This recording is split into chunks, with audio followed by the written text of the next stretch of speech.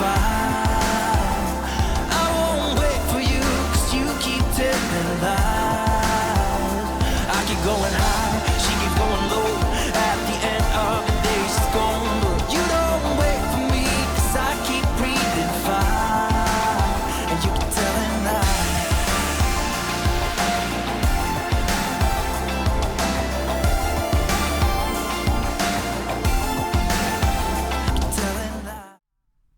Hello, chatto. It's Thursday. My notes are on the ceiling, and coming up today on Outcasts 2 Icons, we're top of the league. I don't know how that's happened. I don't know what could possibly have happened in the many things across multiple universes that could make us actually overperform our XG. We've got players scoring. We've got me not complaining. What more could you possibly want out of a day other than maybe some coffee for me to start up and stop yapping for a little bit? All that and coming up today on Building a Nation. No! Number go up. Sick heart. My nips are on the ceiling, baby. What a day it is. So close. Coming up on Building a Nation, mate. End me now. Oh, it's so over. We're so back. Forgot the notes. I couldn't have looked it up. 13. Well, the aim is 12, perhaps. We'll see, actually. Ah, dear. Recognise it as a tie. As if I would be so formal for a stream. Belgium Building a Nation. If I said, come on... F125, never heard of it. I mean, we've done the FA. Dearie me. Belgium would actually be quite fun, would it though? Actually, yeah, probably would still be quite fun actually. Oh, Lord Richard, thank you very much for the 54 months as well. Let me make sure I push the correct buttons this time as I whittle my way through. There we go. Fine. Ah, dear. I've got piss drink. It's all good. Self-found herring. Thank you very much for the 18 bloody months. My hands are wet. Oh, God, look at my hair. Second stream, baby, and I am few minutes. Sorry. Oh, dear. Best transfer update patch. I don't actually know. To be honest, I really don't know. I've not used any of them. Chat, thoughts? I genuinely... I'm sorry, Meg. I wish I had a better answer for you. I've not actually used a single, transfer update pack. Oh, no, that's not true. Sorry. I have used one on... the agent video that hasn't come out yet. That's the only one I've used, and I actually can't remember which one it was, to be honest. Yeah, we'll do a Seraing Nation. We can only sign players from Seraing. I'm sure there would be nothing wrong with that at all. Young Tony Baron, oh my god. There's a lot of gesticulation, man. I talk with my hands. It's how I be. You know this. It's even worse when I'm standing up, if I'm honest. The fact that I'm seated at least gives me the ability to have some kind of anchor point, right? When I'm standing up recording videos, it's a bad time. Seriously doing. It's just because I got so used to saying Building a Nation over 30 seasons. In addition, it was really easy to work out at what point I needed to finish the intro. Whereas with this one, I still haven't quite found the right pressure point for it to build onto. Whereas with Hyperdrive, that song is just, I know that song by heart. 30 seasons of that, you get used to it, man.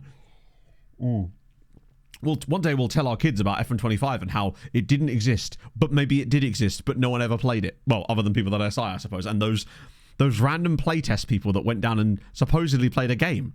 So that means they might be the only people that will ever play FM25, technically, if that's the case, right? Another word. Oh, no, I didn't say. For once, I actually didn't say that, Daz. Actually, no, Daz, I'm glad you're here. I have a question for you. When you were doing your youth challenge, did you get relegated by any chance during it at any point? Just asking for a friend. Asher, thank you for the 35 months. Oh dear, how's it going, man? Hello, Matthias and Chattis. An arcade game? Well, I mean, we certainly have no shortage of bugs. I'm good at the game. Shut up. One person that allegedly went to play. Do you? Who's that? I didn't. I haven't. I'm not saying I have. I'm just worried that it might happen potentially. Not money in the league.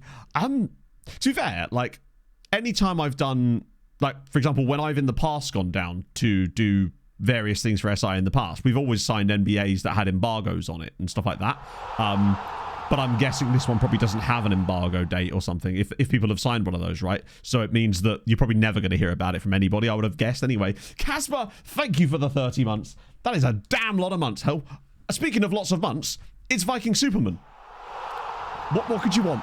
59 months. God damn, that's one short of 5 years, Viking. Embargo D's. Also, check that WhatsApp chat. Sam found a house for Eurovision. Just... He was over mine. My man made a surprise visit to me last night, and then he bought pizza. It was good times. To read between the lines, I'm going to comment. Actually, read between the lines. I guess so then. It was all early January, wasn't it? Though. Saz's skin. Top left corner, can't register any curve. Oh, no, I don't know, actually. Saz is sometimes lurking later in stream. That was for Viking. Spider-Man this week. Isn't it great fun to say? It's incredible. Just any word that ends with man that isn't supposed to sort of be a surname, treat it like a surname. Superman. Spider-Man. Or even, it works with robot too if you say robot. It's satisfying for you and you alone, and that's all you really need, right? I'm already on the match screen, chat. Police. No. When it's supposed to be said, then you got to reverse it and go policeman. You know. Woman. No, no. With woman, you reverse it again. You go woman. Right, we're in. We're going to a game straight away. Winkleman. There you go. Just reverse it. Has the mailman been? That kind of works still. Yeah, we're on a match screen. We got shit to do, baby. Like, we want to be getting. It's a 34 game season. We want to get at least. I'm thinking 12 games done today. I'm feeling 12 games. We're pushing, and we're top of the league. Like, what's not to like about this? That being said, I must admit we had an incredibly, I would say, good luck seed on stream last time around, because I played some Beaconsfield after that too and won a lot of games in a row. So I'm wondering if we're going to absolutely come back down to earth today a little bit. But that's okay, right? We're against the newly promoted side. We're playing some great football right now. It's crazy. Look at me go, by the way. Getting on games. I set it up so that we could just jump straight in as well. I'm getting training for the next FIFA World Cup that may or may not happen, right? I have actually asked for badges before stream today. They haven't obviously come through yet because you have to go through that whole sort of, we'll get back to you in time, and then they'll say no. But yeah, I have asked for some more badges. I say more badges as if I've got any badges. Well, we'll see if they offer us the bad form. I mean, the fact is, right, we're 4th on the XG League, so we're not doing badly this season. We're just maybe overperforming a little bit, or arguably just doing exactly what we should have done last season. Oh, could you drop us across? Oh my goodness me, it's 1-0 to Seraing. Sergio Matos. That's the kind of behaviour that we were missing from Haidini. Just lovely to see it. Just download your pack. Yeah, just get a badge pack, chat. Come on now, silly. The tactic actually isn't available for download. I can make it available for download. I just haven't got around to doing that yet. Although, to be honest, one of the benefits of my new internet is I could literally do it today on stream if we want. What I'll do is... because remember, this is the newer version of the tactic that's got that slight defensive tweak, which I definitely do think improves us slightly. Oh, go on, Riley. Second goal from a set piece. Oh, not quite. In a match, I know we could have been in a match even sooner as well. If he was having a COVID, if you want to, it's just not going to be around, is it? Like, I'm wondering if they're going to call the next game FM26 or whether it would just be called Football Manager. Wasteman has got to be a wasteman. Surely. Wasteman just sounds like a fancy word for dustman as well. A refuse collector. 5 from FM24. I mean, yeah, it wouldn't be FM25 though. It would just be FM24 in the same way that all those badge packs and all the updates would be updates, right? I guess you got to go human. I think it might end up being called Football Manager. Just Football Manager. And then the next one will be Football Manager 2. I can totally see them just completely reverting it all. I mean, they were on about starting fresh. 2 football, 2 manager, indeed. Football Manager, Stratford Drift. I guess it'll be Football Manager, wouldn't it? Jam. Christoph, thank you very much for the 3 months. Wait, the 6 months? The 3 months? Is that a 6-month resub? Thank you very much for that. That's very kind of you. I always get confused when Twitch wraps that up there. Or in the database. I'll check after the game, but I believe it's about 210,000, roughly. Hugh Jackman is a human. Yes, very true. Famously so, in fact. Won't give it the rest of the time. No. We talked about this last stream. I see no chance that SI would ever make FM a game as a service setup. I don't see that being a thing that's ever going to happen unless the entire hierarchy of the studio is removed and replaced. I see, Chris. Right, I always get confused when Twitch tells it. The nomenclature, What's the word I'm looking for? Oh, come on now. That's an unfortunate way to concede an equaliser to a really bad team. This is what I'm on about, chat. This is the beginning. This is today. This is what we have to expect. These types of goals. This is what we were like painful. We were blessedly absent of these last stream. Like, horrible deflection off of Beaumarchal. Crap. We've not been very good in this game, in fairness, but we've been better than that. Oh, go on. Now we're going to get random red card or something. Or just concede. This is, yeah, what you come to expect from me, I suppose. How has he missed the ball there? Oh, I can... Whoa, dearie me. It doesn't bode well, as this was one of those games I'd kind of earmarked as, you know, we get a couple more wins, we keep the pressure on the other teams and kind of move things along a little bit. Also, Pog went into town solely to get coffee. What's the betting that she comes back with many other things other than just solely coffee? I think the odds are almost, like, nailed on at this point. I don't think she's ever gone into town and come back without extra items. Bragg's not having the best game so far, but luckily we've got Cam on the bench. No, he is Cam. Is IKEA to go? IKEA is miles away. The nearest IKEA for us, I think, is still actually Lakeside. Oh, go on, Guillaume. Oh, that's poor. Another chest of... We do need one. She's got a B&M. Coffee place is fairly close to B&M. Our local B&M is not that great. It's not got the best selection of things compared to all the other ones around here, you know? Yeah, if Pog comes back with only coffee, do you reckon it is a sign that we're just going to go win the league? Because she's actually managed to, like, restrain herself. Fair enough. Marty boy, thank you for the 4 months. Right. Let's change some players. Because we are playing crap. Oh, Guillaume, baby, what are we doing here? Am I going to put Booty on in the centre of midfield? I might have to, you know. It's not ideal, but options are thin. Oh, actually, wait, no, I've got an idea. We could bring on, is that the right idea? Fuck it, we're doing it. If you don't try it, you'll never know. Have you got and the range? We do not have and the range, sadly. Actually, don't know where the nearest and the range is. There is a few things that we're missing. A Greg's being one of them. And a good bakery. I feel like we are absent a solid local bakery. Oh, good, LeBro's hurt himself now. Just what we needed. So now I'm going to have to bring Booty on in the midfield anyway. Cool. Call it soccer? Well, I mean, technically it is called soccer, isn't it? In its earliest terms. Also, I couldn't give a shit what people call it, right? They're talking about the same thing. Everyone knows what they mean. They only call it that to differentiate from football, which they would, you know, be a bit weird if they called them both football and then there was no way to differentiate with them. Like, it's the same way that we refer to it as American football and they would just call it football because we have to differentiate. Yeah, soccer is an English word because it comes from association something, doesn't it? I can't remember where the exact etymology of the word is. AI and F26. I mean, you could say anything's AI, right? I don't think they'll be using, like, machine learning stuff in it, per se. Oh, go on. Go on, Jenkins. Go on, Jenkins. Oh, dear. He is a real not fast human being, is he? Oh, that's nice. That's really good. Sven, pull it across. Svenny boy, find the pass, please. Oh, that's not where I was expecting that to go. Wait. Oh, he's offside.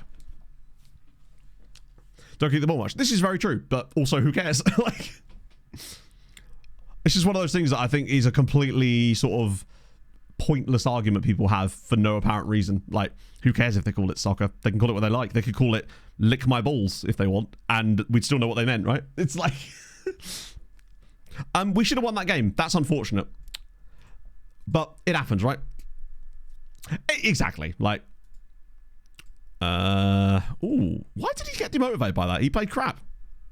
Play some Wells. I mean, people call it in... Yeah. Thank you, Wanderer. I appreciate that.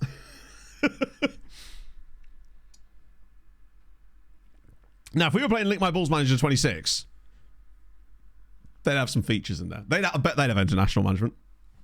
I never promised I'm a big ball-licking fan. Oh, I bet you wouldn't if it was part of your culture. I'll keep that private. That's annoying, because that was our game in hand. We could have actually moved 6 points clear at the top with that. Annoying. But hey, such is life. Door holding? LeBro. Oh, it's only a couple of days. It's not too bad. Association with... I see, like, ruggers. Yeah, when you hear it called ruggers, you know you're talking to someone who's gone to private school, you know? That's true. Twitch would probably have a slight issue with it. A good point. Disappointing reaction to fan day. Wait, we had a fan day? What did it do for our attendances? I've got to see. Since this screen seems to randomly remove any column I add to it these days. And I haven't been able to figure out why. We got an extra... Oh, no we didn't. Yeah, I'm gonna be honest with you. We got like maybe an extra few hundred fans. When the nickname is longer than the actual word, it's private school. That sounds like the first line of a musical. I can see the ostentatious arm movements. As for how many players in the game? Oh, okay. It's actually 236,000 now. Damn. Oh, yeah, I think it's exactly like the pineapple and pizza thing. It's like weird to care, innit? Soft boys rugby. I used to really like rugby when I was young. Like I was well into rugby way before I even started getting into football back in the day. Be a bit sus though. Nah, we inclusive around here in Eric. They could be licking the ball itself. We make no bones about it. And so you should leave. I mean, I personally don't, but I respect your right to be a psychopath. I'm kidding, of course. I wonder why that one became such like a random... Do you know what? The whole anti-pineapple and pizza thing, I think it was one of those kind of... Chat, unfortunately, we're not winning the league. I hate to break it to you. Sadly, it is with great regret that I have to inform you that we're not winning the league. Because Pogs just walked in with Dragonfly solar lights. Which unfortunately means we are so dead. We had a bet going. Which would be, if you came back with anything other than coffee, we were going to not win the league. And since you've brought Dragonfly solar lights, sadly, it's over. Season's over, chat. Upcoming content, the same as it was before, basically. The plan has not changed. I was kind of always expecting this sort of thing to happen, to be fair. Once we didn't hear anything, I was like, oh, well, we know kind of what's happening now. So exactly the same as before. Just been it off. Yeah, we've just been it off, I think. You okay, Pog? It's nice coffee, though, to be fair. What features are utter chaotic? I still think flavor events could be utterly chaotic, too. So what I was going to say about the pineapple and pizza thing is it became one of those... things that people that didn't have a sense of humor would latch onto. That's what I was trying to get to in the end. Was that a B&M special? Yeah. It even says, wow, £5 on it. But yeah, sorry, as for the actual plan for content, if you're unaware, basically, get the next recap out. That's my first part of call, because it's going to be a long-ass video. And I know that I've said it's going to be out then, and it's going to be out then. At the end of the day, it'll be out when it's out, because I want it to be good, and...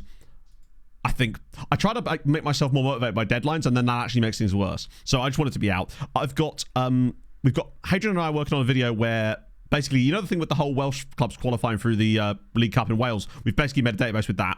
I've also got there we go, the agent video. I want to do a chat. There'll be another recap, of course, for Seraing, of course, when we finally leave this club. We've got what was the other thing I want to do? Oh, the national service one, which is going to be really, really interesting. An ass video. Well, no pasta, unfortunately. Just pure ass. This is vibey. I'm feeling it.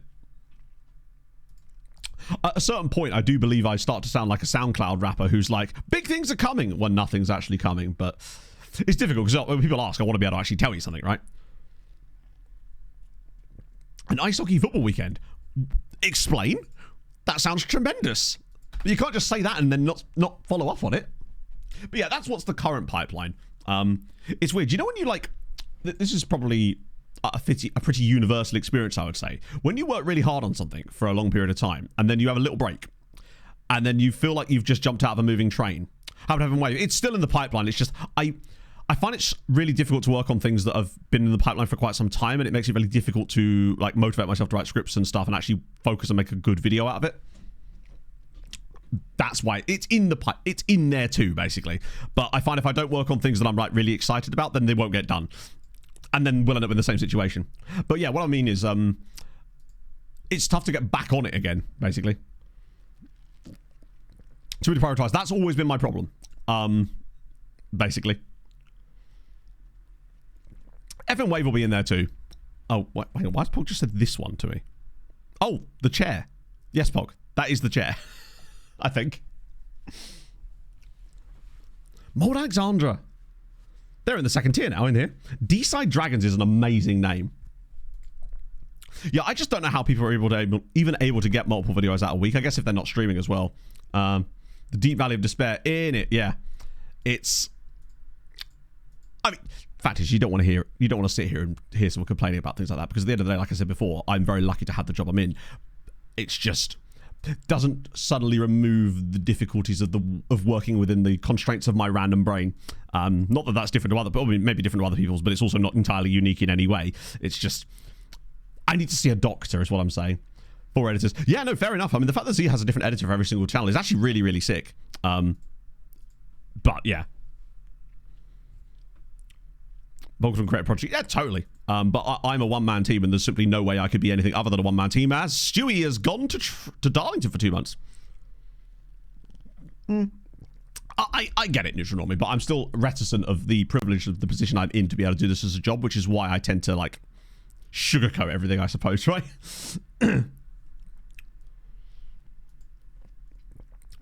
Like, if I was ever in a position to actually hire an editor, I would 100% do it. Even though I'm a massive control freak, I'm sure I would be able to eventually find someone. It just, the situation is quite simply that I would basically go bankrupt if I did such a thing, because I'd want them to be a good editor, which means they'd be earning money that a good editor would earn.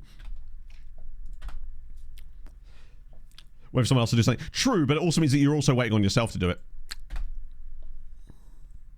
Get up to videos too.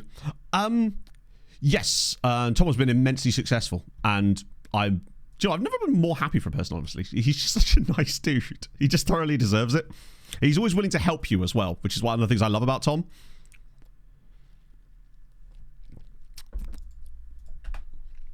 But yeah, I've got stuff coming, basically. I've gone back to do my own thumbnails again as well, so it's like, it's a lot to work on, but I think if I can never seem to find a way to get my brain to focus properly. Whenever I think I have, it just never does. Where's the one? Resent and jealous of Tom. Impossible. Literally impossible in the sense that it would, yeah. He's just the nicest bloke.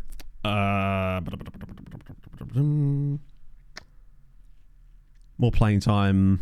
I hate this for Arthur DeVos, because he's actually quite a good player. He's just not as good as Valincic. I was kind of hoping the form one would go. I don't want to leave permanently because it's alone for me. Bro, I will happily do that. But it is also November. Part of the next 2 weeks ago. Oh, did you guys see the World Cup of Hockey? Yeah, I literally saw that this morning. 2028 World Cup of Hockey. Dope. Feel like you spoke about ADHD on stream. The irony of that statement, Whittaker. Basically, I went to a doctor's appointment nearly 2 years ago now. She reckoned it was worth pursuing, and then I just never did. Thus, sort of somewhat reinforcing the need for it, ironically. Such is life. Yes, I do need to get an appointment. I think that's my biggest problem. If I can find a way to harness the creative energy and that focus that I do have sometimes, I could be a fucking machine. But that's the problem. When I get it and I'm actually able to... Do you know what the best way of describing this is? You know when you get like a fire hose, not talking like your normal hose, the sort of hose that goes out of control if you can't like stop it, and it's sort of flapping around like this with water spraying everywhere, right? I feel like my brain is a bit like that, and I find it very difficult as one person in my own capacity to harness the energy of that flapping hose and point it in the one direction that could actually be useful. Now, sometimes that thing happens to spray water on the thing that I'm actually trying to get it to do, but it's almost purely by accident. And I think I just need to find some way of being able to control that. That's, I think, the best analogy I can give. Have a team nowadays? I think most of them... Well, I say most of them do. I don't know. As far as I know, Tom was a one-man band for the longest time. I believe he's only just hired an editor himself. That's what someone told me. See, I knew I would end up going down this route with you, chat, but you understand the point I'm trying to make, you know? The best example of it was when I was working on that Mariska merch video, for some reason it just piqued me, and I would do like 12-hour days on it. Context is more... I think I provided the context. Be around the football manager. Maybe. Hey, chat, don't worry. My diagnosis wasn't delayed. It was cancelled entirely.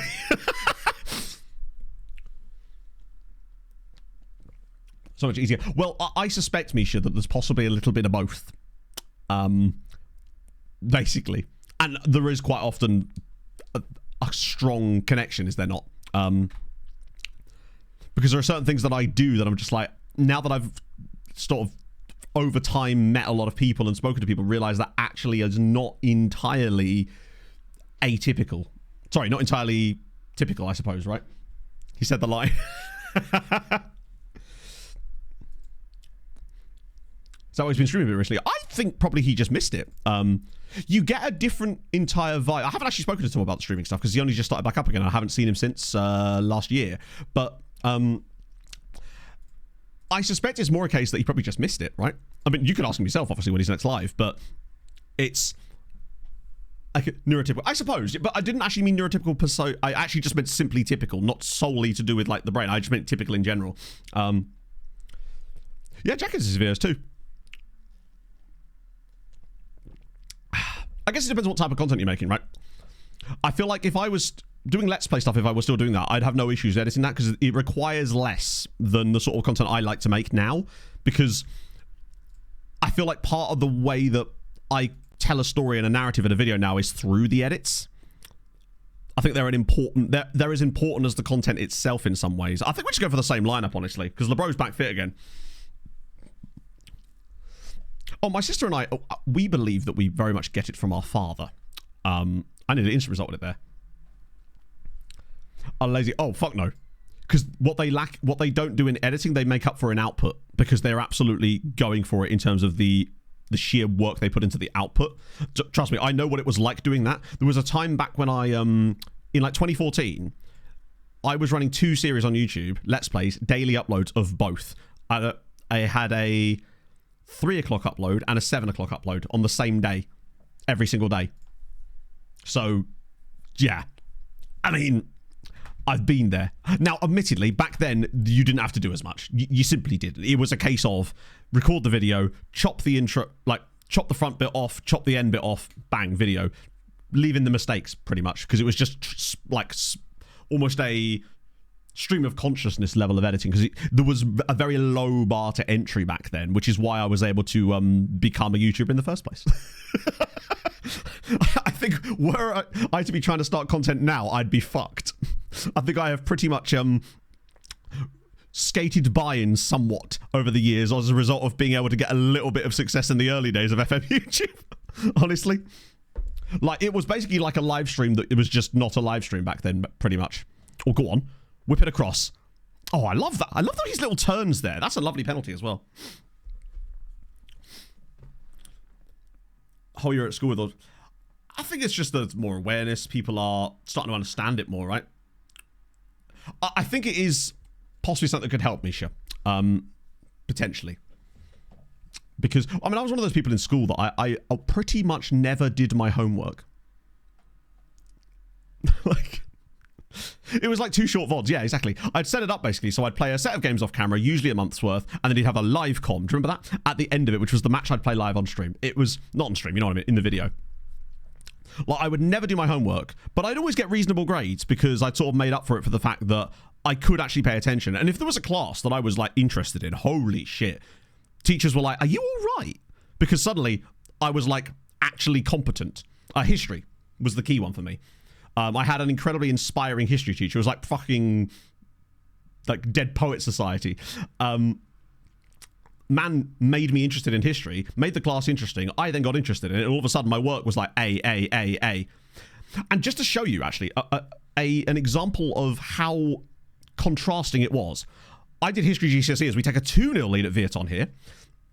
I did a history I did history at A level.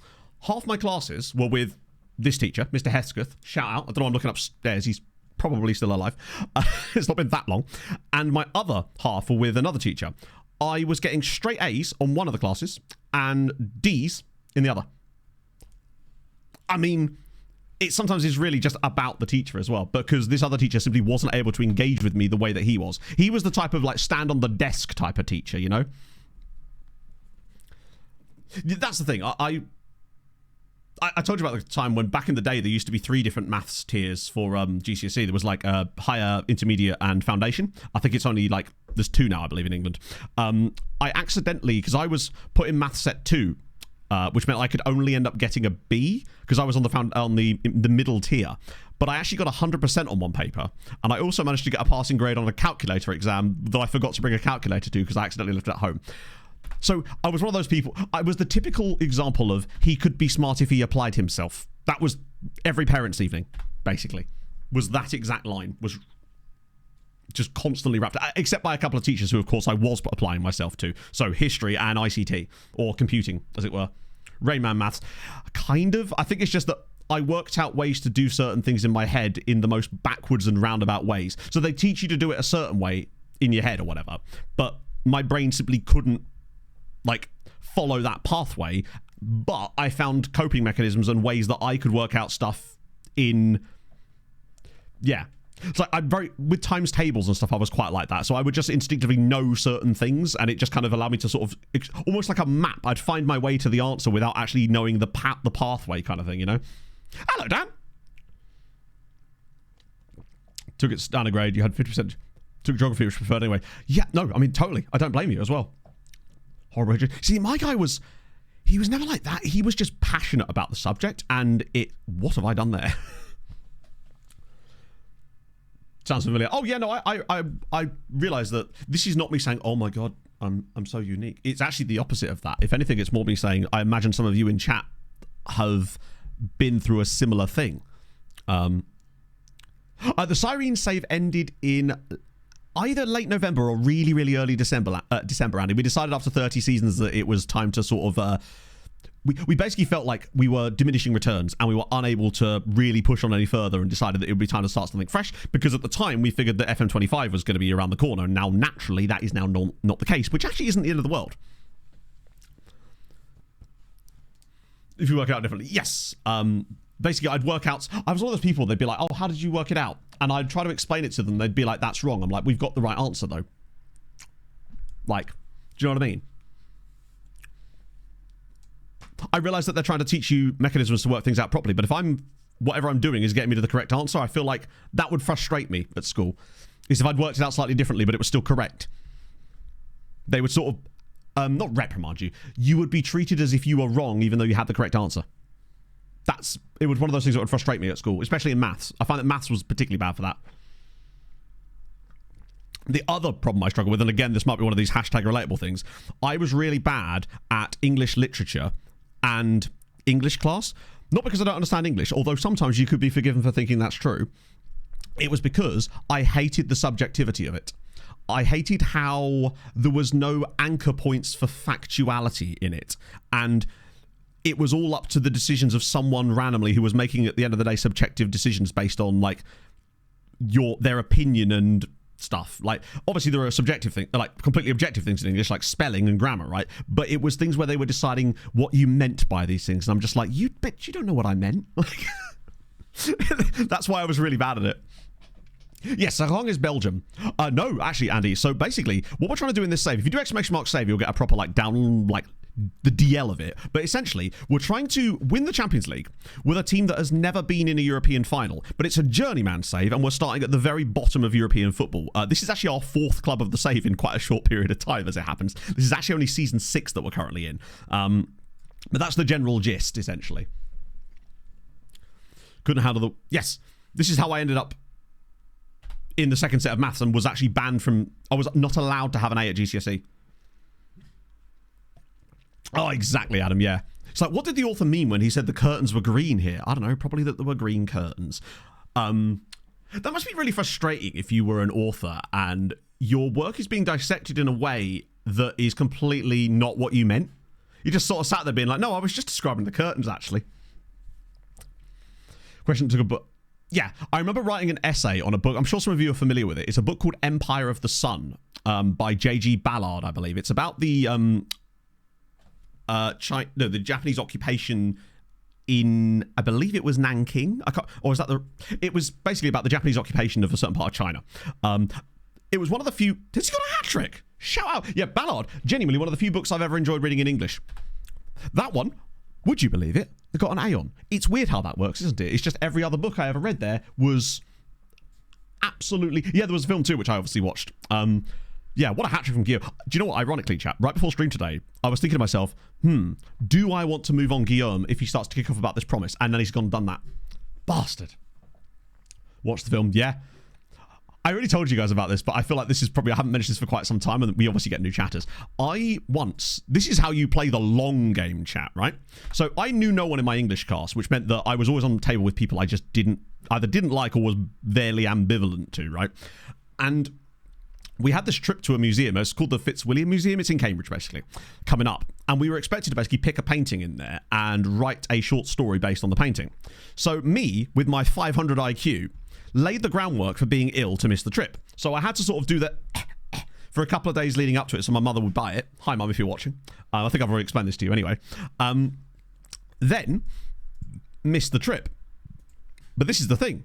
My teacher was like, shit, he's not on the trip. How's he going to be able to write a short story about a painting? Well, let me tell you. Official Enrice, thank you very much for the 6 months. How are you doing, friend? How's the streaming going? So my teacher was like, right, so you went on the trip, Matt. You get to pick a painting and you can write a story about any painting you like. So I was like, bro, let me take you to Google Images. Found a painting about football. And then just wrote a short story about football. Got a good grade. Profit.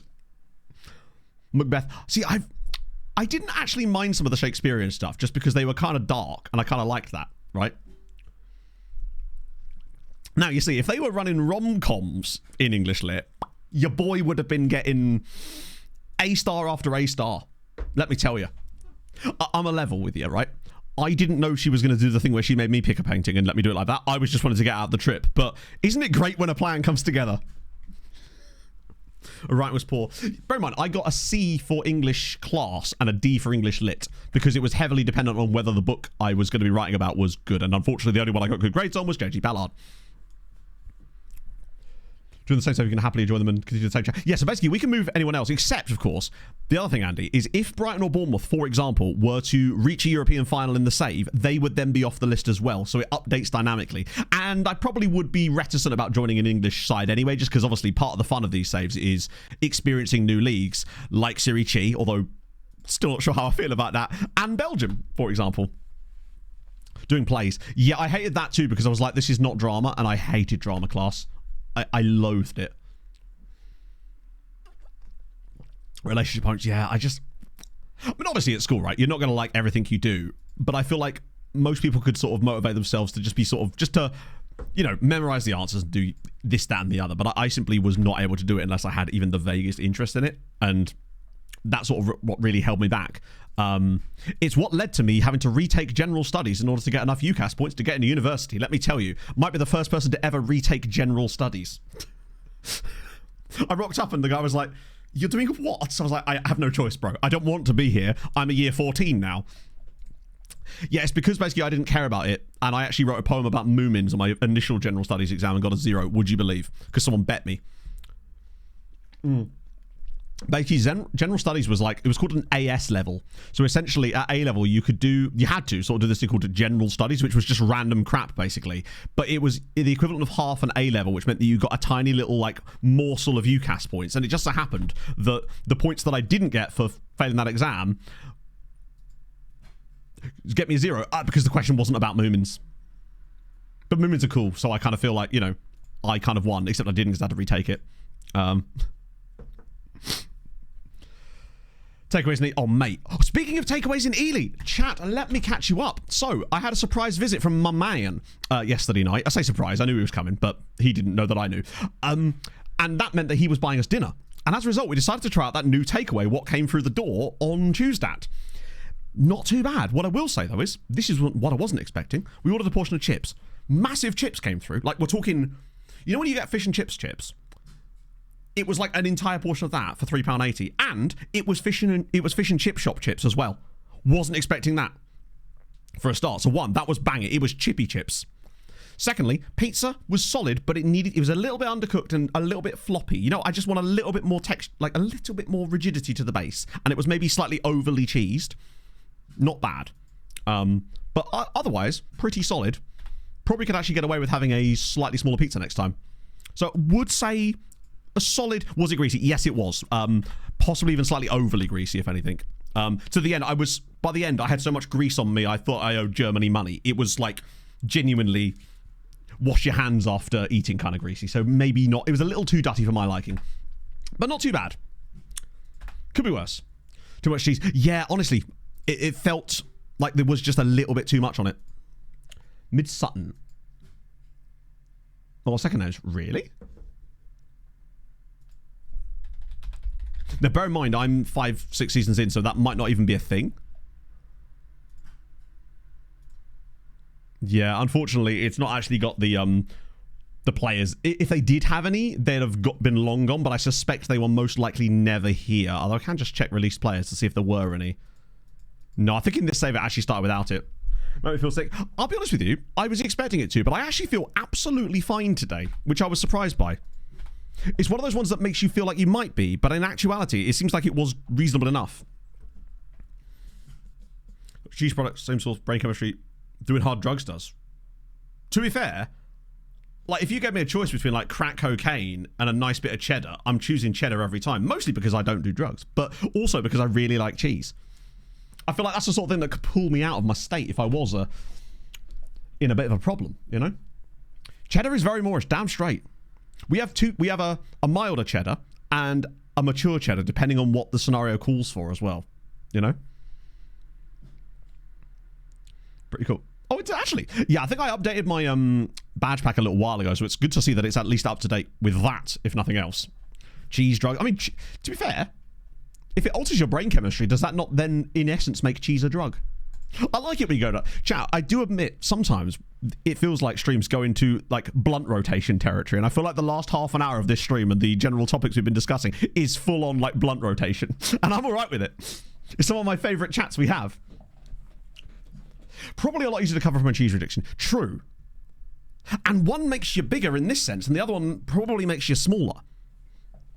Snorting grated mozzarella. Don't even tempt me.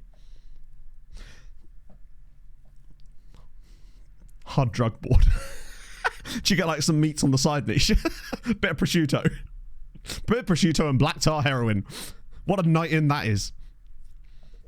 I was going to be manager, but then I got high. Did it. I can just hear Pog making noises downstairs, so God knows what. Oh, I know what she's doing. She's trying to fix the sofa. Did I say snofa? She's fixing the snofa, chat. This team's actually playing quite well lately. I don't even know if I want to make any changes to it. Like, this lineup is kind of cooking. Different type of... Yeah, true. Oh, speaking of, actually, before stream... Yeah, so we've got a clause on Houdini. £155,000 for Ilya Houdini. So it's the Snofa, indeed, yeah. Oh, no, Matt. What year are you in? Cottage cheese for the base. So there's actually cheese inside the base too. Actually play DM. Wait, has he actually learnt it now? God damn. Bro's learning. We love to see it. 2050. Yeah, that sounds about right. That sounds like second squad value drop, potentially. That's where we got it. One type of cheese. Oh, you got to go cheese string, right? If you're thinking ease of use, right? Is he playing well at Slavia? Well, his Bro isn't playing at all at Slavia. He's actually listed for loan, hilariously. He's played a few games for Slavia B. He has actually got a good record for Slavia B. But I honestly think we should probably just take the money again. Start trying to work down that debt a little bit. It's Lucas Jacks. He's the one I'm most excited to try and get that clause for, because he's worth actual money and is now playing for Club Brugge. Like, this guy is legit. Okay, he's not actually playing that much, but I feel like he's the kind of guy that is going to be worth bags. So we'll take that. That'll then give us a little bit of extra cash. Because the problem is, right, we're still somehow 12.8. It feels like this debt just simply isn't going down. I'm sure it is, but it just feels like if we're paying 125 grand off a month, it just... I think we actually sold the Van der Pervert clause, did we not? Oh, no, we didn't. Yes, we did. Yeah, we sold the Van der Pervert clause. We've got this one here, but he's not going to be worth a great deal. There is a few other clauses in and around, like Dylan Boyer's one, for example. Although I don't know how much they'd be willing to give us for Dylan Boyer. which is unfortunate. What that should do, though, is allow us a bit more wage budget. So maybe if we could get rid of, like, if we could just drop a tiny bit more cash, we might be able to make another January signing. In case we feel like it does. It feels like an American-style student loan. Because if it was a UK-style student loan, you'd just ignore it, and then eventually it would just go away, right? Bow clause ready. I believe we sold the bow clause already. Yes, they offered it to us pretty much the moment he came back. When is it Ellen Stilton? I'm not, honestly, as a cheese enjoyer, I'm not a fan of the really, really strong cheeses. I realise that's heresy, right? But sometimes I just want actually quite a mild cheese with a kind of creaminess to it. Depends on what mood I'm in, right? Like, if I'm grating cheese onto like some garlic bread to have, like, I want a bit of a stronger cheese there. That way you can taste it more. But if I'm just going for like cheese, if I'm just eating cheese with a cheese knife, because, you know, your boy has one. Actually, I've been using a steak knife lately. That's how bougie I am. Then I kind of want a milder one sometimes. If just having a bit of bread and cheese, because sometimes I will just do that. As you know from back in the day, chat. One thing I will say is, since we've moved here, I have not once sat in bed and ate cheese. Dairy low cheese string. Oh, Dairy Lee, 100%. Pog's more of a cheese string girl. I agree, Charlotte. I think all we can do really in the meantime is sort of tread water financially. Slowly start paying the debts down a little bit, but not make huge dents in it. Without us... Basically, if we can get promoted this year, I feel like next season we could maybe build something and try to go for another promotion if we get the right funding.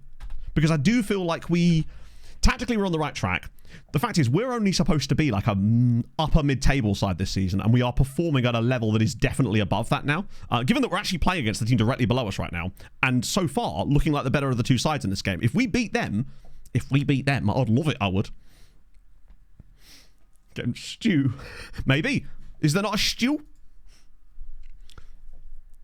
Great cheese. You're bringing back Marmite again. Vida will likely be the coach for... not even likely. I think we pretty much all agreed that Vida was going to be the coach for Wisła. And that will be... What I basically said is that... Because we have been asked about this quite a lot. Is that the next save... The first save on the next game, whenever that might be and whatever that might be called, will be Wisła Krakow. And it will be Building a Nation. It's just a question of when that actually happens. On the plus side, though, it does give us a bit more time to actually finish this save. And... Weirdly, I'm kind of glad, because I was kind of worried about... The fact is, like, say the game was coming out end of March. I feel like we'd be lucky to get towards Season 10 by then. And there's no way we're going to be able to do the challenge in that time. So I think it's actually going to be nice to take it quite slowly with this save and actually meander a little bit, like the river, you know? Forming a natural way there. Day after cancellations were, oh, mate. It's like FM went, fuck you, and your fun now. Screw you, and your future fun. No Oxbow Lakes in these parts. No, exactly. We're meandering, but staying together. To be honest, a draw away at Young Reds actually wouldn't be the worst result in the world. But I just wonder if there's someone in this team that might be able to just give us that little extra bit of good stuff. Maybe someone like Jenkins, perhaps. Tom ______. Good Thank day, you very Matthew, much and for the 15 chat, I months. hope you are well. Up to Seraing. I love that Stream Nana actually knows how to say it. Turns out I didn't have to look on Forvar after all. I could have just asked Stream Nana and she'd have told me. Frustrated by the feedback. Oh, come on, Cam. Wasn't that harsh? Do I bring the writer on? But if I do, where do I put him? I feel for him because he should be good. But LeBro has actually just kind of continued doing his thing this season. I have a horrible feeling we're going to randomly concede a set piece goal. And that makes me somewhat sad. We've actually not kind of kicked on in the second half here, to be fair.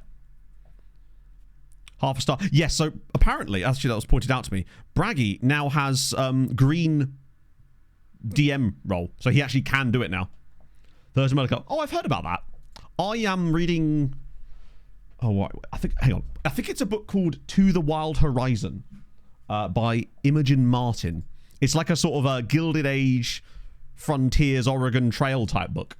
Matt Cox, thank you very much for the 5 months. That's very kind of you, friend. How was your Thursday? Not noticed my sub ended. Need to get back onto my saves. Indeed. What is your saves, or are you going to start a new one? Hello, my drag. We are 14 games into the season, so approaching the halfway mark, but in good shape. Oh, go on. If we win this, I think we'd have to start taking ourselves seriously as a title contender. Ah, shit. We're going to get counter-attacked, aren't we? Feck. Come on, just absolutely murk him here. Just, yes, well played, DeBio. Right, don't do anything stupid now. Slowly build it up. Take a bit of pressure off. Start springing for... that's a dangerous pass. Right. Oh, no. There's definitely a goal coming now. This highlight's way too long, and I thought us winning the ball back... oh, shit. Here we go. It's Gosens. This is going to be a drop across and goal, isn't it? Oh, what a... Darren Marshall has just made an absolutely insane block on the line there. Every 24 mods. I assume you mean like the match engine stuff. I haven't like seen them, but I've heard about them. That was a big chance. Now I'm starting to think that a draw actually probably is a good result. Stops us losing any ground, or rather, stops them from gaining on us, which I think is more important at this stage. Do you know what, right? Darren Marshall, considering he is like the 5th best defender at the club now, actually does put in some really good performances and chips in with goals occasionally. Like, not quite man of the match material here for some reason, but he was probably one of the best players on the pitch for us in that game. Really did some stuff. Really good. Yeah, I'm sure they are. I don't want to dick about with the match engine, honestly. I like it how it is, exclamation mark match engine, and I don't want to change the match engine midway through the save, as I feel like it just kind of ruins the point of the... not point of the save, but yeah. Soy sauce. I'm not a huge fan of it, although speaking of that kind of stuff, my mate literally last night, he just turns up and just hands me a giant bag of MSG, which he promised to buy for me. So I've got that now. That's a good result. Actually, yeah, I think the thing that makes him perform well, I'll show you if you haven't actually seen him. Monosodium glutamate. It's the best way to describe it is umami salt, essentially. Make things taste better, basically. It's but yeah, he went to this shop in Maidstone and they just sell it by the bag. So he bought me a massive bag of it. So I'm going to definitely be trying some of that out soon, some cooking. Yeah, let me find him for you, actually. Make stuff good. It literally is. I don't know how. It ingoodens things. It does. I think that's what put people off of it originally, because it sounds really like... basically, it's because it doesn't have a colloquial name, pretty much. Yeah, so this is Darren Marshall. The reason I think he's rated low in the game is because look at his technical ability in every area other than the 3 areas that matter. So, heading, decent for this level. Marking, exceptional for this level. Tackling, really solid for this level. Positioning, really solid for this level. Aggression, exceptional for this level. Bravery, decent. Concentration, decent. 13, jumping reach. Wonderful physicals. He's like Ken from the Barbie movie. This is Darren. His job is centre-back. Do you know what I mean? His job isn't beach, it is centre-back, and he is sublime at his job. And I'm worried we're going to lose him in January.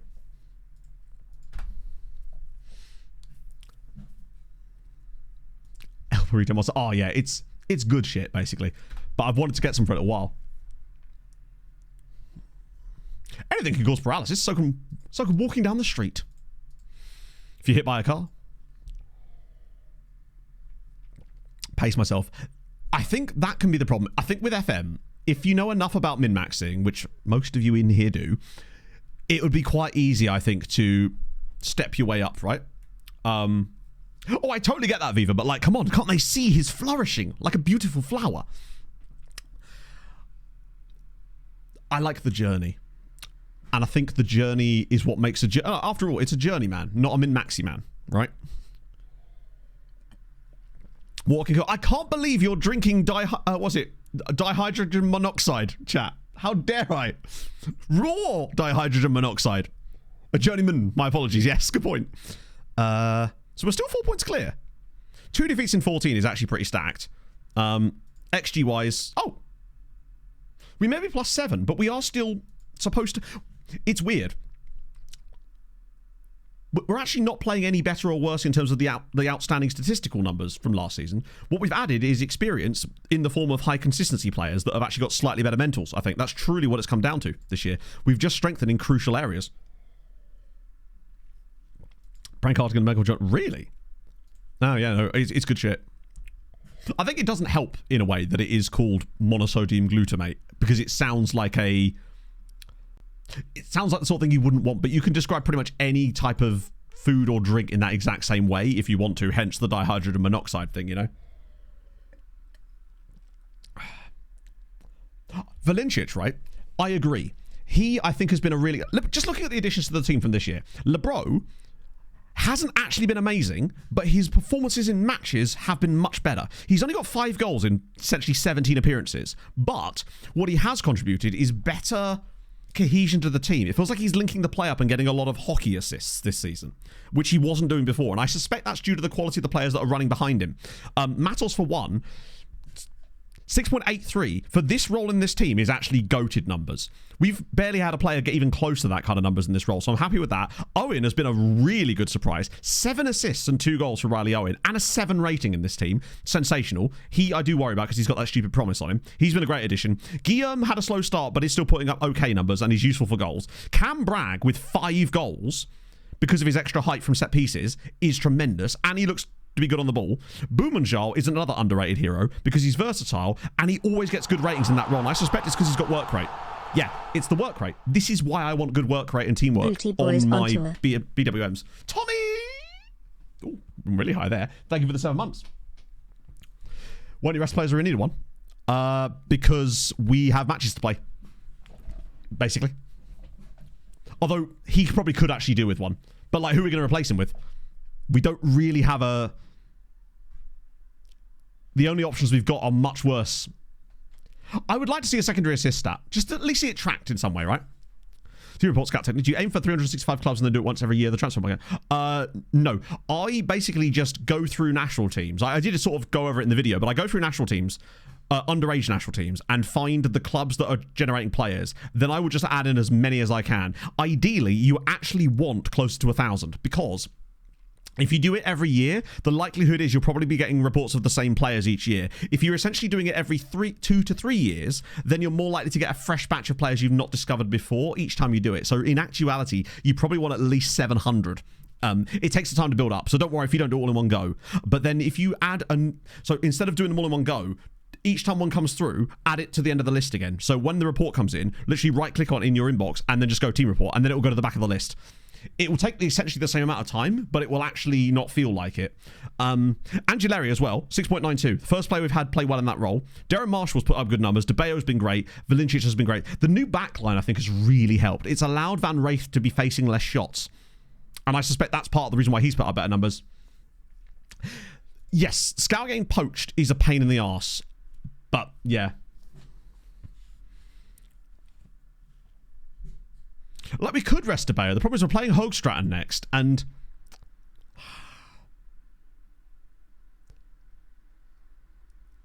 a lot like it happened to me a fair bit with Sirens, weirdly. And I don't really know why. I guess it's because we had... actually, I think the reason for it was because we had really good scouts, but our reputation still wasn't quite at a level where we could hold on to them. Girona, by the way, is still top of La Liga.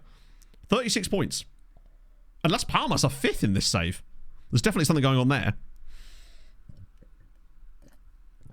Oh, loan him out. I can't really do much with that until January, but Mechelen, really? Just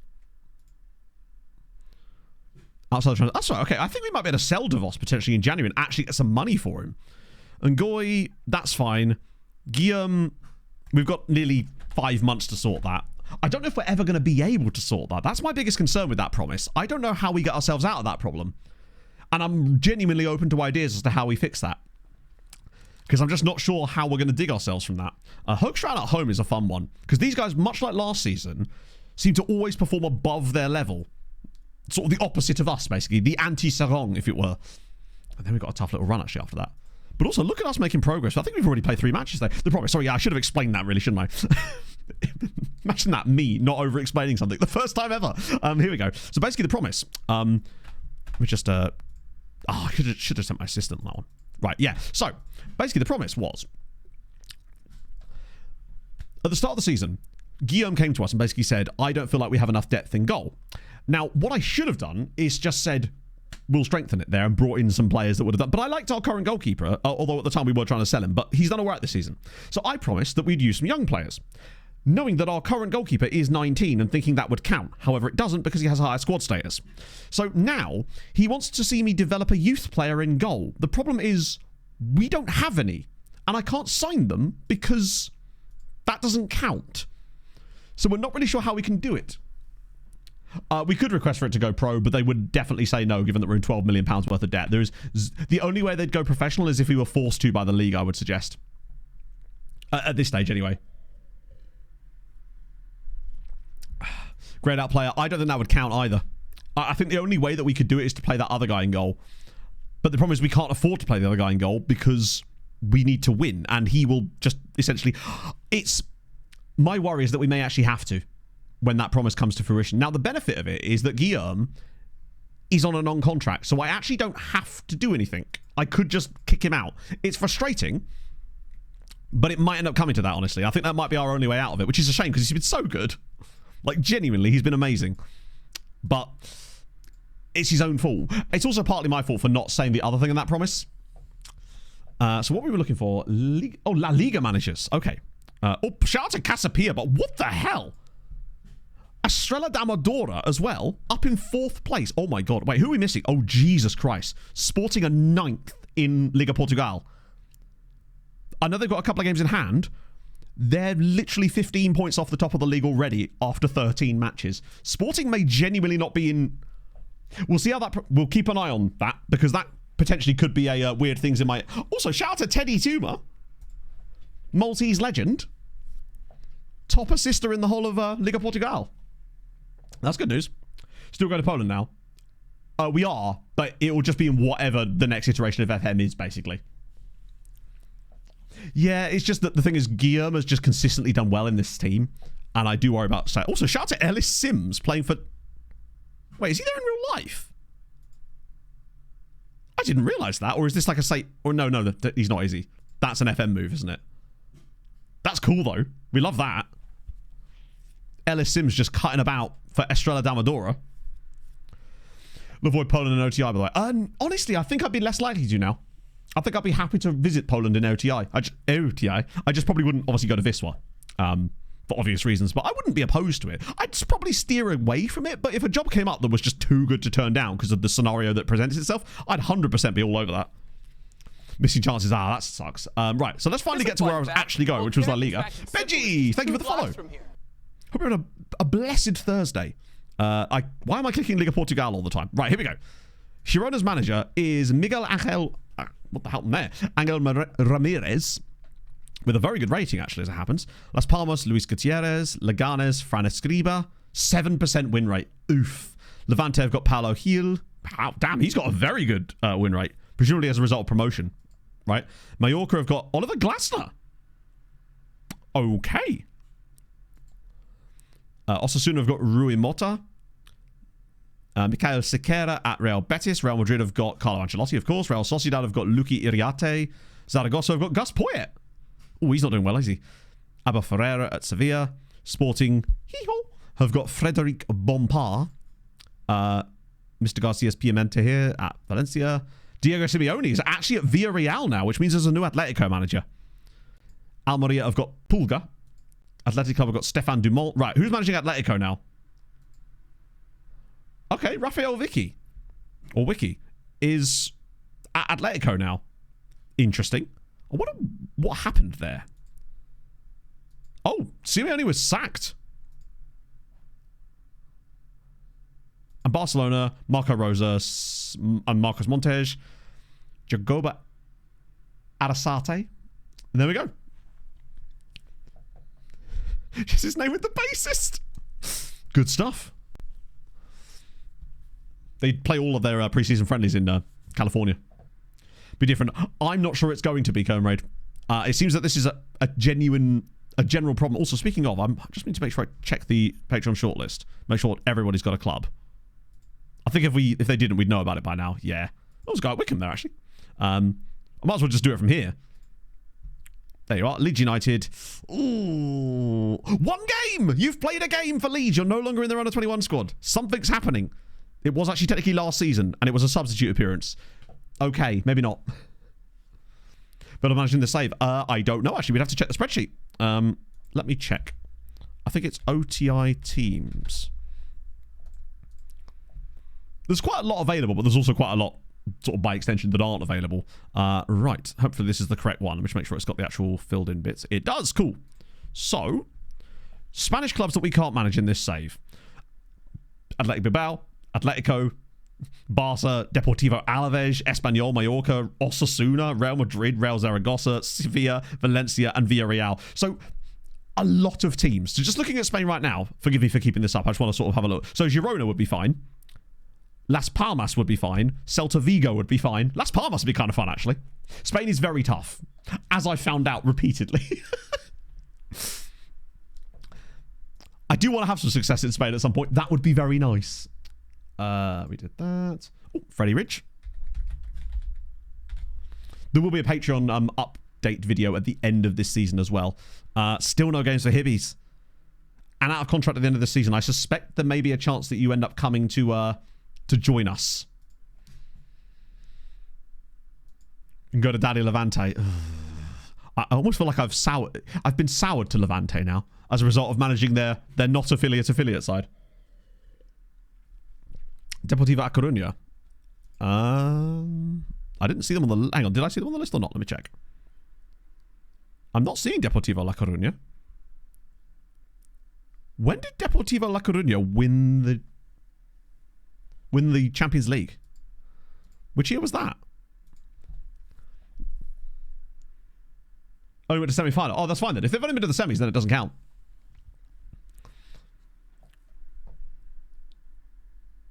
But what will you not manage? So basically, the clubs that we can't manage are clubs that have been to European finals at any stage in their history, and it updates each season if any new clubs reach them as well. So we add them into the spreadsheet each time. That then allows it to update the list, basically. But there's nothing to stop us managing clubs that the patrons are at this time around in this save, because that'd be silly. Well, actually, you know, I'm going to make that exact video. That is a video I'm going to do soon. I'm going to basically have you guys all trickle into the same club over the course of 10 years. And then impose some like restrictions on the team so they can only use you guys and just see what happens. That'll be like a Patreon exclusive video, but I want to do some more stuff like that basically. So you just sort of see more of your players as well. And it will allow some of the new patrons that don't have players in this save because it was too late to also be involved in videos and stuff. I'm not sure you did, Brady. I think if you were to have got that transfer, we'd have seen it come up in here because it does notify us in theory when that happens. Right, so now that you've gone to Darlow, immediately straight... Wow, you've had a few little 9 Mauritius caps, though. Good to see. Yeah, you're just kind of a National League North merchant at the moment. And this time was a free loan. They've actually paid less and less for the loan each time, which does make me worry a little bit. But it also makes me think that perhaps National League North could potentially be your level. Potentially. European comps. It's very early, because it's only November, so there's just, like, not a huge amount to show, but we will do in a minute and have a little look. But that's the situation there. Brady. I'd be very Brady. Internationally. Yeah, still there. In fact, no longer wanted, weirdly. But I suspect that's mostly because we're outside of a window. You're just playing games, though. And your ratings are improving. I don't think you stay... Damn, you're actually out of Wait, you're still on a youth contract. You're 20 years old. 14 caps for Australia, but you're still technically on a youth contract. How bizarre. Brady Shea in it. Oh, it's actually a database lookup. God, you nearly had me there. I was expecting the song to come on, Don. I've learned your tricks. Who's this Charles Leclerc fella? Never heard of him.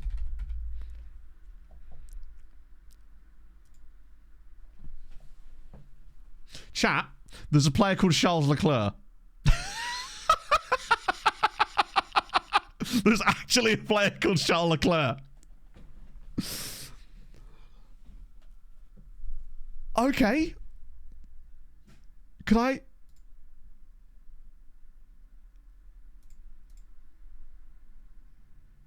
Oh shit, we'd have to pay them 12k. Hang on, I've got a better plan.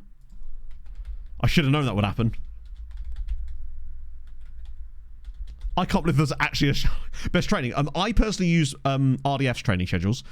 I found they are the best. Charles Leclerc. Oh, Charles Leclerc is a Formula 1 racing driver. Obviously with a different spelling. But closest we're going to get, right? I think Don was just guessing, to be fair. But that's a hell of a guess. Unfortunately, he's not going to talk to us now, is he? Because I've had to back out of the deal. But we should definitely go back in for him. Chat, I just got offered a job. I've just been offered a job interview. Either way, I will shortlist him. I'll take him off the shortlist and add him back on so we can go back into him later. No, the job is probably not anything useful, and I'm enjoying Seraing, but FCV Dender. So it's a... Okay. It's a team further up the Belgian leagues, but they look to be in just as much shit as we are. If anything, it looks like we're most likely to overtake each other in the interim. Do you know what I mean? Like, these guys have been a third-tier side not that long ago either. Getting job offers is good. No, it's not top flight. This is second tier, and not good second tier either. This is struggling against relegation in the second tier. Oh, they ain't letting us do courses. Only one. No. Bear in mind, that's not £1 million worth of debt. That's their balance. They could well have that amount of debt as well. Bear in mind, our balance, for example, right now is £65,000 negative. We still have the debt, but we can't see their debt. That's the problem. Top flight season. Are they really? Oh, that's cool. It's a cool badge as well. Just a random handshake in there. I'm not going to go, obviously, because it would be essentially a sideways, but I believe that they will probably get relegated this season, and I believe that if we carry on at this rate, we will get promoted this season, and thus we'll just be passing them by. We still haven't got a coaching badge, no. And remember, if we go to the job interview, Seraing will kick off at us. The problem is if they don't offer us leverage, they could sack us as well for it, and I don't want to risk losing the job that we've currently got because we've put so much effort into trying to stabilise in this club, and we're actually in a really good position right now. It's good to know, though, that we actually can get it. Then they're simply not going to give us a course with £12 million of debt. It's just not going to happen, no matter how many times we ask. God, our goal difference is absolutely heinous. That is so unfair on every other team. Plus 56 goal difference after 16 games. Le Sueur is, don't know how, but he's cooking. Hicham Schaefer as well. 14 goals and 10 assists for one of the Belgian amateurs. Damn. Our attributes, I think, have progressed a little bit. Our rep is really good. Like, that's the thing. We've got 30% rep now. No, our attributes are still dog shit, actually, now I'm looking at it. Media handling's really good. We are progressing. We just need one coaching course, I think. Yeah, exactly. It's not worth risking our current job, right? But it's good to know that I wasn't expecting us to get any, I think it was sauces, wasn't it, like that? Give them courses. To be fair, even when we had like £1.5 million in the bank, we were still not getting coaching courses because of the financial situation of the club. As long as they're considered insecure or okay, they simply won't do it. I think okay might be okay, but I think we're still considered insecure. Yeah, I think if we could get into a state of not being insecure, but that's going to be a real task. Sammy unfortunately isn't playing yet for the under-21s, but wait, wasn't he slack before? He's gone from casual to slack. The reason the projections are bad is because of the £13 million bank loan. So it's sort of one of those things where it isn't that, but it still is that, because the reason the projections are bad is because of the bank loan. You know. MD Games, thank you for the 100 bits. That's very kind of you. Bear in mind, they're still willing to give coaching courses to everybody else except us. All contract transfers don't get to do this anymore. Really? Oh, so you do that thing where you say, I'm leaving at the end of the season. Yeah, that's the thing that annoys me about FM, is that they'll do that thing where all of our other members of staff are allowed coaching courses that cost like £400, bear in mind. And ours are probably even less because it's the first course. Highlight more than one day in the calendar to arrange friendly. Oh, I'll show you. It's not really a button, actually. It's just what you do, go into arrange friendly, then go up to here and go to multiple friendly matches, and it then allows you to select multiple days. So you can go like Wednesday, Sunday, like that, basically. That's how you do it. You can only do up to 4 at a time, which I do find weird, because it's like, if you're going to let me do multiple, just let me do multiple, right? Ask season 1 training, it doesn't make any difference. It's because of the money. We've done this at every club. I can assure you, I realise that sometimes I'm wrong about these things. This one I am definitely not wrong about. If we ask something in the season, which we already have multiple times, they will still say no because we are in huge financial trouble. It's just the fact. That, and I have really low determination, which means that I'm even less likely to win the sort of dice rolls when it comes to board negotiations as well. So every possible sort of factor that could be working against us in those particular engagements are essentially working against us. So we basically need to be in good form at a club that actually has money to get that first badge. It sucks, but it's just the way of the world. And I don't know if that will be here because it's going to take us so long to dig them out of this, but it's fine if it isn't. Luckily, we're at least gaining rep in the meantime, and it's good to see that we're at least able to gain... We're getting job offers, right? Current Journeyman. Yeah, no, fair. But, like, we tried this, I can assure you. Like, at the end of every season, particularly when we've had success, we've asked about it, and they always say no. And they give the exact same reasons, right? Scouting mailbox settings. I don't actually have any settings, per se. Oh, sorry, you mean... Hang on, yes, I will show you that, actually, because I think I need to set this up myself. You mean these? So I usually have everything filtered into the mailbox. I also, although I need to turn this off now, need to turn that off. I think that's okay. That's the only one I usually turn off. Yeah, that's how I have mine set up. So I have everything filtered into the... That way you don't get those silly... but obviously when you then change that, it then changes this, but that's okay. That stops you from getting like random single-player reports in your inbox, essentially. Back to Serie G. Oh, totally. I'd love to go back to Serie G, but it has to be the right job. And I do wonder if we have a decent amount of success at Seraing, whether that's actually going to be possible. And they might not... Like, the next job might be more in... Might be at a level that we consider slightly above, potentially. Yeah, the single-player reports are so annoying. I hate the fact that you have to change that at every club you go to, but such is life, right? Okay. Hoogstraten. Let's cook. Ooh, okay. I think I got a fun team. Wait. Didn't I try to sign this dude? I think I did, right? It would... I think if we were to do really well with Seraing, say we get promoted, right? I think it would be considered a step back to go to Serie G, but it depends, right? De Vos being wanted is good because I wouldn't mind selling him in Jan, just because I'm surprised at how little football he's got this year, just due to the consistency that we've got out of Valencic. He's been like a much better player than I expected, actually. Yeah, Bragger's done that quicker than I expected, and it has sort of proved a few things wrong that I was thinking about this level. I think it does depend on the player, but it's going to make me less reticent about retraining people in the future. Obviously, I'd still rather buy a player for the role I want now, because at the end of the day, you know, we don't have 5 years to see if they can train, but I'm glad to see that he's moved over so quickly. Oh, go on, Matos. Oh, the posts. The posts, man. A fallen giant. Yeah, that's an option. My concern if we took over a fallen giant is that it might almost be, because this tactic seems to work quite well, if we could get them to click, it might be a case that we end up actually doing quite well in Serie G and then avoid the playoffs entirely, which would kind of suck in its own right? I hate the fact that the battle is now us against 2 of the B teams, because we've got so much that we need to do. God, it's a good start to the game, though. Chances are plenty. It's good to see. Left wing back, he didn't pick up left foot. Yeah, it varies heavily on the player, and I suspect it's down to not so much the training itself, but the personality of the player and various other factors. And it looks like it turns out that Cam is actually just a really good egg. Also, shout out once again to Darren Marshall, just doing things. Like, his rating today isn't spectacular, but he does have a habit of popping up from set pieces for us too. This is more like it. This is when I feel like we're at our absolute best. When we can find a bit... Oh, look at the space in the middle. Oh, it's so easy. Matisse Labro, Valencic with another assist. It's 1-0 to Seraing, and we're off again. Yes, it's Antwerp's B team. It's Young Reds. We've got, I think there's 4 B teams in this division with us right now. And 2 of them are actually having a good time of it, and they can get promoted, annoyingly. Those are the kind of goals I really like, because it helps the striker when he literally... I say cannot miss. We have literally missed them. So we've got in this league, Gent's B team, Young Reds, which is Antwerp's B team, SL16, which is Standard Liège's B team. We've also got... Where are they? Damn. Zebra Elites, which is Charleroi B team, actually might end up getting... They have a positive goal difference in the relegation zone. They're like a Belgian Spurs, but like on a slightly more extreme level. Setting overpriced... We've got to find them first.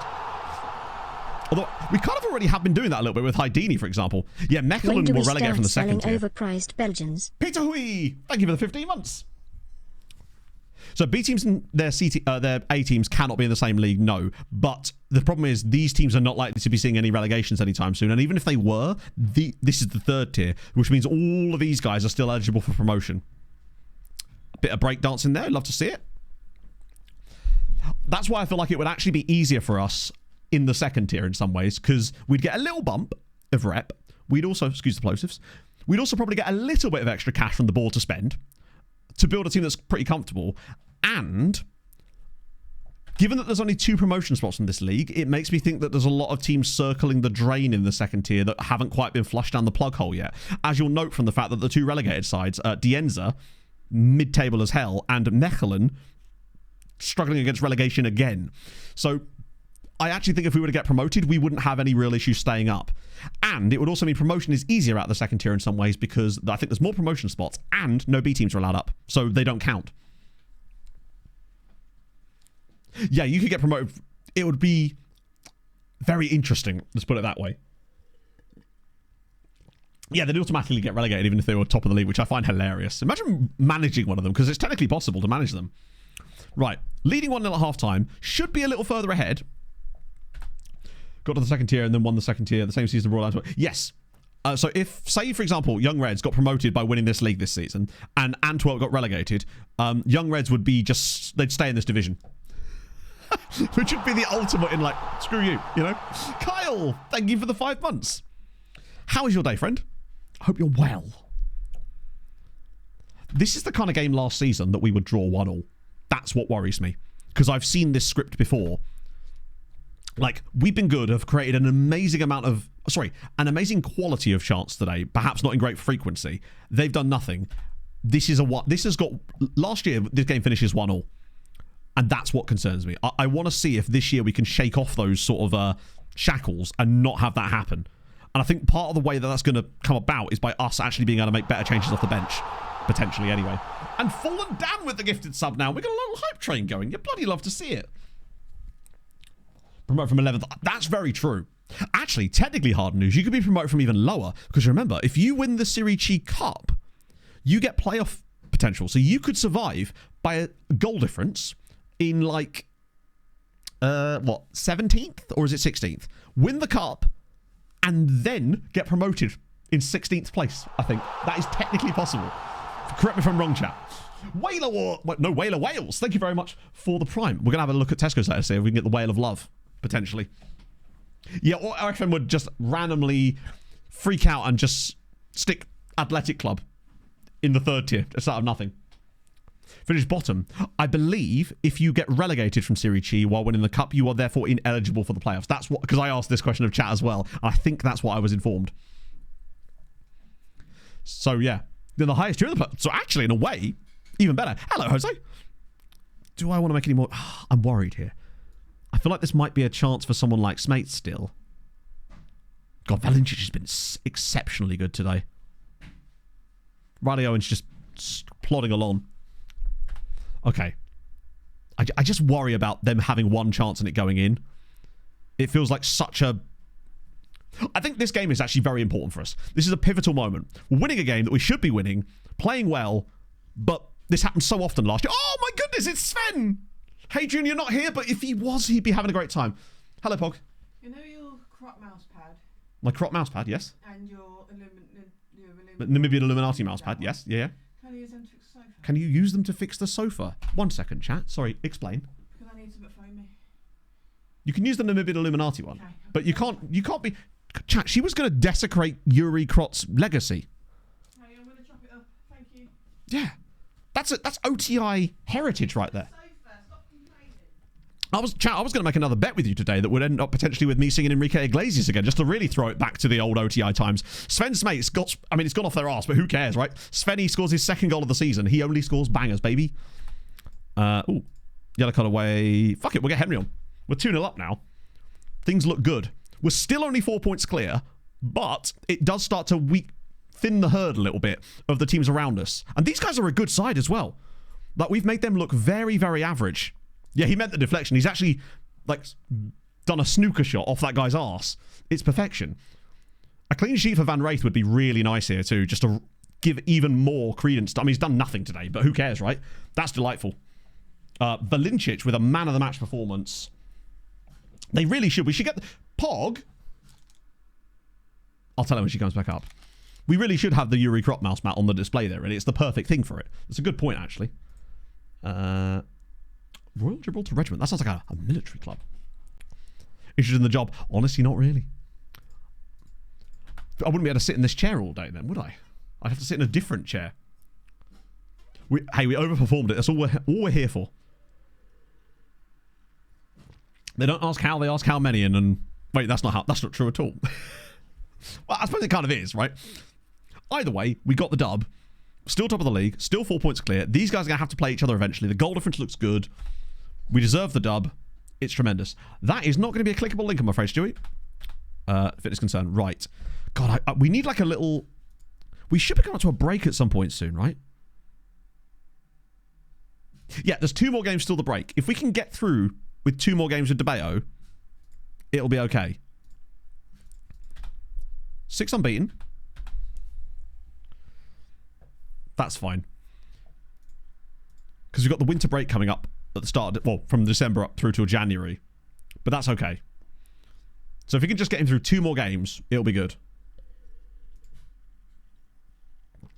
Where do we sit? Are we still top of the XG League? We really should be after a win like that, right? Yeah. In fact, we're actually starting to circle the drain. Was this a song request, or was this literally just come on of its own accord? I feel like I didn't have this song on the playlist. That's amazing. It's a good song as well, actually. That's tremendous. Yeah, the teams towards the top are actually the teams towards the top, to be fair. So that's okay. That's good, Chris. Really good work. And it just so happens that it's a good song too. And also, kudos for going for the stripped out version as well. You really thought about this. I respect it. Van Wraith actually has the best pass completion in the entire league, which we like. Now, I don't know where he's standing on the goalkeeping on the goalkeeping thingy. It'll be on player detail, won't it? I forget where it is. Is it towards the bottom? Here we go. Expected goals prevented. He's number 4. I mean, this is what a turn up from last season. He was so bad last year that he was outside the top 20 in the 20-team league. He was like the Logan Sargent of goalkeepers in this league last year. But this year, he's number 4. Right in contention there. Actually prevented 2 more goals.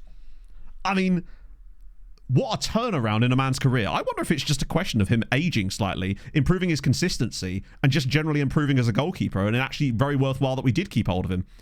Still want to... Oh, Telstar, okay. That's great news.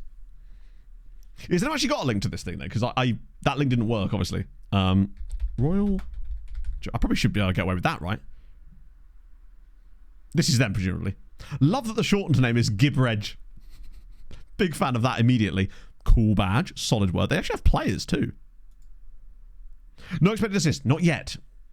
There's plenty of time. Maybe he'll score a goalie goal. It's the fact that they actually have players as well. They all look fairly young. I say all look fairly young. The real players are fairly young. Yeah, fair enough. Ah, here we go. Oh, damn. That's sick. I'm trying to think what it reminds me of. Almost like Anne Snake. It reminds me of something and I can't think what. God, next game isn't going to be much easier either. It's Dessel away. I feel like... Hull, yeah, it is very Hull City, actually. Yeah. Is there a Flamingo Land sponsorship underneath it? It's definitely giving Hull City.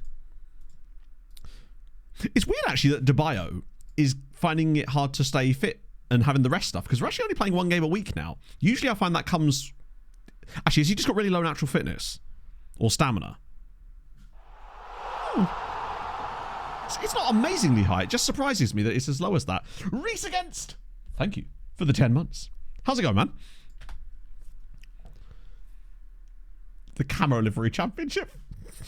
That's the real quiz. That's what everyone wants, right? I'm the Pope. 3 ahead. Off the Thank you very much for the follow. How's it going? If you're new to stream and you've enjoyed today, drop a follow. I'd appreciate that. Let's see what the Premier League's cooking. Actually, let's not. let's not. Any crazy shit in the chat? Middlesbrough have kind of fallen off quite hard, actually, now. Birmingham City looking for promotion again. Oxford United crushing at the top of the League One. The League One. Exeter, not so much. Oh, it's tied at the bottom. Filed. Potentially going to League One now. Shout out them. Cheltenham and Bromley kind of running away with the National League. Oxford City, Torquay and Boston. Sheffield Wednesday, they've been there somewhere, presumably. Not great. Hang on, isn't it National League South where there was a crazy shit team? Hornchurch, they haven't won a game yet. And they seem to have recovered a little bit. Only minorly. Portuguese bottom league saves. I have a very long time ago. I managed União de Madeira, who of course don't exist anymore. My favourite Portuguese side, unfortunately, on FM20 back during the COVID lockdowns. They started in the 3rd tier. There's nothing to stop us from managing in Portugal in this save either. This is a journeyman, so we could potentially go to Portugal. Speaking of Portugal, you'll like this. Look at how... I mean, unless you're a Sporting fan, then you won't like this. But yeah, Casapia are 3rd. Estrella de Amadora are 4th. Sporting a 10th in the league. And are already... What's that? 18 points off the top of the league. Also, Casapia haven't lost a game yet. Portugal do be strange. Porto fan. Oh, then you're fine. You're probably loving this then. It was a risk. Where's the Casa... Where are my Casapia supporters at, chat? Where are my Estrella Damadora fans? Portugal would actually be quite interesting in this save. Maybe like a 2nd tier Portuguese side. I feel like that would be an interesting move. What's cooking in the 2nd tier of Portugal, perhaps? I haven't really looked there. To be fair, I barely looked at Portugal. I just accidentally clicked on it earlier and suddenly we were presented with that. Any crazy shit going on? I'm sure you guys are way more familiar with Portuguese football right now to know if there's anything a little bit out of place cracking in the Portuguese 2nd tier here. Yeah, Porto B not doing so well. Neither are Sporting, actually, as it happens. Benfica are a different matter. Viseu. Oh, no, Vizela. Oh, no, wait, hang on. No, there is Viseu, isn't there? Oh, there they are, yeah. I don't think I can bring myself to manage Nacional. I'm too committed. Too committed to the Unial cause. What was the Phoenix club of Unial called, chat? It would be cool if we could find somewhere to manage them, or are they too far down the leagues that they were just never likely to pop up at any stage? Shout out to Patro Eisen as well. Didn't Casapia have like a sugar daddy at one point as well? I remember Foxy doing a save with them years ago. But I can't remember what the Phoenix club for Unial was called. I'm still gutted they disappeared entirely. Oh shit. A couple of guys out of contract soon. Wait, Fred Ridge's contract ends... Oh, in 6 months. Okay, cool. And so does Robbie Cooper. Hello. The Cooper lad. Oh, he's wanted. By what? He's wanted by a Croatian 2nd tier club. God, Robbie is an absolute globetrotter. That's fun. That's very fun. If only Robbie wasn't a striker. Pretty much, like... Chinese investment. Yeah, it was Chinese investment, wasn't it? With, whatchamacallit? With Casapia, I think. Or was there another team? I forget. A few... Really? Damn. Scouts yet? Not really. Sorry, that's not true. Our scouts at the moment are doing things that I'm specifically telling them, as in I'm controlling their entire... We don't have any like recruitment focuses or anything like that because it's kind of pointless at this stage. We're really not at a level yet where we can actually do that. Best roles get a narrow 3 at the back to work. So you say 3 at the back. Where's the width coming from? As in, are you using wing backs or are you playing like 4-3-4 type of sit? Like, have you got a screenshot or something? Because I find with 3 at the back, it heavily depends on the supporting roles around them. I think that's one of the things with FM that sometimes people overlook is sometimes getting a certain player in your team or role to work isn't always about changing that role itself. It can sometimes be about changing the things around it. Unial de Bola, was that the Unial team? Needing context. Hey, no, I want to help. Like, I've really not used a lot of wide centre backs. 4-3-4. What? Oh yeah, I meant 3-4-3. 4-3-4. Now we're talking. Ooh, wait, another one. Oh, hang on a minute, chat. Auxerre want to buy Christopher Lawrence's clause. What do we reckon? Now, we got £155,000 for Haidini, but that was Slavia Prague. This is Auxerre. 500 would be insane. I reckon it's going to be 220, which is still great. Come on. I'm a level with you, chap. It's lower than I anticipated. What?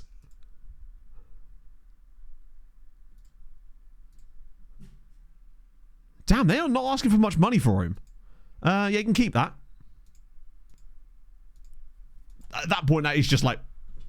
That would be a waste of our time selling that. I am, however, starting to think that... Wow, okay, now we're cooking. Let me guess, these guys are 16th in the league. Oh, they're 14th. So they're yet another challenge. They're still insecure financially, which means there's almost certainly insane debt that we can't see. they are just basically as bad as the other team that came in for us. I do like the fact, though, that teams in the second tier are going, that guy's doing all right. We'll decline that as well, of course. Belgian best player abroad. Ooh, okay. What we got? Who's cooking? Anyone fun? Nicholas Raskin. Killed his husband. Whacked him. I'm going to vote for him purely on that alone. And we're going to vote for Hugo Squirt. And Charles de Catalara, because I just like saying his name. There you go. Like 50k. But we could get a discount. That's one of the other things I really like about those clauses. Technically, if you buy them off of them, you do get a 50% discount. It doesn't actually count like that. What it does is you pay the money and then you just get like... the game treats it as if it's any other transfer, which I find really funny. No Smates on there, which is... To be fair, he's not playing abroad. What have you got against Pascal Stroik? I want to know now. Who's really good regens? I think it's because RFC Liège have got like 14 youth recruitment, do they not? 11. So it's actually only slightly better than ours, but their junior coaching is really good too. They're also in a bit of gash finances right now. Let's just have a look at the second tier sides. See if there's any like absolutely goated like youth. Obviously that's different. Visa are a bit mad. Vestaloo are a bit too good, although they were in the third tier not that long ago. 12 and 12 though would be very good. And they actually have money. And a manager whose name is that. So much things to like about this team. Bearshot. 1450. Bearshot will be really good. Obviously, that's an NXT side. These guys are a bit naff. I don't know, I'd take another job in Belgium anyway, but A+. We're certainly not getting sacked anytime soon. Let's put it that way, right? Mr. Leclerc want to chat yet? Good question. I'm actually not sure. Best team in Belgium. That's kind of fun, considering they were a third tier side in this save. Right, it was the other shortlist, wasn't it?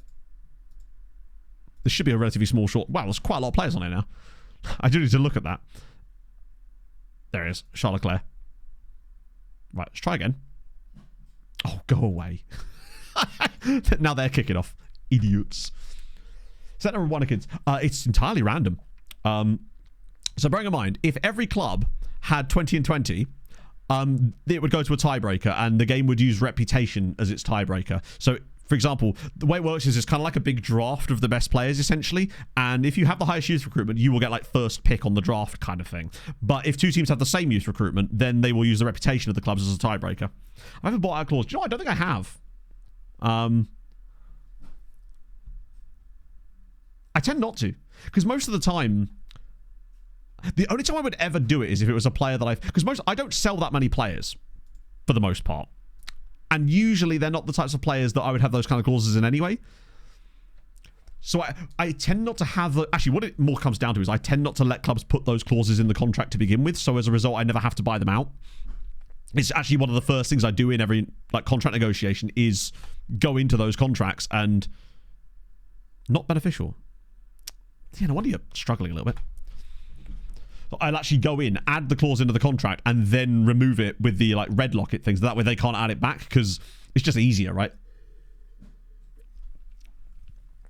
Move that on over there. Lovely. That, for some reason, that week in game seemed like it took longer to progress. I wonder if it's because we're getting closer to the transfer window. But in addition, it's December, which means we should, within the next couple of weeks, probably after these two games, get our youth preview for the season. See you later, King Chimera.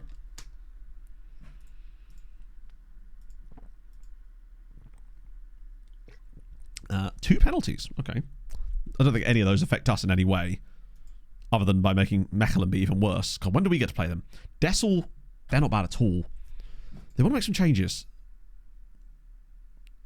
I want to see what his logic is for this. Ability multiplies in the team. Oh, he wants to drop Dessel because of his... Wait, he's no longer... I am starting to hate the fact that there's so many players upset about this promise, even though they weren't directly involved in it in any way. That is a genuine concern of mine. Do I trust my assistant? Because he wants to drop Dessel, essentially, even though he doesn't need a rest. Fuck it. Let's trust my assistant two A's. I mean, I just want a better youth intake than last season. We didn't really get anyone that felt really good and usable last year. I want to make sure Booties are back on the bench instead of Ertz. And Henry has to be on the bench. Who on earth did they put on instead of him? I guess it was Delen. We don't need 3 right backs on the team.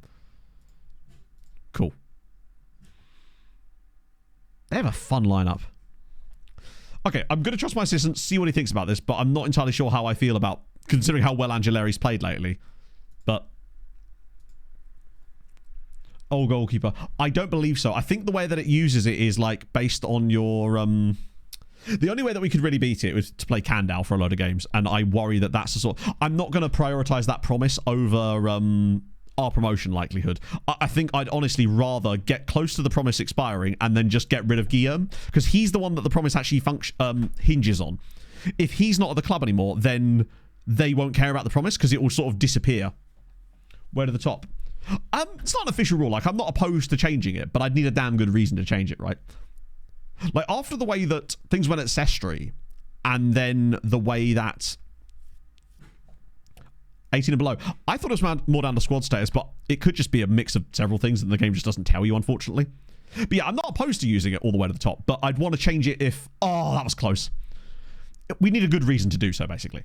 Like, I actually don't know what that reason would be, since I think we've kind of established now that it's just needing of tweaks. Like, this season, we have actually changed it slightly with that ever so slight defensive instruction tweak that I think has made us much, much better defensively. I don't think we've conceded a single goal in that style since we switched over. Great save from Van Rafe. That's a good chance. I feel like he concedes that last year. But the cool thing there, you'll actually know, what happened before was they would have played that ball right in between our 2 centre-backs and they'd have had a clean shot at goal. By playing this new defensive strategy, we're forcing him into the half space and he's at a much more tight angle, which is thus decreasing the quality of the chance that we're giving up. And as a result, it's making it easier for Van Rafe to make those kinds of saves. And I think that's really useful. Incredible strike in the youth intake. I think they would have to be like a genuine worldie. And even so, right? I wouldn't be opposed to just, if they're that young, I could retrain them to play Shadow Striker and actually get a monster out of it still. Because the fact is, the attributes you need to be a good Shadow Striker are basically the same as a good striker. So if you got a good youth player, then we could just retrain them to be what we wanted anyway, right? We're not playing that well here. Ah, fucking hell, what a goal. Also, I love the fact this guy's called Neo Van Dessel and he plays for Dessel Sport. I'm the Pope. It's perfect. Cooper, take off the solitary grey chest. It's fine. Pluck it out. No one will notice. Le Pop, thank you for the follow. We're actually losing here. That's insta highlight off the kickoff. But I kind of like the idea of trying to win the Champions League, going strikerless all the way up from the very lowest tiers of football. Now that I think this is... And I still think that there's a way to make this tactic even better with the right personnel, and we have to be a bit pickier. Here we go, here we go. Oh, look at the football. It's Cam. Oh, the patience. Oh! That... Eliteness was taken. Thank you for the 29 months. Lovely to have you back in chat. I hope you're well. That is an unbelievable goal. What an equaliser. It's so different, but this is what I want this tactic to do. And it feels like also, the other thing we changed is we started adding some more shoot less often to certain players, and that's why. Because I thought what would normally happen in our tactics is ball comes there, out of his feet, bang, right? That's usually what happens in these scenarios. Does Cam Bragg have a PPM that I don't know about? No. He's just really disciplined, apparently. But that extra pass, and that little pass from Riley Owen as well, it's a beautiful finish from Lebro as well. That pass from Owen is genuinely awesome. 6 assists for him this year. I don't know how many assists Massanello got last year, but I think it was probably less than that, and we've only had half a season. Riley Owen has been an absolute revelation, which is tremendous. Hello, Pogsy. I think I'm a genius. You think you're a genius? Yeah. Go on. Progress. I've chopped up the Illuminati. Chopped up the Illuminati. Good to know. Used it to cover the bits of Adam Weiss helped. Absolutely loving it. Sticking up. We had a bit of that sticking up going through the material. Agreed. That to cover that. Mm-hmm. And then I remembered we had that draft material. We did have that draft material, So yes. I've used that to cover the top. So I've basically done it. So I've done it like that. And it now... I've need to cut the excess, but I've stapled it all down. Fair. It just kind of needs the my fat ass test now, really, doesn't it? I can provide that for you after stream. I'd be humbled to provide that for you. So sweaty. That's stapled. Oh yeah, Pot, could you bring up the crop mouse mat? Can you bring the crop mouse mat? Next plan. That's just such a good goal, wasn't it? Holy shit. I'm Players administrator. Take over the team and fire sale every time. Well, you kind of can do that in a way, right? Crot's back. Where can we put Crotty Boy? I'm trying to think of where he could be displayed, where he would be most... Does that fit in there? There we go. Crot now has pride of place, chat. It's perfect. I'll put it in front of the full-time Prince thing. I like how Pog standing in front of the light has made this all suddenly seem more dramatic. It's good news. This is why we keep the emote around. Forced turn professional. I believe we would have to turn professional, yes. Which would have its own issues. Potentially. Down with Blame Ruiner. God, that's a deep cut. We love to see it.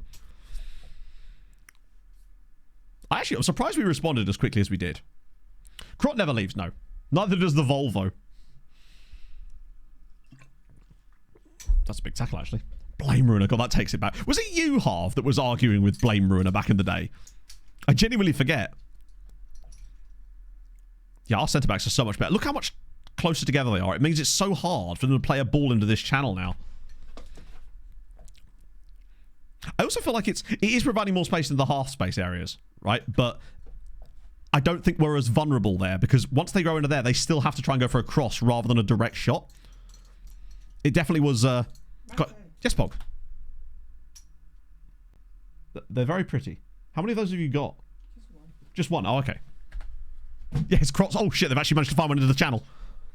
He's missed it!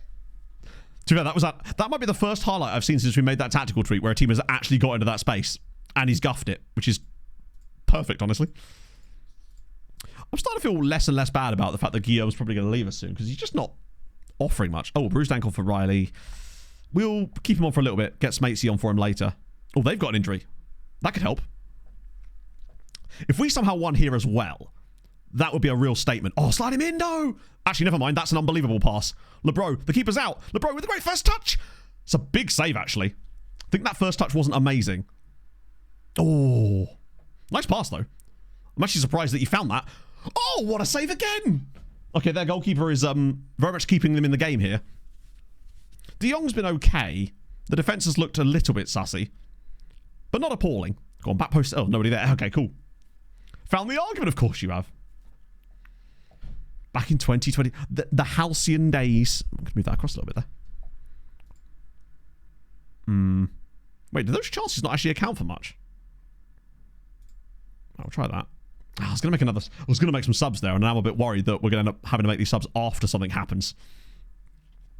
Go on, slide him in again. That's a really poor first touch. Oh, hello. Go on, Riley. Second assist of the night. Back outside, drop it across. Oh, I don't know. Actually, shit. Oh, no, please. Oh, you stupid man. You silly, silly man. What are you playing at? What is he thinking? Right. I don't know why the centre-back doesn't step up and get that. I'm actually going to take a risk and leave the system as it is. But bring on Smates for Owen. And Goy there. Jenkins there. Descriver for LeBro, just because he's a different type of player. And we're going to swap those two over. Bring on DeBayo. He has just gone straight after him there. We're going right backless as well. That right side is definitely going to be a problem. But my hope is that because the ball-winning midfielder is on that side, at the very least, he will be able to sort of buzz around and... Sven has now hurt himself. Are you kidding me?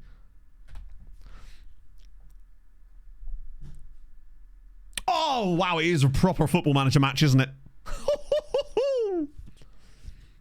If I won't defend, I don't know how that would help us, really. At this stage, I don't think it's going to matter. FM's thrown all the usual stuff at us. Oh, it's a save!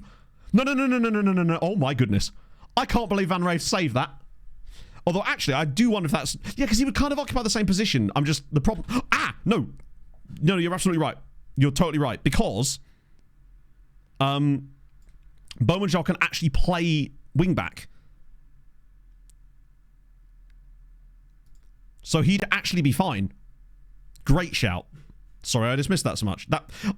Basically my issue was that I didn't think we have a player that could play the role. But actually, the reason we signed him in the first place was to play right back. Actually, as it happens, not DM. Tell you what, Van Wraith this season has cooked a little bit. I would settle for a point if we were to get it. I'm still worried that we might not get it, but particularly the Smatesy injury. Have we got another sub available?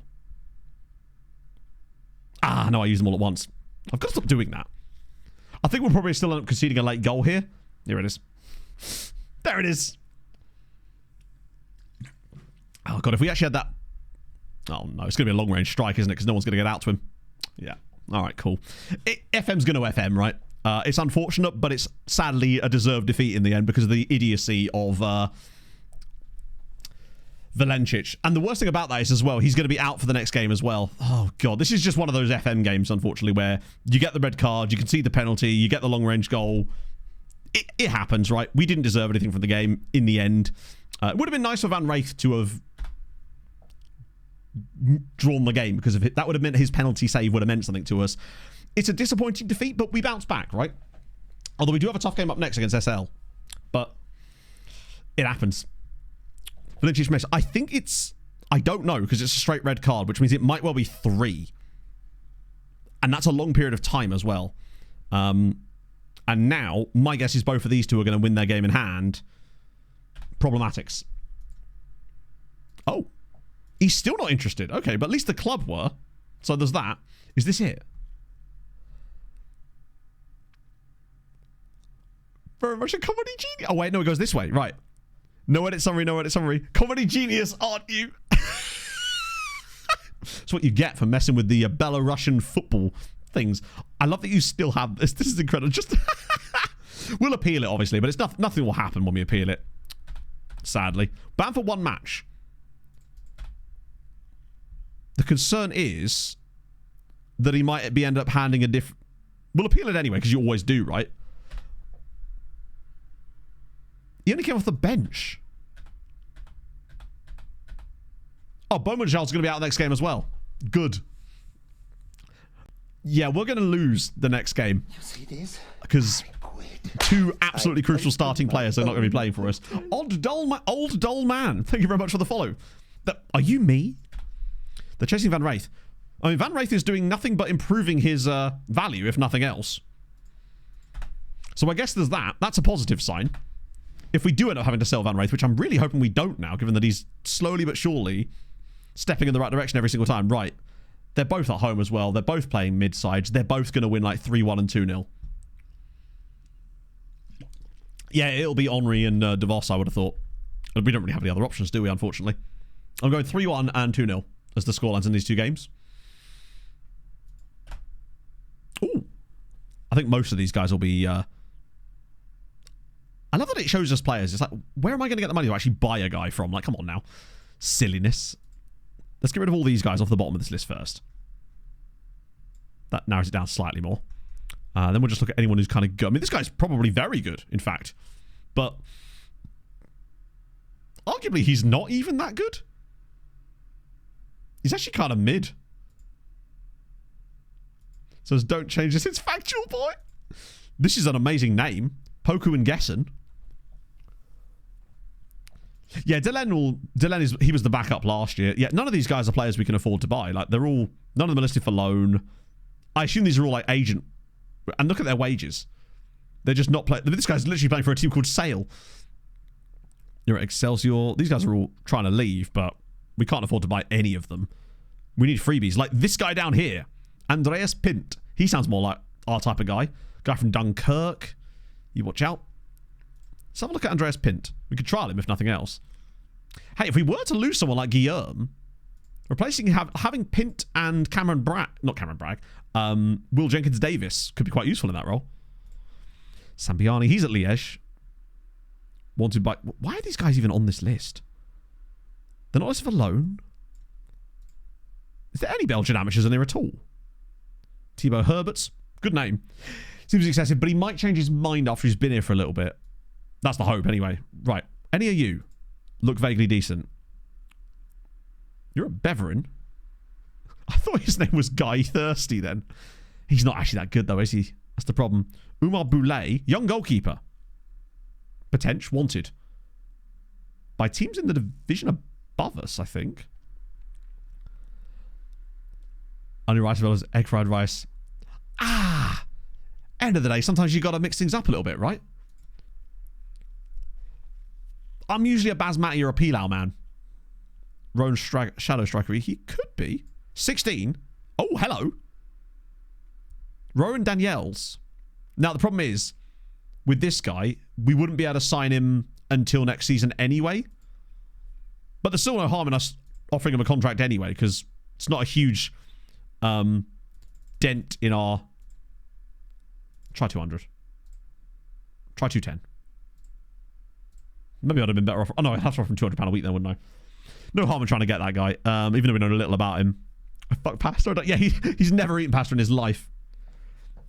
Used to grow on. That'd be tough. I don't know what Charlton's like facilities and stuff are like, or not the facilities, but they're like youth recruitment and things. That's really what it comes down to with any kind of youth save, if that means what I think it means. Anyway, Ruben Kayode. These guys are just not. Where are all the? Did we just sign all the good Belgian amateurs in the very first season of our move to Seraing? Because it feels like we're not finding the quality of Belgian amateurs that we normally find when we are managing other teams almost. But they're there. They're just not as good. It does seem a little bit odd. Ah, Young Reds have dropped points. But then so did we. So the gap's now 3 points. I worry. Oh, and I've actually brought the coaster with me and now it's on my lap. Good news. Because after this, we've got a little break, which will allow... DeBeo I'm going to play for the next game. Developed recently. Lookman. I mean, we can literally have a look right now. It's unlikely that they've changed their facilities too much in this save, but we can have a look. 13 and 15. It's not bad. Like, it's not bad, but obviously the problem you'll have is... Oh, shout out to Nathaniel Chalobah here. Is that they will still get... They're still quite far down the pecking order. Also, Wayne Rooney is managing Charlton... Was that always the case? Or is that new? No, he's been there nearly a year now, actually. It'll be a tough one. I mean, I'm doing a youth-only save myself off-stream for a YouTube video, and it is tough. Obviously, I'm starting a lot lower. But to be fair, the club I'm managing have actually got youth recruitment that's nearly at the same level as Charlton there. Just quit your job. Is that a good thing or a bad thing, TSRT? Hopefully it's I've just quit my job because I've got a much better job and they can suck it kind of situation. Accepts is fine. Well, we've not heard anything about a second match ban. So my hope is that because it's my thought was that because it was a straight red card that he might end up with a 3-match ban, but that could change different. Yeah, fuck that job. All my homies hate that job. Agreed. I actually get the feeling we're going to lose this next game too, which worries me slightly. Where are we at on... I think we were still ahead enough on the expected points table that we... Oh no, they've overtaken us again now. Fair. Landed a new job with a salary raise of 34%. Fuck yes. That's awesome. Like, honestly, that's even better than what I thought you were going to say. That's so sick. Congratulations, man. Like, you just love to... I love it. Sorry, I like hearing about this happens to you guys. That's so sick. Leave Hurricane on mark to the... Ah, yes. The old random thing where they just cluster to the front post for absolutely no reason. Oh, isn't that cool that our under-18 coach... sorry, our under-18 assistant manager is being allowed to get a national A license for £600, but I'm not allowed one. So Rowan Daniels is going to be joining us next summer. Consider the appeal. That's fine. Logan Salariere. What have you been up to, Logie boy? Wanted. Okay. I mean, we'll offer him a non-contract contract if he fancies it. Just to make sure we've got him tied down to something. Even if it does affect our wage budget slightly. Luckily, we've got a bit... Ooh! Dylan Boyer. Yeah, I asked before the start of stream and they said no again. 58k for Boyer. I'm not sure that's enough to convince me to take it either. I feel like that one could go up. The Christopher Lawrence one is a bit disappointing though, I must say. And now Dessel Ozil, which means he's going to miss this game anyway. I think he's fake to cold there. He doesn't want to sit with people at the museum, so he's fake to cold to get out of the SL16 game. I'm starting to form negative opinions about James DeBeo. I will not stand for this level of insolence. God, that's quite a long gap, actually. Isn't it? It's nearly a month off, which means it's just going to be... Except we can't even put that many friendlies in there, annoyingly. Because it actually is a full-on blocked-out holiday, which means we end up coming back with no match fitness, which is always good times. Doesn't want to... No. This save will definitely have plenty of time, to the point where I think we can finish this save and go to save New Game Plus, which I had prepared just in case. I think we let them cook, unless the Lawrence cause has changed. 32, 58. It's not enough, is it, really, for us? Like, I want to be getting over £100,000 for each of those clauses, ideally. For 2 years. Well, at this rate, yeah. I mean, it'll be almost like a full game cycle save. Take a picture of his blood. That's a 1 week fine, surely. Sveni's back. Are we the only ones playing today? What? It feels like we always play on the Friday lately. Oh, my God. So, De Beo's injured. 2 suspensions. God help us all.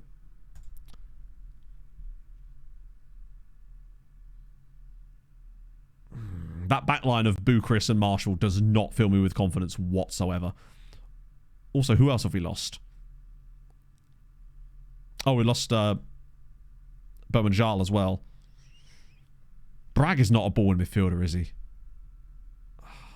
No, but the thing is, we don't really have an obvious ball-in midfielder, other than Henry, I guess. They don't even put him on the bench. Poor Henry. He's got the work rate. He's it's going to have to be Henners. And we'll start Cam. And just sort of rearrange the bench a little bit here to make sure these guys get back on it again. Instead of Bibini. Johan Verlaine hasn't been coming off the bench much lately either. It gets cancelled. Well, at least you'll have the new laptop by the time that comes around right now. What we do if... from what I've been told, Krakow are like 7th in the league, so aren't looking likely to be bothering promotion anytime soon. So I don't think it's going to be a huge issue about them getting promoted. Unless they were to have some sudden and dramatic upturn in form, I think we're probably going to be okay. Because we were actually discussing this exact thing last stream, as it happens. I have a bad feeling about this game. I think we're going to lose this. Unfortunately. I think this might be the... I think our team is definitely good enough to win promotion if we can avoid any major spells without some of our crucial options. But I think that last game was just an unfortunate game, and I think we're going to suffer the consequences of it here, unfortunately. But we'll see. Just how the playoff plays. Ah, shit. I think... Honestly, I don't think it would change a lot even if they were to be promoted, because I think that they'd be...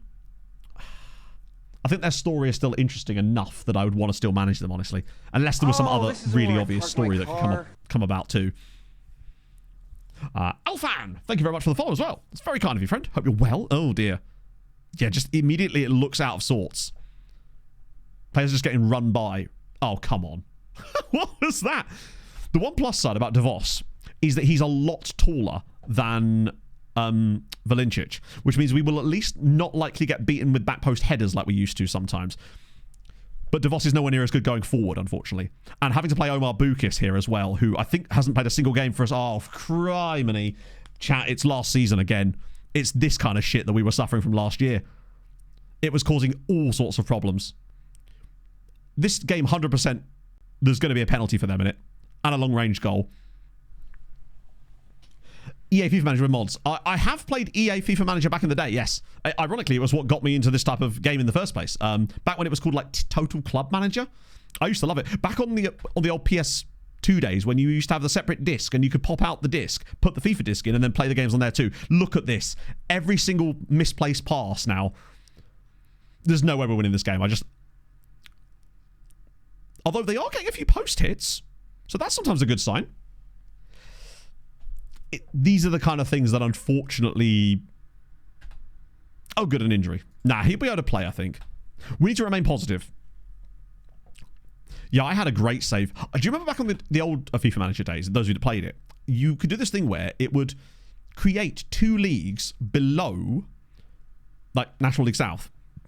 But it created them dynamically as like regional Premier Leagues. You told it where your team was based, and it knew the names of towns nearby you, and it would build teams for you based on those local towns. It was fucking sick. Like, what a feature that is. It was incredible. And because I lived in the middle of nowhere, I was playing against teams that were like hamlets of like 6 houses. So cool. Just an incredibly fun little feature that the game had. And the way that the youth academies worked in FIFA Manager were also pretty dope too. You could start youth academies not anywhere in the world, but with a really large selection, and therefore those guys came through your youth intakes. So you could set up one in like Cameroon, in like Yaoundé, and get like, yeah. LMA Manager, no, I don't think I ever played LMA. Wow, what a trashy first half from us.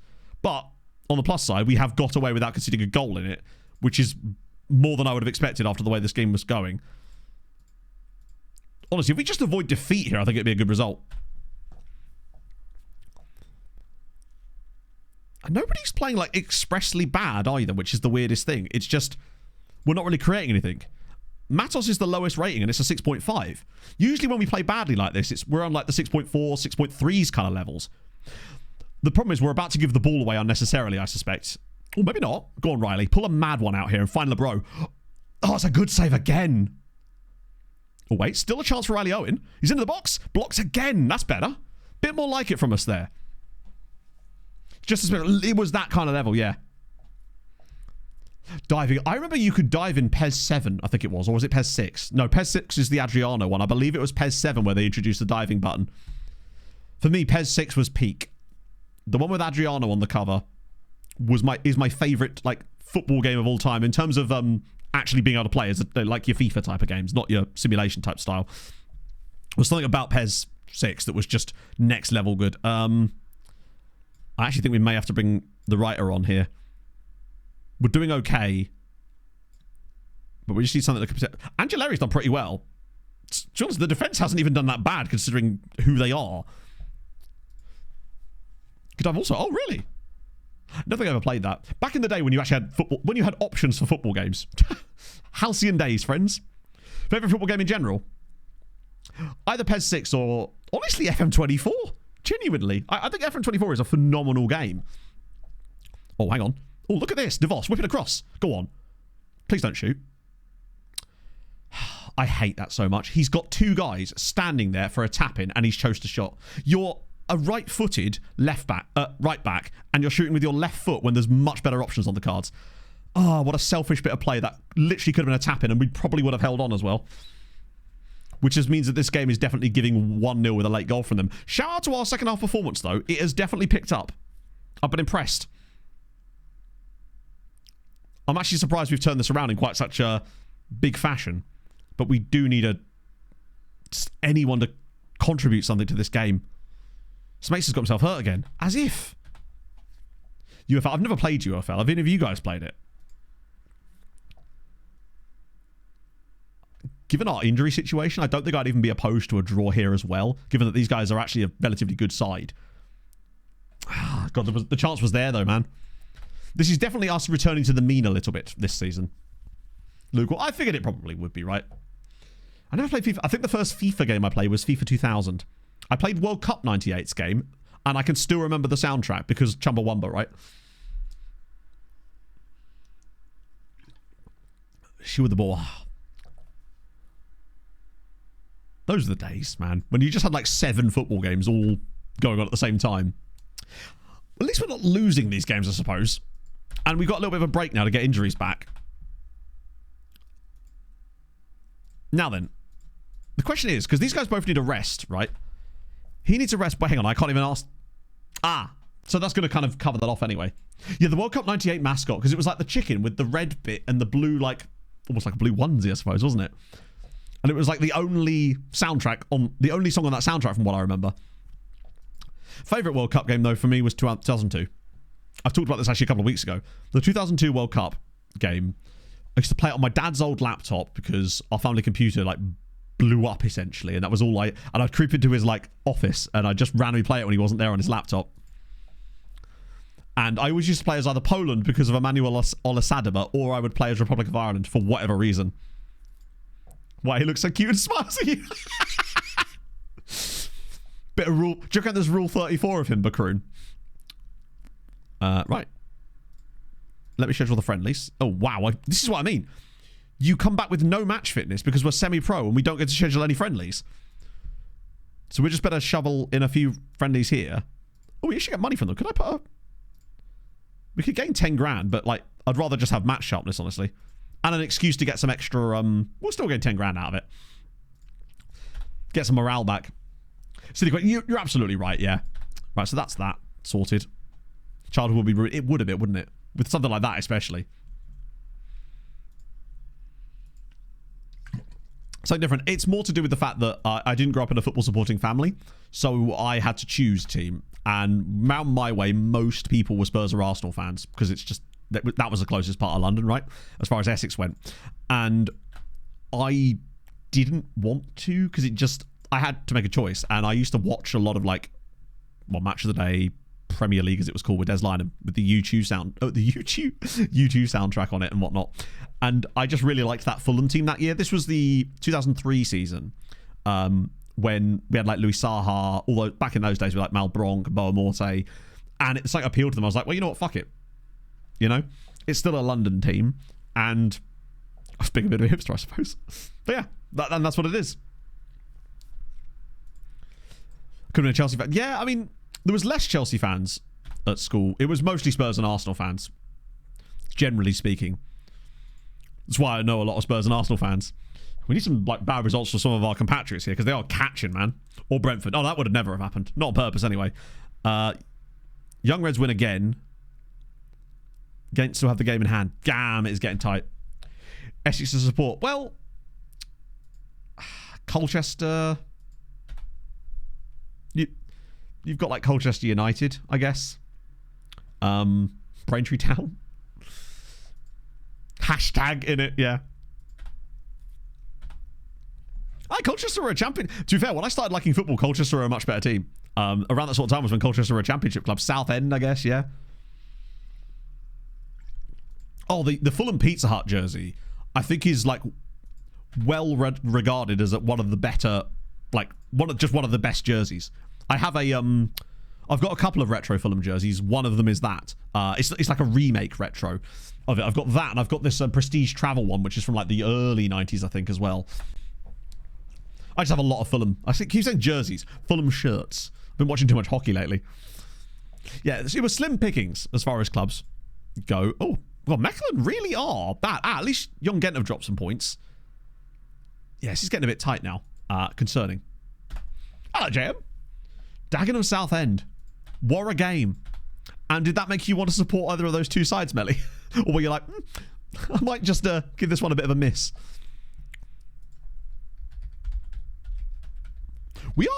We're reasonable, JM. We're cooking. Cooksley. Oh, wanted. Oh. Speak of the devil. Fulham want a bit of Andrew Cooksley. Family hate football. No, they don't hate football at all, as it happens. My mum is a Palace fan, but she wasn't into football at the time. And my dad likes football, but he was never a fan of a club. His entire family are Hibs fans. So, yeah, that's really what it comes down to.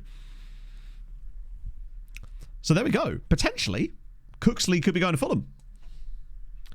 On the first matches. We were just talking about how you became a fan of the club that you did, because obviously with some people it's not all family, right? It's usually, generally speaking, it goes into 3 categories. It's either family links, location, geographical links, or you have to choose because you have neither of the other two things, right? Hibs and Malta, definitely, right? Yeah. Absolutely. They're all Hibernians fans. You definitely haven't retired. In fact, I think you've got quite an interesting little ditty going on, if I recall. Oh, no, you actually... Oh, you're unhappy. About club finances. Jesus, things are... Life is not good in the Wrexham era these days. They got relegated. Now they're in a bit of squiff in League 2 as well. Replace Eric Bartos? Maybe.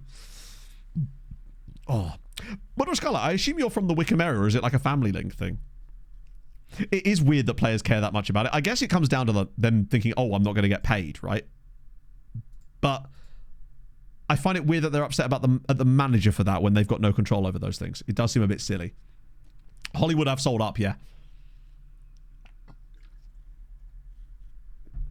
Potter's in charge at Tottenham, chat. Wait, why has that happened? He's left Lazio to join Spurs, who were 7th in the league. Shout out to Everton, by the way. Fulham are out the relegation zone now. Why has Graham Potter gone to Spurs? And what happened to their previous manager? Wait, Thiago Motta was sacked. He had a 53% win rate.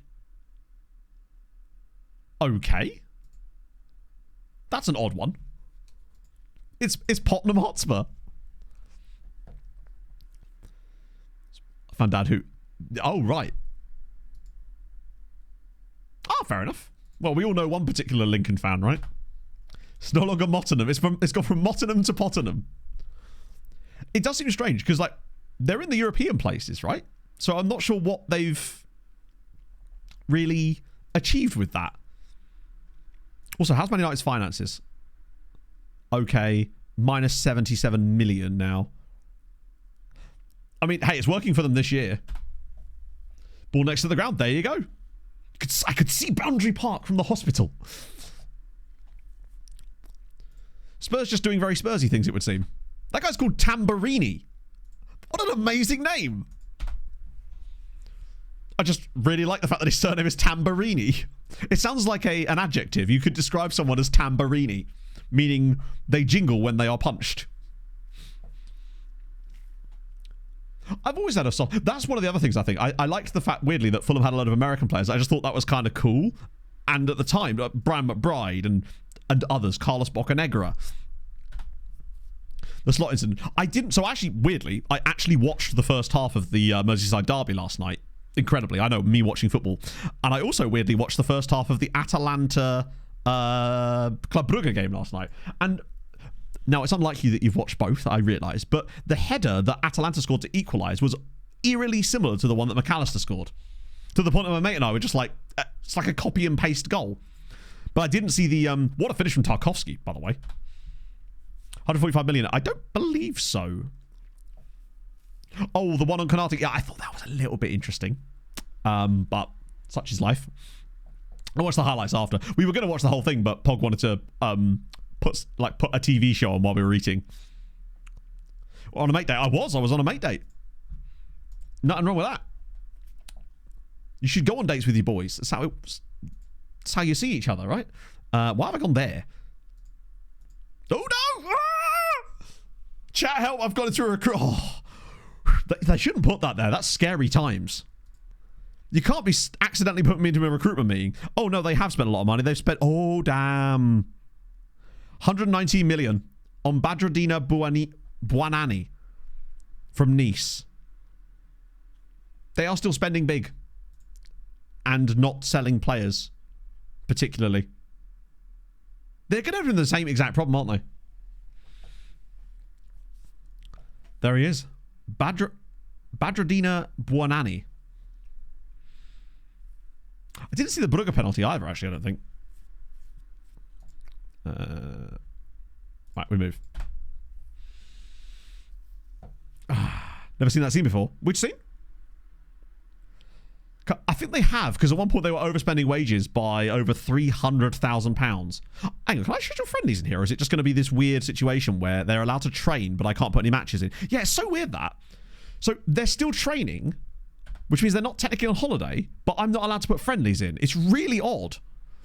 Because that means they're just losing match sharpness. I guess it's because they're semi-pro, and it's a winter break in a semi-pro league. But it's just kind of odd, because it means they all lose all their match sharpness while still training. And it's so hard to build match sharpness in the semi-pro leagues. And now we've got to wait till, when? Fucking ages away.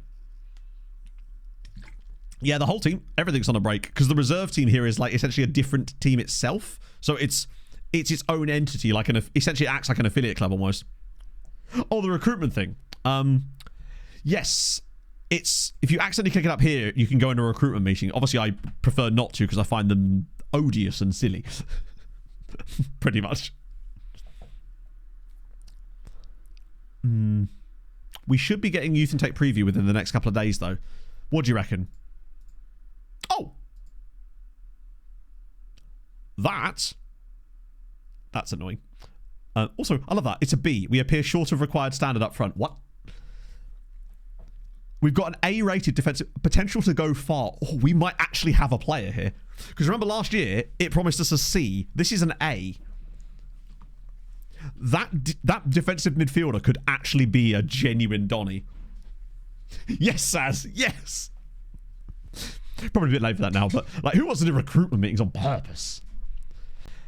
To be honest, right? We still had some players that were considered 5 stars in the Youth Intake last year, and they were rated as C. So the fact that it's given us an A-rated prospect here, we might actually get like a 2-star, 5-star kind of guy.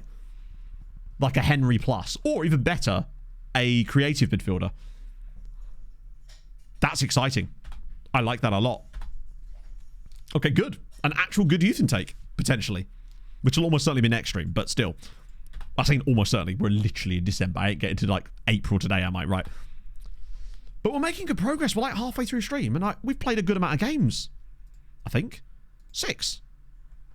We're trying to do 12. Look at us go. Obviously, we've still got this enormous winter break. A youth goalie. Yeah, it'll be too late for that. I think really our only way of solving that issue is going to be to let Guillaume go, really. Because unfortunately, if we let that promise fail, the amount of players in the squad that will be upset with us is crazy. But if we get rid of Guillaume, the promise goes away entirely. So we kind of need to get to like the last couple of days of it and unfortunately just kick him out, which luckily, because he's on a non-contract, we can do without any repercussions. It is kind of annoying though, but we can always bring someone in. Yeah, it sucks that there's a good striker in there. Unfortunately, there isn't a strikerless system that we can have as far as I know anyway, there isn't a strikerless system available as like a default in-game system. I don't think there is anyway. And it means that it's hard to find like a head of youth development that has the preferred system that doesn't have any strikers in it. Because as far as I know, there isn't any. I guess the best you can do is have one with one striker. And at this level, it would be difficult for us to be that picky. Because, I mean, we didn't even replace our head of youth development, as it happens. I mean, it might be worth having a little look, but I'm pretty certain that most of the Hoyds we looked at were worse than the guy we already had. Guillaume would be a big player to miss, but I do think that given the chance that Jenkins Davis could be him, or we could find another guy. Normal? Wait, what are you saying, Thomas? You calling me abnormal? Because you'd be correct. But I'm still offended. You can be a correct and I can be offended at the same time. We want an... Oh no, it's in coaching, isn't it? Want a hoity-boity? What my hoity-boity saying? Right, so I really am more interested in their personalities and their systems. Oh, anyone good? Wait, what? Oh, it's because they're either players or retiring. It's like, what, you've got no personality? Few professionals in there, which is better than our current guy, technically. Loads of balanced. A driven dude. Some mercenaries, the last possible thing you'd want. Jovials. Any model citizens? Perfectionists, that could be a problem, in fairness. What's the driven lad saying? Ooh. Yeah, he's just a bit shit, isn't he? What about... Excuse the wibbles. God, there's a lot of balanced dudes. A few professionals in here. This guy's okay. 442. Now, we'd kind of want a guy with DM availability. Honestly. More like this kind of guy, Jerome Dupont. And he played... I thought that said Cospital. He's actually got quite good working with youngsters. It's just the rest of his attributes are kind of shit. Not that they're that important, really. He'd be okay. I don't think they're that much better than our current guy. Striker in the name. That's exactly it.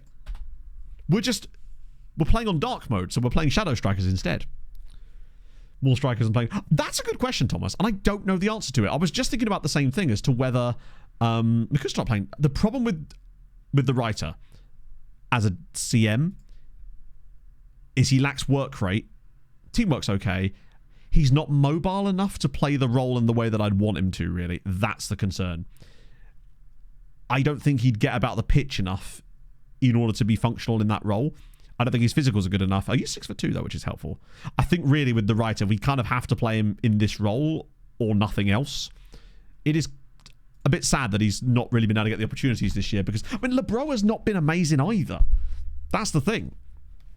It's not like he's been tearing it up. We've kind of been performing well in the league this season as a result of the entire team effort rather than the work of a single player. But yeah, I do wonder if... I don't think that's the case, Thomas. I think what it does basically is it just looks at the system and kind of checks a box like, is there a striker in this? And I don't even think it matters then because I've still had like guys bring through players in positions that they don't have in their default system. I think it just makes them more likely. Okay, we are still cooking through it slightly here. But the problem is when we come back here, they'll all be short on match start, so we only get 2 games to try and fix that. On the plus side, it might bring us out of a morale rut with all of these guys, with these last couple of results. That defeat was not especially... That was a proper, like, FM game. Even though we, like, deserved to lose it, I still feel hard done by in that because of the stupid red card, giving away the penalty, then saving the penalty and conceding a long shot anyway. Playing without effort, yeah. It do be like that. With wingbacks versus assists with fullbacks, yeah, true. Because I think with... What I would say is, I think with Syreens, Luca had a system with wingbacks, and I'm pretty certain that we used to still get fullbacks in it. Did the choose keeper as 15th best player? Well, you need a goalkeeper, right? It's the same reason that, like, technically our striker at Mariska wasn't actually... He was actually an okay striker, but once we'd found like 7 or 8 guys that were filling the rest of the roles, it kind of just sort of led us down the pathway of a striker not being usable for us. Because once you start seeing that strikerless option open up, it's like... Plus, you know, most clubs you go to are going to have strikers, and they're going to be of an okay level to the point where if you pick the 11 best players, there's likely to be a striker in there. 4-4-2. I mean, I play 4-4-2 on Beaconsfield, and I do have a really fun tactic going there. I had a season recently with Beaconsfield where I conceded over 120 goals, but also scored over 100 goals. If nothing else, you're going to get entertaining games. I had an 8-6 defeat. I lost 8-6. I was 4-1 down, got the game back to 4-all, then it went to 8-4, and then I scored 2 more goals. Question I asked earlier is a spoiler. What? Hang on, which question did I ask earlier? Bold of you to assume I can remember what I said even 10 seconds ago. We'll score 1 less than you do, exactly. I mean, the idea is that it will score 1 more, but it doesn't always work out so much. So at relegation. Oh no, I haven't actually. I should clarify. I haven't actually been relegated. I just was curious to see what would happen, because there is a likelihood that it could happen. Oh dear, Cardiff Drax, man, Jesus Christ. Connor's they're 11 points clear and have not lost a single game. Barry Town are kind of cooking as well, actually. Here's a fun fact. Big up, Ely. How's the top flight looking? From here. Oh, Bangor are getting banged right now. Danny Welbeck. Thank you. No, Danny Welbeckett. Thank you for the follow. I was asking for... I specifically said I was asking for a friend. Oh, sorry. We tried the Charles Leclerc thing again. And he still said no. And not enough time had passed. But maybe now enough time has passed. The club were willing to talk to us again, just not the player. Where is he? I love that we're all excited about this, even though man is clearly going to be crap because he's playing for... Association Sportive Beauvais Oisey. Or I guess that's... Yeah. But regardless, we must sign him because of the Memes. You just got Danny Welbeck, and I would gladly take it. What about Palumbo? Oh, hello. Cheers, FM. Didn't he want stupid money? And that's the reason we didn't sign him.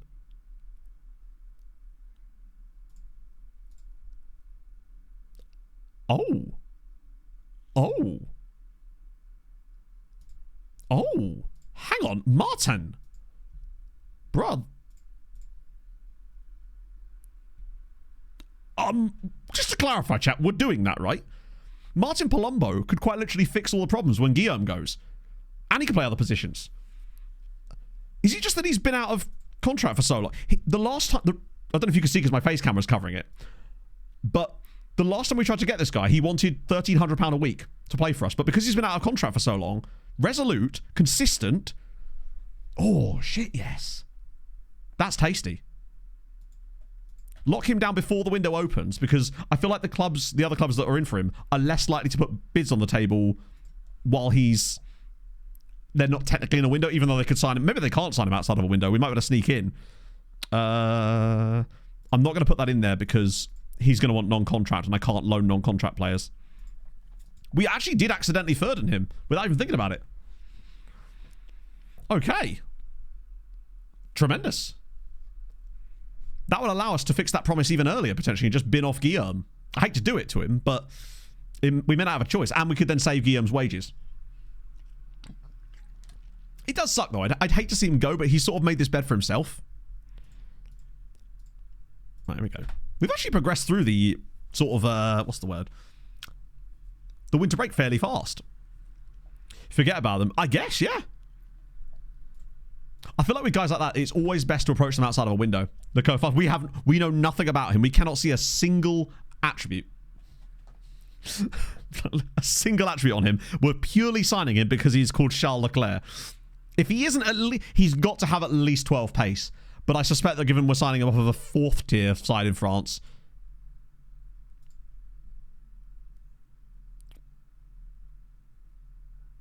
Of interest. Oh, he's going to want actual money, isn't he? Yeah, no. If he has 20... Yeah, he's not Monegasque either. To be fair, we don't know where he was born. I don't know if the game considers it different if they're... I don't know if it actually has Monegasque as available personality, as like an available nationality in FM. So he might still technically count. James Whittaker has... I like this from James. He got released by Fulham, then went to Eastleigh, then Leatherhead, now Gosport Borough, but he's sort of slowly working his way back through again. So now he's under a bid from Tooting and Mitcham. Actually, it seems like he's dropping down. He's forming a nice little career. Van Wraith, whoa. I'm going to risk it and treat him with the doctor because we kind of need him for that league game. This is where I find a way to fulfill the promise somehow anyway. Signing a paper. I know. I could never be caught signing a player because of a funny name. It would never happen. I was going to look at his thingy, wasn't I? See where he was born. That makes sense that he was born in Beauvais because that's literally where he's from. Whereabouts in France is Beauvais? How close to Monaco are we talking? See if we can find a Carlos Sainz so we can have the pair. Oh. God, whenever it shows anyone, I get what... oh, that's the closest we're going to get. That sounds like Andorra. Yes, it is. It's an airport in Paris. He was born in the airport. Yeah, see if we can find a Lewis Hamilton. Like, that's possible. Oh, no. God damn it, man. Imagine. Yeah, I think it'll be fine because Van Wraith will miss these games. Do you reckon they'll count friendlies? Probably not, right? And we can play Kevin. Oh, yeah. No, we asked our head scout on, I think it was MTK, was Jizz Horncamp. Charles Leclerc's joining, chat. Wait. No! He won't join for over a year. Shit. Oh, that makes me so sad. We're not going to find anything out about Charles Leclerc for over a year. Got to wait till the end of the F1 season. Of course! Why didn't I think of that? I'm an idiot. I'm an idiot. Chat, repeat after me. I'm an idiot. I just realised it's the 26th of December. Chat, he won't join until next year. Ah, classic Matt. I just need to hold up a sign, just a paddle that just says, I'm an idiot. He was just waiting for the end of the F1 season. The sentence is still true, even when I'm correct. Oh, there's the old petard. He's not going to sign until next year. Time to make another coffee, in it. I don't think Pog bought any milk, to be fair. So I don't think we've actually got any milk in the house for a coffee. That's still too many days without Charles Leclerc, yeah. Apparently he's been removed from the list. I don't know who he is. Nothing. If we actually got Palumbo over the line before the window opened, that would be ideal. I kind of just go with the first team squad here. Just crunch them up in my mouth. It'll be absolutely fine. Maybe he's in F2. What's his brother called? I always forget what Charles Leclerc's brother's called. Maybe we've signed him and it's just he's operating under a false name. Arthur Leclerc, yeah. 7-0. That's good. Spreading the goals out nicely. 6xG. Jesus Christ. Okay, that's more like it. Ah, that's less like it. The right is going to get his chance at this, right? Who are we playing next anyway? I don't know where they are in the league. It's Tubiza. They're like mid-table, aren't they? They're always that like... They're in the Bermuda Triangle of mid as far as this league goes along. Oh yeah, he's the new reserve driver, isn't he?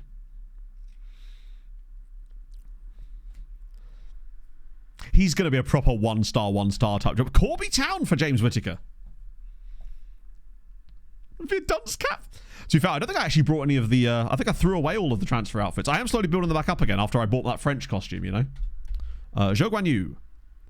Oh my god, it's so close. Zhao Guangyu. That's actually... What's bro saying? Oh, we nearly had him as a coach. He could drive the coach, I guess. Tell you what, right, some of these like random name requests today, it's weird how clearly they're hitting. Like, usually they're not even close. Yet today we've actually managed to hit on a couple. Oh, what a shame. Okay. So we get the win against Goovy, hopefully, anyway. F1 Manager 25, is it? 3D video idea. Well, yeah, exactly. I just signed the entire F1 grid in FM.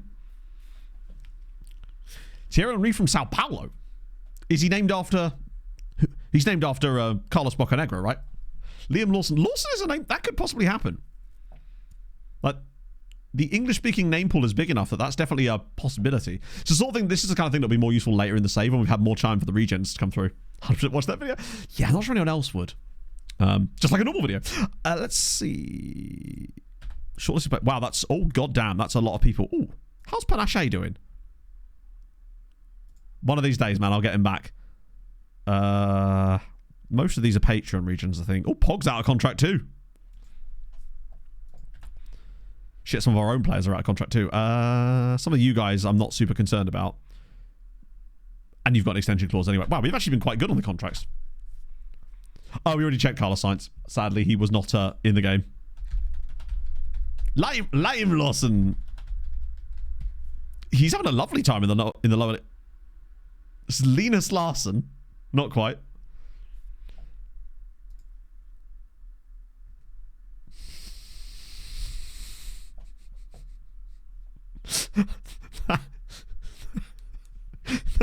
That's very, very solid. Dickolick.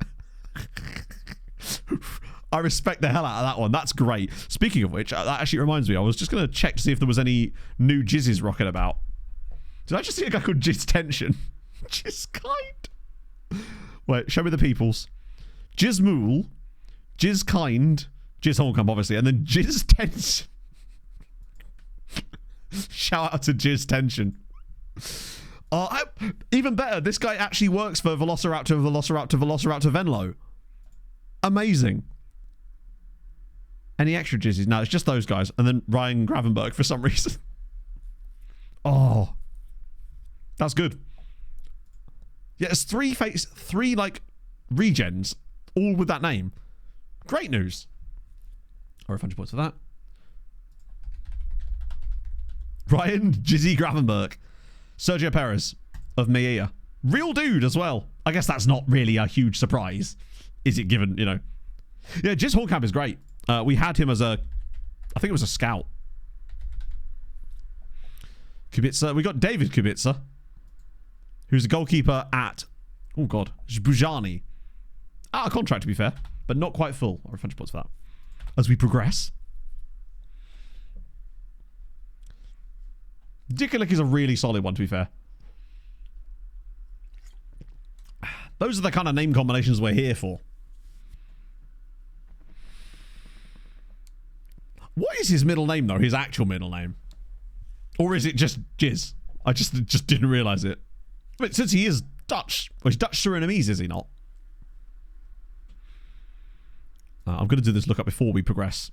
Oh, Hiro. Okay, or Jado. I don't actually know how it's pronounced. That makes sense why it would come up. Nicholas Latifia. We are Sans the Goat. We're doing a goatless run of the save, unfortunately, chat. Oh, these guys are 12th and we're at home. If we get a win there, we're getting the older morale back up again. It might just work. Plus, everyone will be back from injury and suspension too. They will also have local... My concern is, right, we go into this game, our match fitness will be crap, but theirs will be somehow good, and I don't understand how. That's what's worrying me. Christian Dix, solid work. I'd expect nothing less from the holy man himself. Pintra.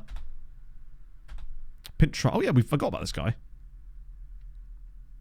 Nah, I prefer the other dude, who I really wish would sign his goddamn contract. Any updates on these lads? 32k still. 58k still. Gianluca Cum.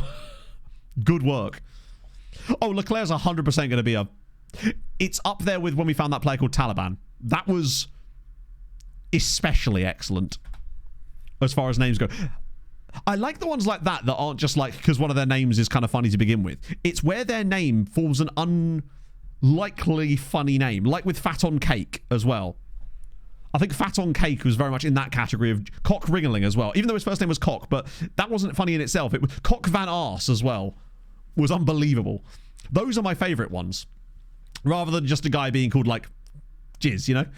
The surname is what makes it. Leaky Bum as well is a one that you'll pretty much find in every single save.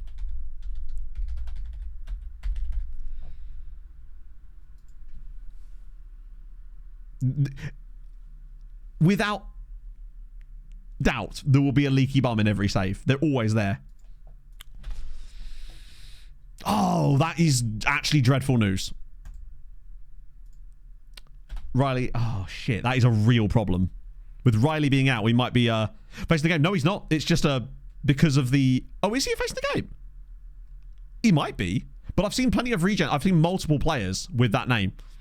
And usually they don't gen in Spain as it happens. But I have seen quite a few of them. It's not... Sometimes there's actually multiple ones in different saves. Ice cream from Nigeria. Wait, what? Well, you can remove the forbidden name thing. There's a file that you can remove that stops the game from being able to not generate those name combinations, just for the funnies. Have you actually looked through that file? It's hilarious. Some of the shit that you're not allowed to... The names won't let it be. So Paris Saint-Germain's Mbappé's has just won the fake Ballon d'Or. Oh, of course, no wonder it's taking its time, because it's December 31st. Where is this file? It is in... Steam Common... Oh, sorry, Steam Apps Common, Football Manager 2024. Let me find the actual file.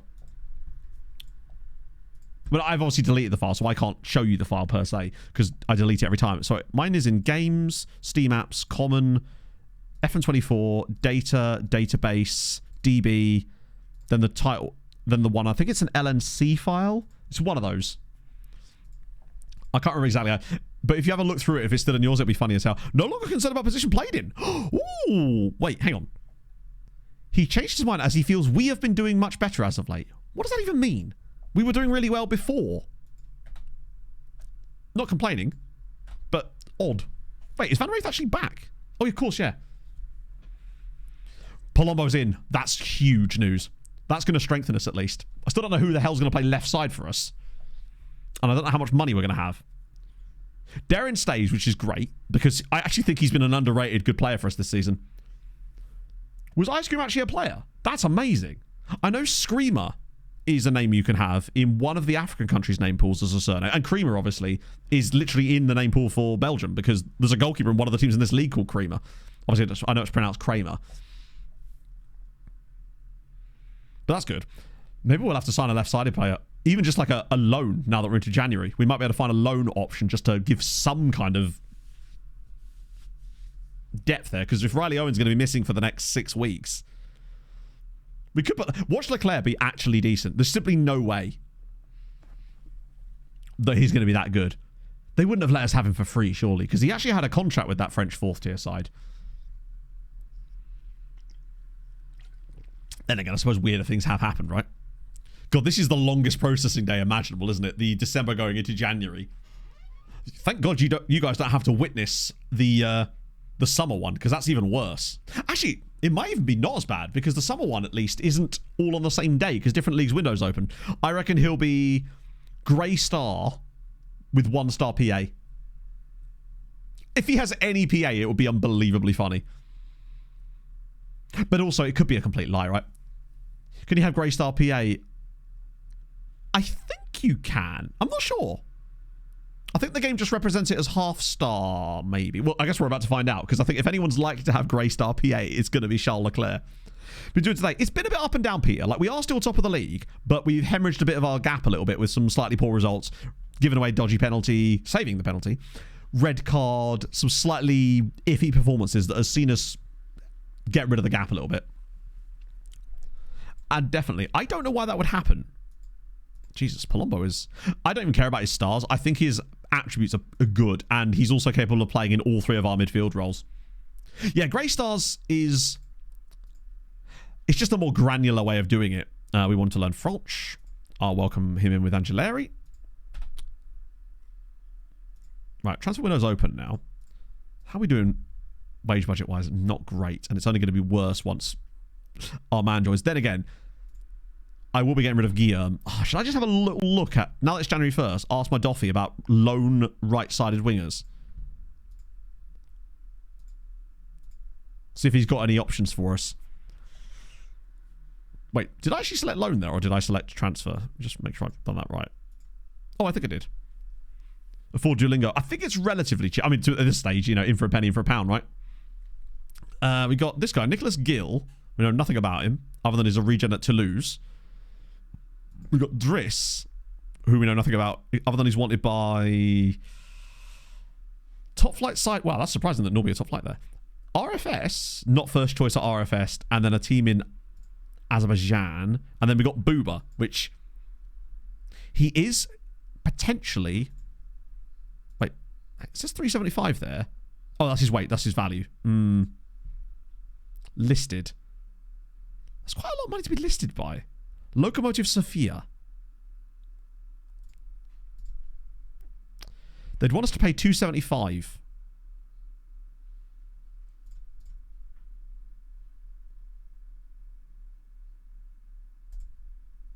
We can always not actually go through with it. What's Toulouse's, like, really good youth recruitment, really good academy?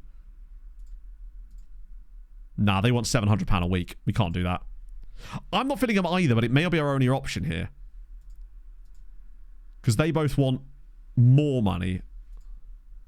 What about Driss?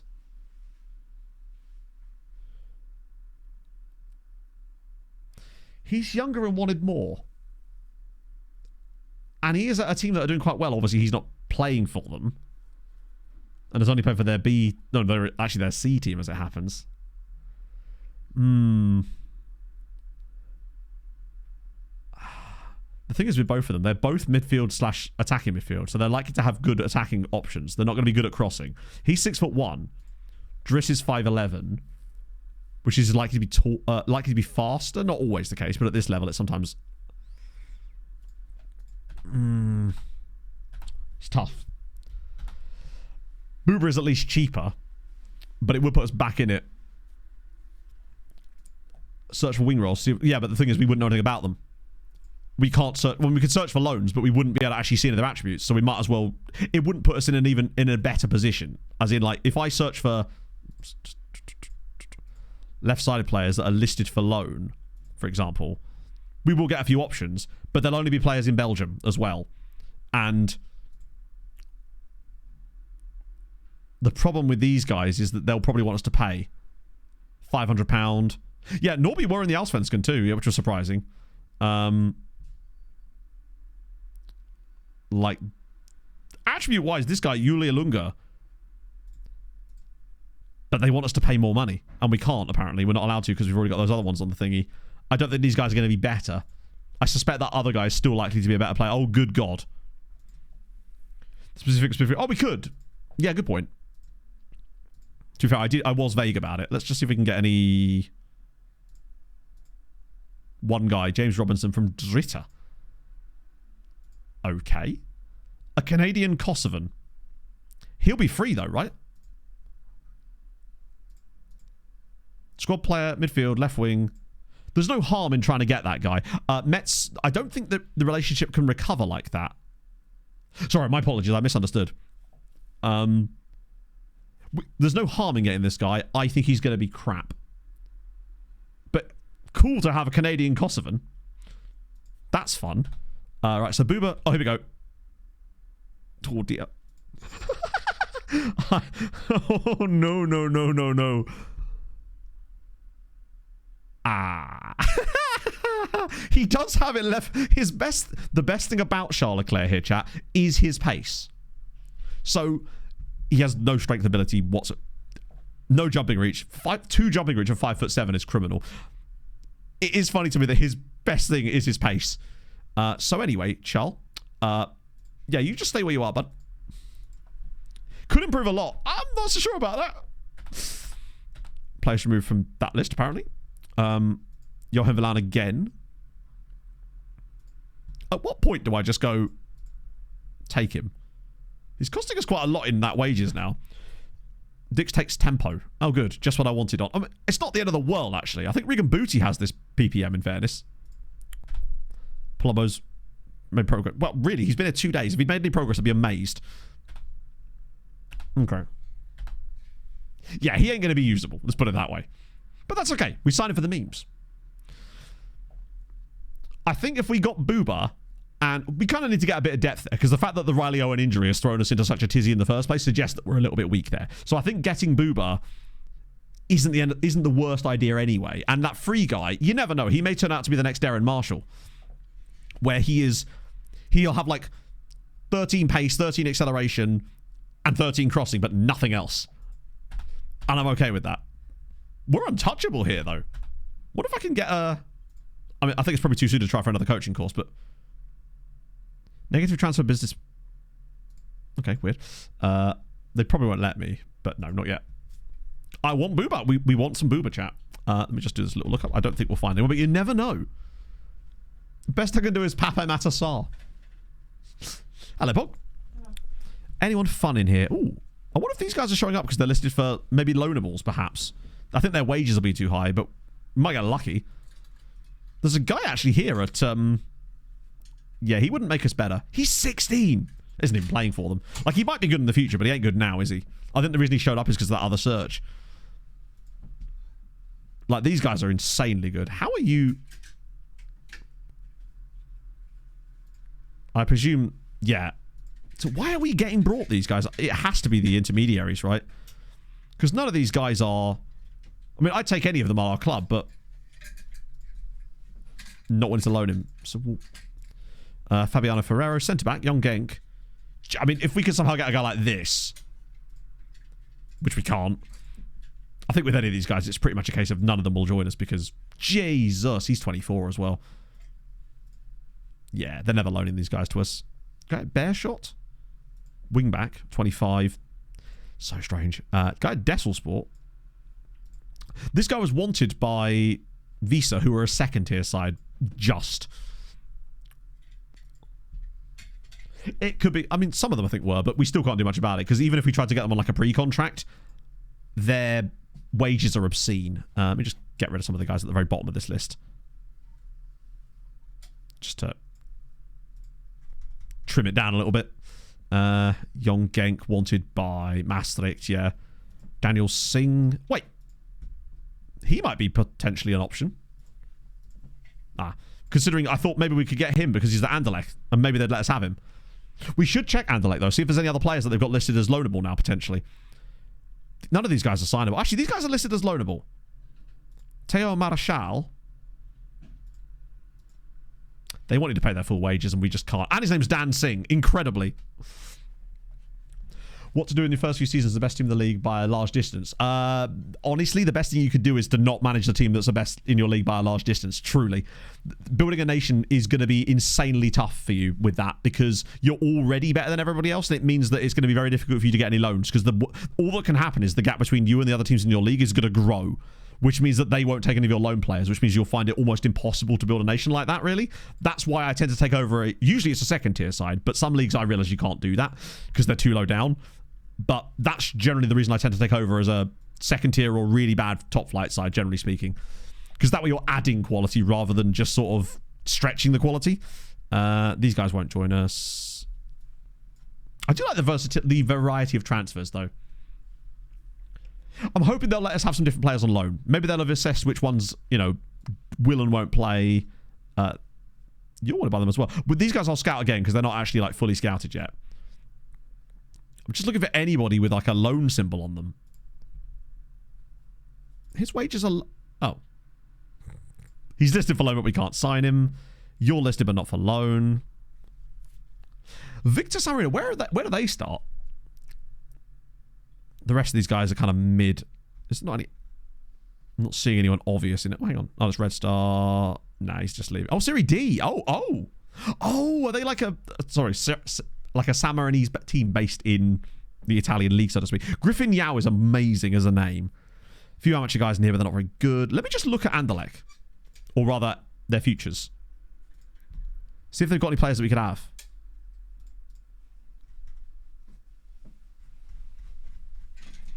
As if it's actually less. Stamina and natural fitness. It will have no bearing on signing and loaning players. Well, bear in mind, right? Natural fitness is more about short term, more about long term, in terms of their decline physically. Stamina is more about their actual physical fitness in towards single games. So if you mean like when you're signing a player, what's to look out for? Like, if you're loading a player and they're only going to be with you for a short time, then natural fitness isn't the end of the world because that's more to do with the longevity of the player's career. So stamina is more important. If you're looking at a long-term signing, then perhaps you have to take both into account, I suppose. There's this guy, but I think we already offered him, didn't we? Then again, now they want us to pay his wages. That's really annoying. Because it's like, well, isn't the whole point of this affiliate agreement that you will loan us players for free? But they don't. Whereas Mets did. See if there's any guys listed. No, no one listed in the first team. Any other under 18 guys? No. God damn it, man. So, I mean, we can squad report them, but at the end of the day, if they're not listed for loan, they're not going to let us have them, sadly. Like in this situation, they've got... Because they've actually... It's definitely a different guy to the players they had listed in the summer. Unfortunately, it's the same problem where they want us to pay for it, and I'm not sure quite why they do. I thought that was the benefit of the affiliate agreement, is that we could get them for loan and not have to pay their wages. Unless it's just because their wages are too high. Yeah, the problem is we can't get affiliate agreements. Ironically, we can't get affiliate agreements with teams outside of our nation, even though we literally already have one. Oh, what the fuck? We were literally... He said he was happy with the... Right, cool. Brilliant. So we've lost Aaron Marshall as well now. Despite the fact that... First team commitments. Bollocks off. Oh, it really is trying to screw us today, isn't it? Now we might have to find a centre back too. And the problem is Darren Marshall wasn't costing us anything. I don't think. Victoria Hotspurs. Yes. I guess it makes sense that Victoria Hotspurs would actually be quite a decent team because they're... Like, they've had so long playing in a league where they've had no competition. Now they're in a league with competition. They're actually a lot better than a lot of those teams.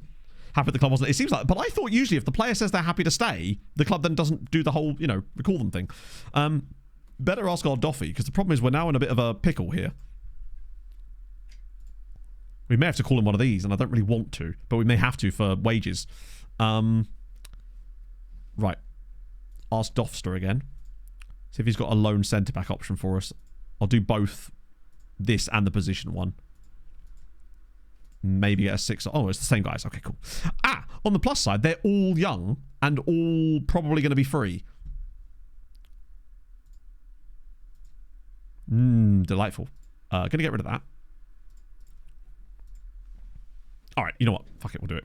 They recall him, right? By the time they come around to recall him. Wanted by Viswa Pwok. Okay. To be fair, this is how we found Darren Marshall, right? So, there's no harm in... 5'11 is a little bit concerning. It wouldn't cost us anything to bring them in. I don't know why I'm removing the cannot be recalled, cannot be terminated thing, because we wouldn't have time to terminate them anyway. Stephen Thornley, thank you for the follow. Yeah. So we've done the Doff thing. That's annoying, though. Darren was actually a really quite reliable footballer, considering he didn't look like he should have been. But yeah, what I'm saying is that we can't get foreign affiliates, even though we already have a foreign affiliate.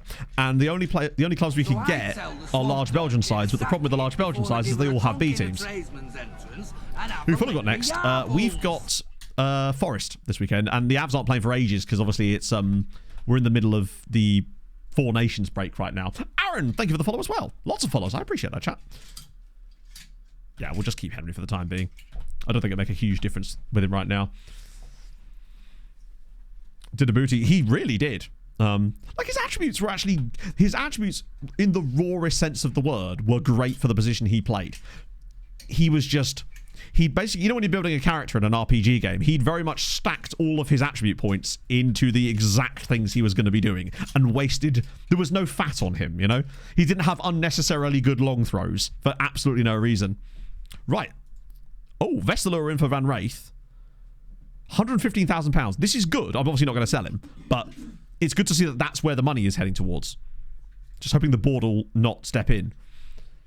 Honestly, I might be tempted just to sell this clause because I want to make sure that we're not in negative transfer wage budget because I don't want the board to sell Van Wraith. Unless I choose to sell it. Right, so Robinson's coming in. The Canadian Kosovan. Come on. Be any good.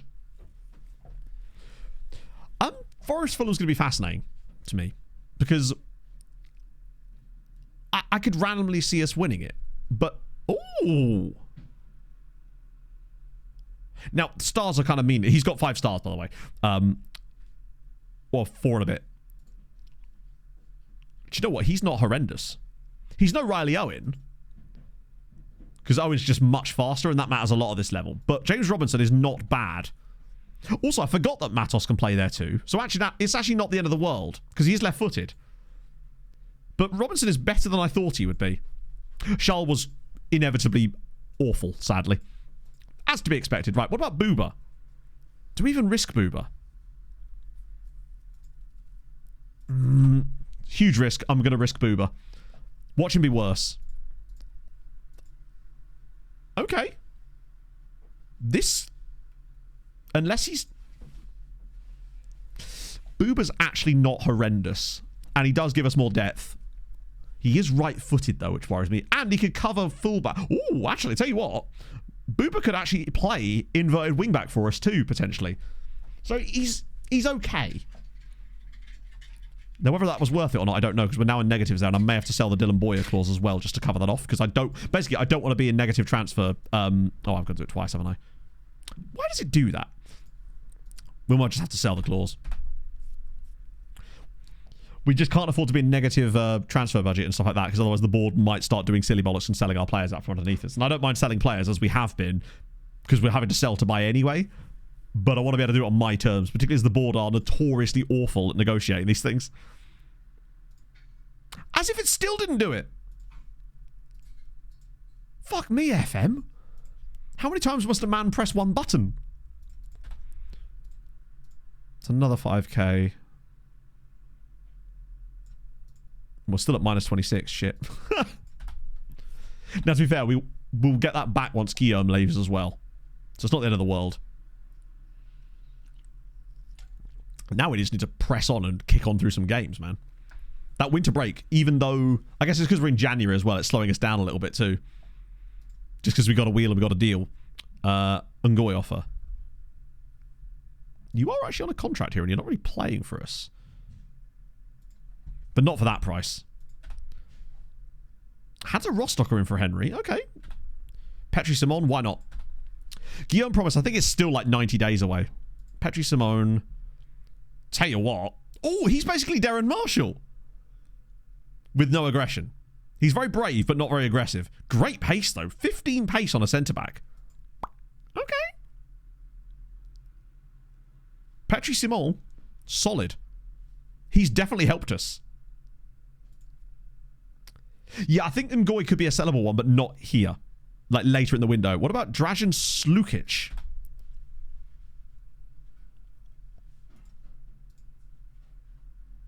Do you know what? 13 jumping rate. Ooh. Have we just lucked into massively strengthening our backline without paying a single penny? Because Dražen Slukic is not bad either. His heading is a little bit naff, but he's got good mentals. 13 jumping reach is okay. Not bad on the physicals. The fact is, chap, all of these guys are not going to cost us a penny, so it actually doesn't really matter, right? All we've done is... This is just depth now. And I'm okay with that. One is called Kiki. Oh, I totally know which... Yeah. Because this is Kiki, this is Booba, right? Because Booba implies the sort of soft lines and Kiki has the sort of jagged edges. I really like that idea. I assume that's the correct answer. If there even is really a correct answer there. You're right, Pog. What are you looking for? Take measure. Tape measure. Oh, my goodness. Well, no, so I can measure the curtain. Understood. It is cool, though, how certain sounds apply to images due to factors like that. Right. 12th and 13th up next. This would be a great chance for us to... Wait, LeBro's fit again? He's not going to be able to start, though, is he? Holy shit, he is. Damn, okay. We barely missed him. Right, who's going to start this one, then? Let's have a look. It's interesting that DeBeo drops out. God, there's so much missing here. LeBro, Matos, Robinson's in. Guillaume, Bragg, Beaumont-Jarre, Valencic, Lukic, Simone, Angeleri, Van... Maybe I just try that. I want De Jonge on the bench. And Svenny Boy, just because it's Svenny Boy, instead of Delen. I feel bad for Henry. Just surprised. We just measure a lot of 2-inch things by my big forehead. I don't know what you could possibly be on about. Yeah, it'd be good to actually have a left-footed centre-back on the left side. I do wonder if that catches us out occasionally. What was I going to check before we got into this game? And I've now forgotten what it was.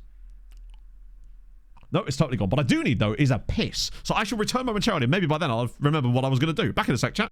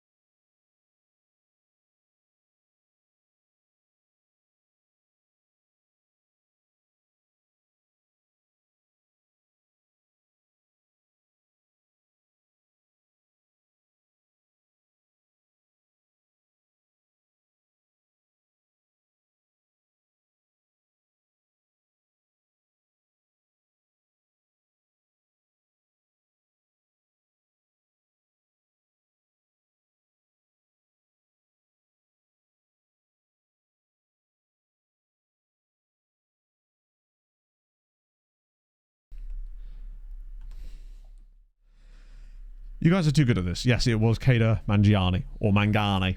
I forget which of the two. So. Andrew, I did see a thing. So basically, the way I decide is I'll look at... Actually, I'll just quickly, very, very briefly show you. I'd go to, like, just as an example, the under 20 or... Hang on, let me find a team that actually has players. Like... So what I'd do is I'd look here. I'd use this filter as well. And I'd look for which clubs, for example, are actually generating players. So in this case... anyone with multiple players in these squads, I'd go here and I'd go right-click Team Report because this will let you do their youth teams as well from this screen. That's how I get like the initial amount. So, that's what I was going to look at. I wanted to see... Thank you for reminding me, actually. I was going to look at how long that promise has left on it. 114 days. We've got ages yet. DeVos needs a loan move, and now we are in Jan, so I can offer him out for loan. See if that comes up with anything good for us. And Goy does actually want to go, but we need more money. Like, I'm not going to sell him for... How much was that bid? £800 from Ulian Changillois. Nah, mate. Not having that. Bengal Costa with the Harold... Well, we'll do a Harold Bishop Ultras then. Why the fuck not, chat? You know what to do. Get some Harold Bishops going, and maybe that can bring the luck back going our direction again. I guess I'll build it up. And a 5. And a 4. And a 3. And a 2. And a Juan. And go!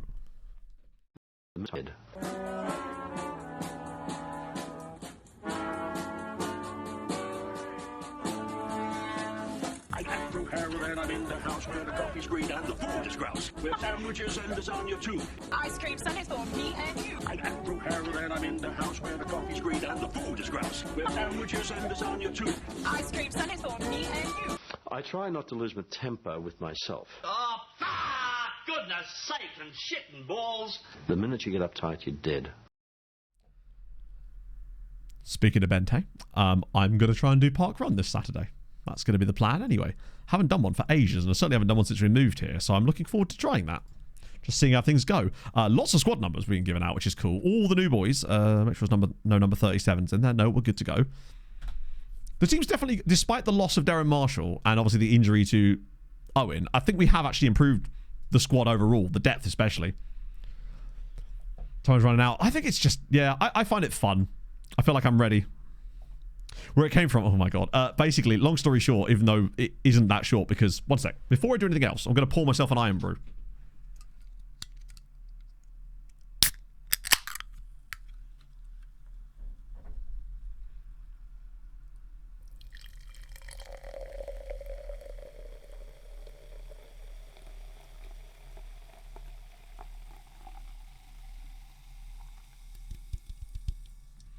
There you go. Number 37 now represents chat. Basically. It is the crop pad, yes. Pog found it while she was looking for some stuff, so we've now added it to the things. To start to all short stories in it. It's because there isn't really a short way of explaining it. Basically, during the African Adventure save, we were managing in South Africa with a team called Cape Town Spurs. It was the same day that Fulham were playing QPR at the Cottage in a championship game. For some reason, Fulham had a brass band serenading players coming off of the bus, including the QPR players. They were playing a brass band version of Tragedy by the Bee Gees / Steps. And... wait, was it Tragedy? Yeah, it was, wasn't it? And we kept basically playing this clip of it, and I was dancing along to it, and it got to the point where we were having such a wild time of that stream because we were top of the league on expected points, but 12th and really struggling to survive. And we were conceding the stupidest goals repeatedly, and it got to the point where I was just playing that exact piece of music, the brass band video, on repeat in the background while just dancing along to us repeatedly conceding goals. And because of the brass band element of things and chat's obsession with Harold Bishop, I decided to make that because I had some time the following day, and that's how we ended up with Harold Bishop Ultras. Basically. Robbie Cooper's stats. How do you mean?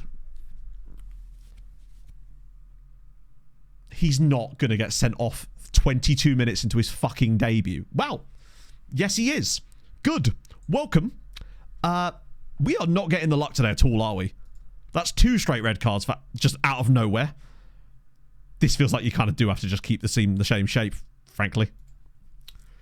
Oh, unfortunately, he's not. Oh, sorry, that Robbie Cooper. My apologies.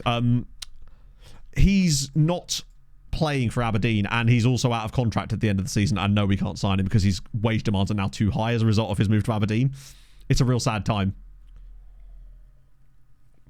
Oh, the Harold Bishop thing's been a thing for ages, just because we like neighbours.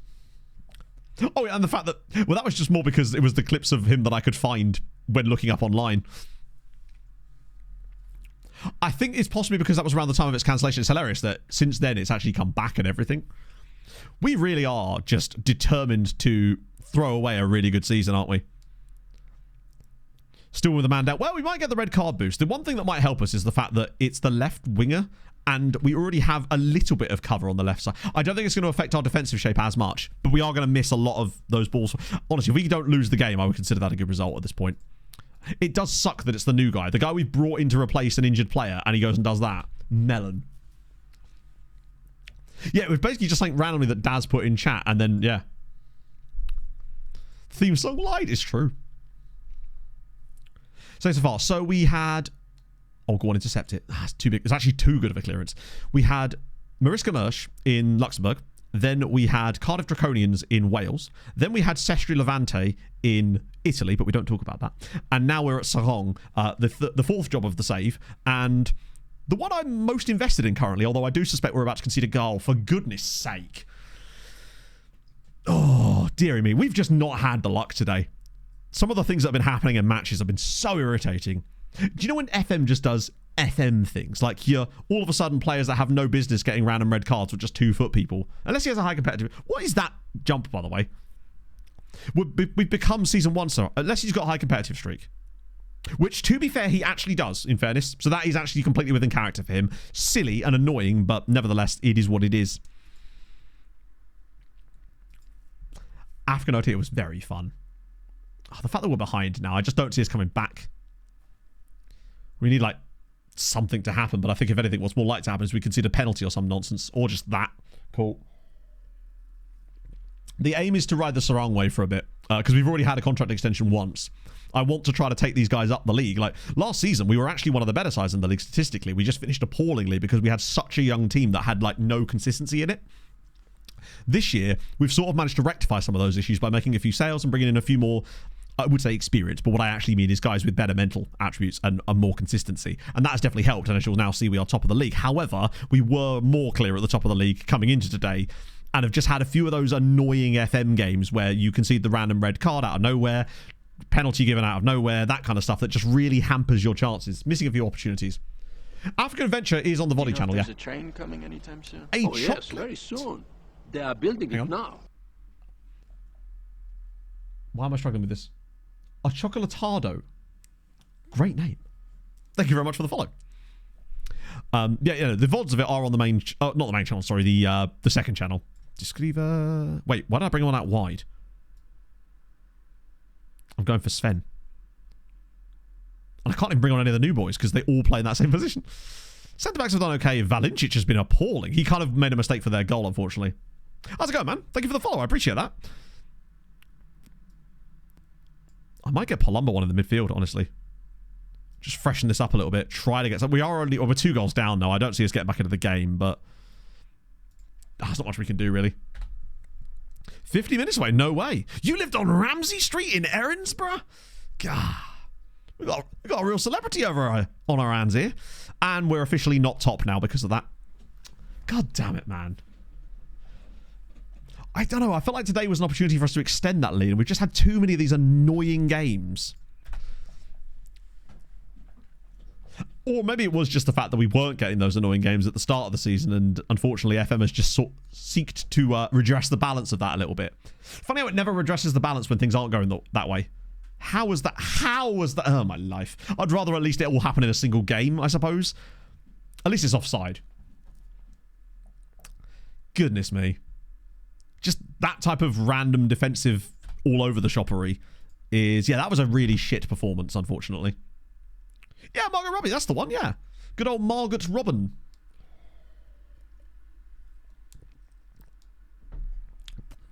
Yeah, I think the injury to Riley Owen has definitely hurt us, but it wouldn't have mattered in this game, I think. I think Robinson could have been fine if he didn't go and get red carded 22 minutes into his debut. Because look how tight the top of this league is. Like, we're still in the battle, but we could end up outside of the promotion spots after this weekend now. Because look, our form has been very patchy. It's actually not even that bad. Like, this was a really nice little run, but we've now not won in 3. And like, these are games that we should, like 2 home games in there as well, and an away game with another fucking red card. It's just little shit like that where we needed to be picking up more points from it, and we're dropping them. And these are B teams we're up against. And these B teams are obviously going to be absolutely flooded with talent. And we have to play one of them after the next game as well. It's not ideal. Stop being wimps and release players. Yeah, I know what you mean. They don't need their own thing. Just let the governing body do it themselves. But I guess having a best on best World Cup... Did they say how many teams are going to be in the best on the World Cup? Recaps on the main channel? No, I wasn't doing them back then. I didn't start doing stream recaps on the main channel, I think, until... Basically, the stream recaps coincided with my move away from doing Let's Play content on YouTube. 8. I guess that's better. Been nice to see a few more, though. My big forehead. Thank you for the gifted sub to Margot Robbie. I'm sure she appreciates it. I'm sorry, I'm sure Sharpie appreciates that. So it would have been the 2023... It would have been F1 23 when I started doing that. So I think MT... No, did I do them for... Oh, no, I did do them for Treaty alongside them, actually, I think. So it was Treaty was the first one I did proper stream recaps for, I believe, anyway. But African Adventure was over the summer after the Tromsø save, so it was the save I did before the Treaty save. I started doing the recaps when we started doing Treaty United because I just thought it'd be kind of fun. Ah, Borussia Mönchengladbach are in for Brady Williams. What all the bid is? £1.1 million. Damn, okay. That's cool. St. Joseph. Who is this guy again? I feel like there was a reason we were looking at him and I can't remember what. So we're going to get Patrick Lashinsky. I mean, he can't be any worse about that. He's probably going to be worse than the other two, but you never know, right? Maybe we'll get lucky. I'm just going to be starting Stream FM. Oh, good. I'm cooked, chat. It's so over. If Margot's starting streaming, I might as well just give up now. There's no hope for any... Wow. Holy. He's technically not bad. Still lacks a little bit there, but tell you what. We've added some really good players in this window to the defence. That's really surprising, to be honest.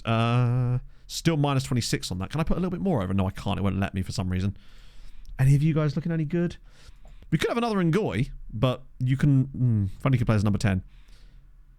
None of these guys are particularly useful. Actually, wait. This guy plays for the team we just lost to. Ooh. Definitely scout him a bit further. Also, even better, chat, there's a Djiboutian guy. Holy shit. Mahad Wahi is from Djibouti. That's awesome. He's declared for Belgium. Bastard. What are you doing? Do you not want to go on Djibouti duty? Like a good lad? That might be the first Djiboutian player I've ever seen come through a scout report that I haven't, like, scouted by accident or as a joke.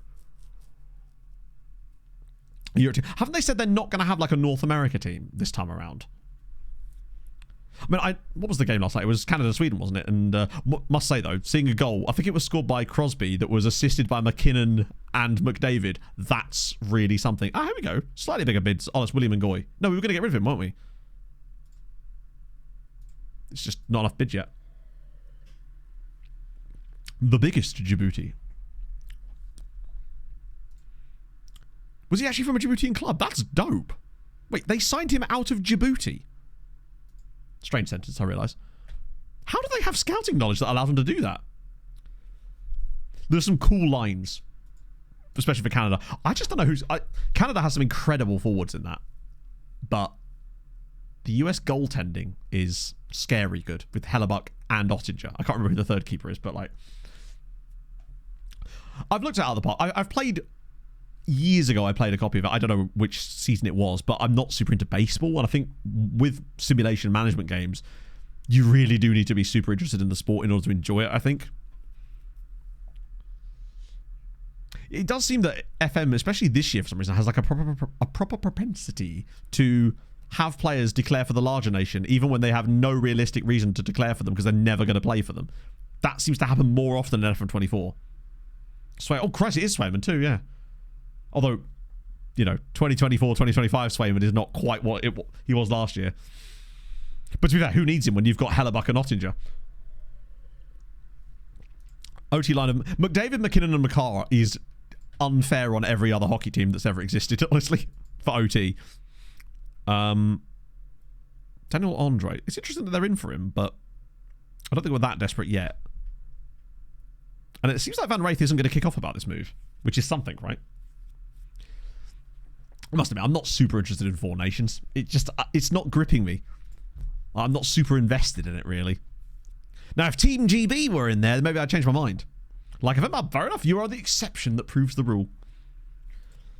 No clubs is viable. Well, to be fair, I don't really care if he's viable or not. I'm just going to keep offering him out because at the end of the day, all I need to do in theory is offer him. Hansa Rostock. It's nice to see some interesting.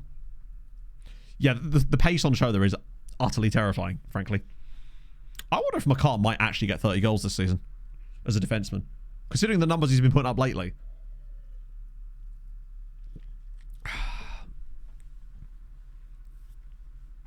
Wouldn't be entirely surprising. Westerly want... Nah, that's crap. Why are they putting such crappy offers on the table? Eric Carson. It's fine. You'll get another couple of absolute monsters in this year's draft. That'll all be good.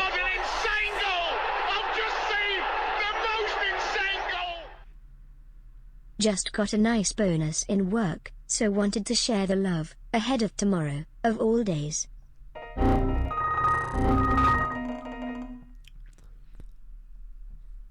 Firstly, holy wowzers, that's an insanely kind thing, Johnny. What on earth? I hope that's... I realise you've actually explained yourself literally in the message. Also, chat, this is another I'm an idiot moment. I spent the entire time listening to that message going in my head, what's tomorrow? What's tomorrow? What's so special about tomorrow? That was the entire time I was thinking that. And it took me until literally after the Windows message to go, oh yeah, Valentine's. Johnny, I'll get a whale of love in your honor, my friend. That is insanely kind of you. You don't understand how much I appreciate that. I really... It lets me keep doing this, right? And I promise YouTube videos will be back soon. For you alone. Also, just slightly off topic, Gus Show Business is now moving to a team called Club de Lyon, who I just assumed would be in France, but no, it's in... Oh, it's not even Nazle. It's in Nisa. Bro's moving to Nisa. I respect it. Pick me up some chips. Love that for him. Johnny, oh, seriously, thank you so much, man. Up the whale of love. I'm going to try and grab Pog a whale of love later when we go Teskies. But that's Friday the 14th. Oh, naughty. Yeah, Pog and I were going to go to the Duxford Air Museum on Saturday because Pog loves a museum and I like World War II. So we figured it was the perfect combination of these two things. And the prices to get in were large, I guess. Large would be the only way to describe it. I was surprised at how expensive it was. Dan James time at Fulham. He was pretty useless. At the end of the day, he was I am speed. Gladbach. There you go. Brady's gone to Gladbach. He was just very fast and didn't really offer much outside of speed, which is good for unlocking defenses, but we've got Adama Traore for that now, and that's a cool badge, actually. What league is this? Spartan South Midlands Football League. What? I don't even know what level that is. I'm guessing it can't be 7th or 8th. What's this, 9th or 10th tier? Still, the badge is sick. Has the game actually got a program so they can have Irish regens or something? Because I know sometimes they do that with certain clubs. It would appear not, but they did luckily luck into a Sean McCabe there, potentially. Any fun names while we're here? Redford Weiss is a cool name, and Dion Greengrass is... I love that. Blaine Goff is good too. Jai Keepance, he's a defender. And he's Argentinian. Okay, sure. Yeah, I do see Spartan in the name of a load of football leagues fairly often, so I'm assuming that's just down there. Cool name, though. Right. See if we can actually win a game. Who knew? Michael Scott was on that. Won't be anywhere near as good as the Michael Scott from last time. That was actually good. The guy we found at Stoke, who was in like the next gen list, and then chose to sign for Arsenal instead of us, like a bastard. Hachim Mastour of IR Tangier. He's actually got a cap. He's been around a little bit, hasn't he? Well, I guess. Mostly Italy and then a few little loan spells and then back to Morocco with Renaissance Zamamra, then Touraga. And actually, his numbers have been... he's a midfielder. Actually, they're okay. I guess maybe the team he's playing on aren't exactly pulling up trees, potentially. What a guy. Cool. So I guess they want to put Lashinsky in. That's fine. I'm actually going to trust Boobers in. Naturally. Just want to make sure we've got... God, our bench has suddenly got a lot stronger. Just by showing the guys that have dropped out, you can really see how much better our bench has got. It's just a question of whether these guys start to gel. That's what worries me. But hopefully Booba will be the answer to everything. I mean, when is Booba not the answer to everything? But still, just the 7 goals for Labro.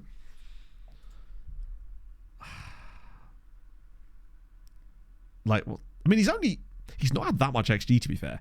So he's actually overperformed it still. We're just not creating as many chances for him. His Booba's full name, good question. He's Senegalese and Senegalese Bulgarian too, which is great fun. I'm thinking he's naturalized Bulgarian, right?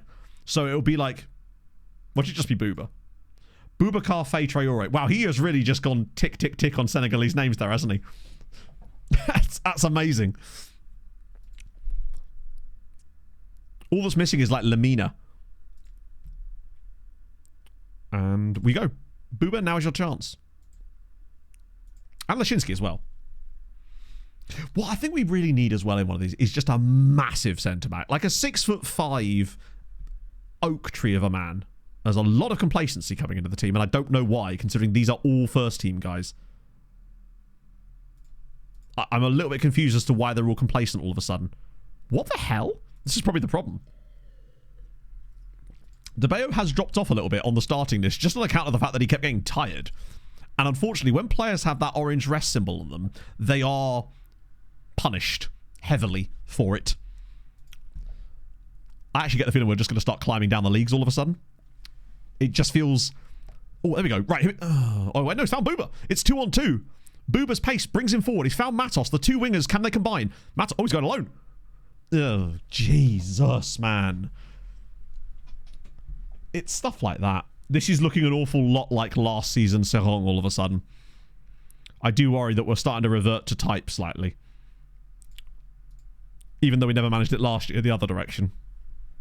Yeah, Matos just does that. We need a few set piece goals too. We were getting some towards the start of the year with like Darren Marshall, but I don't think we've scored many lately. And that's not like to happen again either. Oh, go on, Managerial. Just have a shot, bud. Somebody have a shot. Somebody have a shot, and Booba does have a shot, thankfully, but that's gone wide as well. This is the sort of chances we can't... These are the sort of chances that we just kind of need one of them to trickle in off a defender's arse, like that one that Sven scored earlier in the stream. Nice, Guillaume.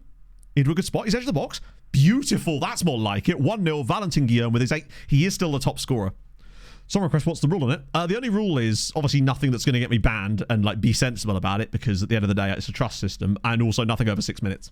But it will automatically block it if you do try to put a 6 minute over 6 minute song anyway, so I wouldn't worry about it. If you're unsure, then just trust the system and I can refund your points. It's to stop people requesting audiobooks and podcasts. Oh, good. No, I'm going to think positive. We're going to win the header and we're going to break away. Oh, it's second phase, isn't it? It's going to be second phase. Don't do this to me again, please. Oh, no, he's had a tackle go back to him as well. Oh, wow. Fair enough. Bring Revenant. Sounds like a great metal band name. Thank you very much for the 6 months. That is lovely. Just lovely of you. I appreciate that, friend. Hope you're having a lovely Thursday. We'll operate that out. Don't like this going on, but Booba's done okay. 6.7 so far. He's holding on. Atomic habits on repeat. To be honest, I could do with some of those. I could do with some nuclear habits. Oh, no, not again. Good clearance. No, dreadful clearance. But I think that was the highlight. So I'd like to think we've got away with it here. No 10 hours of Nyancat. No, sadly not. It does really limit the number of Dream Theater songs that can be played on stream, which does make me a little bit sad, because I do like a bit of Dream Theater occasionally. Oh, thank you, man. That's very kind of you. But focus on your degree. School comes first, etc. Good tackle from Lashinsky. Okay, well, maybe overdoing it a bit here, lads. God, that is a hell of a yeet that he's got on it there. Okay. Now that we've got it clear, let's just try to chill a bit, because this league is getting dangerously tight towards the top again. Just like last season, except this time we're actually a part of it. Right. No, we can't listen to Sweeper on stream, sadly. We've been a bit poor in this game. Lebro has struggled again. Boomer's at least had some key passes. Angeleri's been excellent.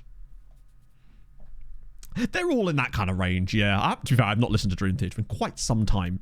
I'm talking like old school Dream Theater. Right. Lebro feels like one of these players that often we do seem to have to like carry until he just randomly does something. And that's okay, providing he's not an anchor to us when he isn't directly involved in stuff. And that's slightly my concern. Hey, Mechelin are actually winning a game. My God. Hell hath frozen over, friends. Cam's doing well, though. Guillaume's doing well. Booba's now really starting to hemorrhage rating, but luckily we've got options. Or do we? Why is it the moment I decide that that's when we're going to make a sub, then all of a sudden the game's like, now we're going to do something. Let's go Sven. Let's go Lebro for the writer.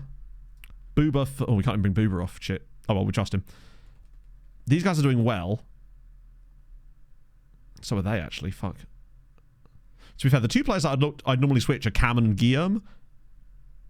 But truthfully, the guys that I'd bring on for them, if they're playing well, it seems strange to like to change things. Hopefully this is us getting a second goal, which would be a really nice turn up for the books. And not just some random pass that goes to nobody. Oh, good! There it is! Cool. Cool.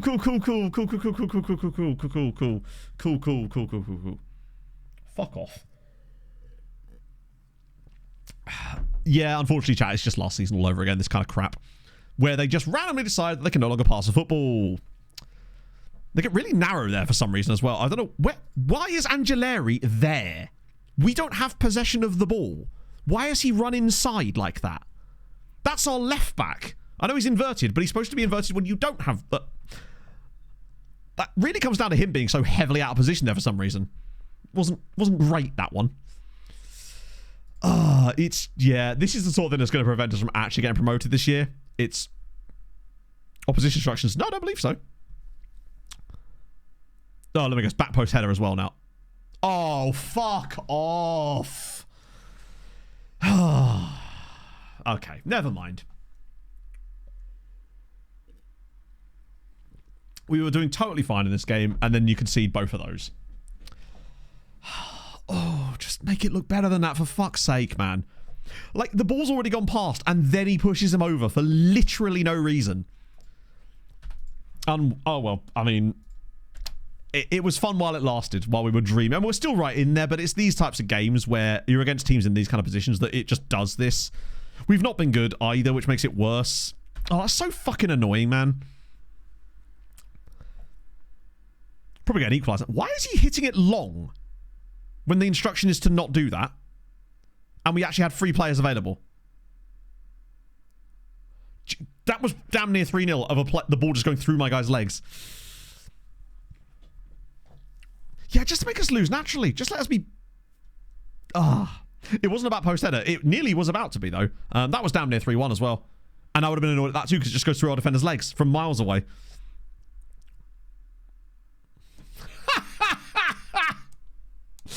Never mind, eh?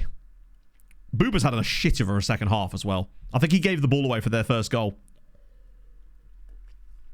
I'm not using the Chinese mod, no. Cleared off the goal line. When have we ever managed to have that happen? I mean, it was offside anyway, I think, but fucking hell. It's good clearance off the goal. I actually really like that animation. Just would love to see it more often. Oh, man.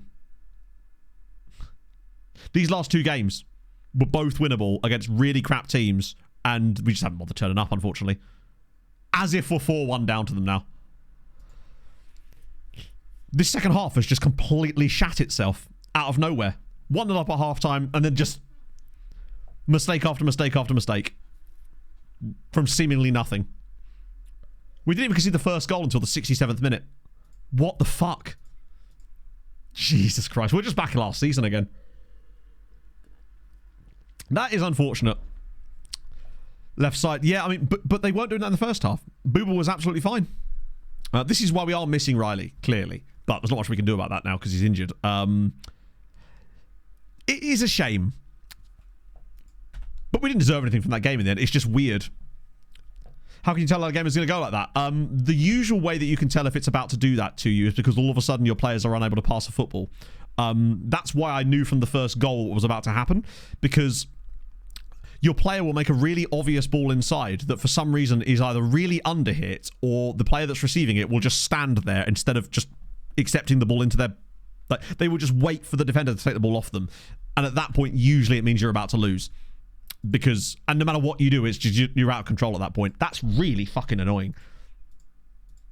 Though we are exactly where we're expected to be, and we are dropping a bit now back on the expected points, to be fair. We've not been as good in the last few games, sadly. But we are at home against a really... Oh, this little run of games as well is so irritating to lose both of them. With the stupid red cards and the stupid penalties. Yeah. Once you start getting the red cards and penalties given away as well, that is always usually a sign too. Although that red card we had in the other game was entirely fine because the guy is like legitimately has a really high competitive streak. But this run of matches was against 12th, 14th and 16th. 2 of them at home as well. Like, you really got to be taking like 7 points from that. Oh, nice. That'll help a little bit. Like to stay. It depends on how close we are, right? And also depends on another board. Remember, I'd saved up £3,000 a week in wage budget at the end of last season to finance our summer business, and then the board stole every penny of it and gave me 0 wage budget for the following season. Every bit of money we've had to spend on players this year, I've had to generate myself through player sales. But I managed to save up so much money ready for the summer, and the board stole every penny of it because of the finances. And it's like, well, then what do you expect me to do then? And then hilariously, they're actually angry at me. Is it in here? Yeah, grow the club's reputation. Devastated. Gee, I wonder whose fucking fault that is. Like, what do you want me to do about it, mate? That being said, this was such an important run of games for us too. Only the Gent game was against a decent side. We could have been taking big points here. Frustration. But, hey, it is what it is.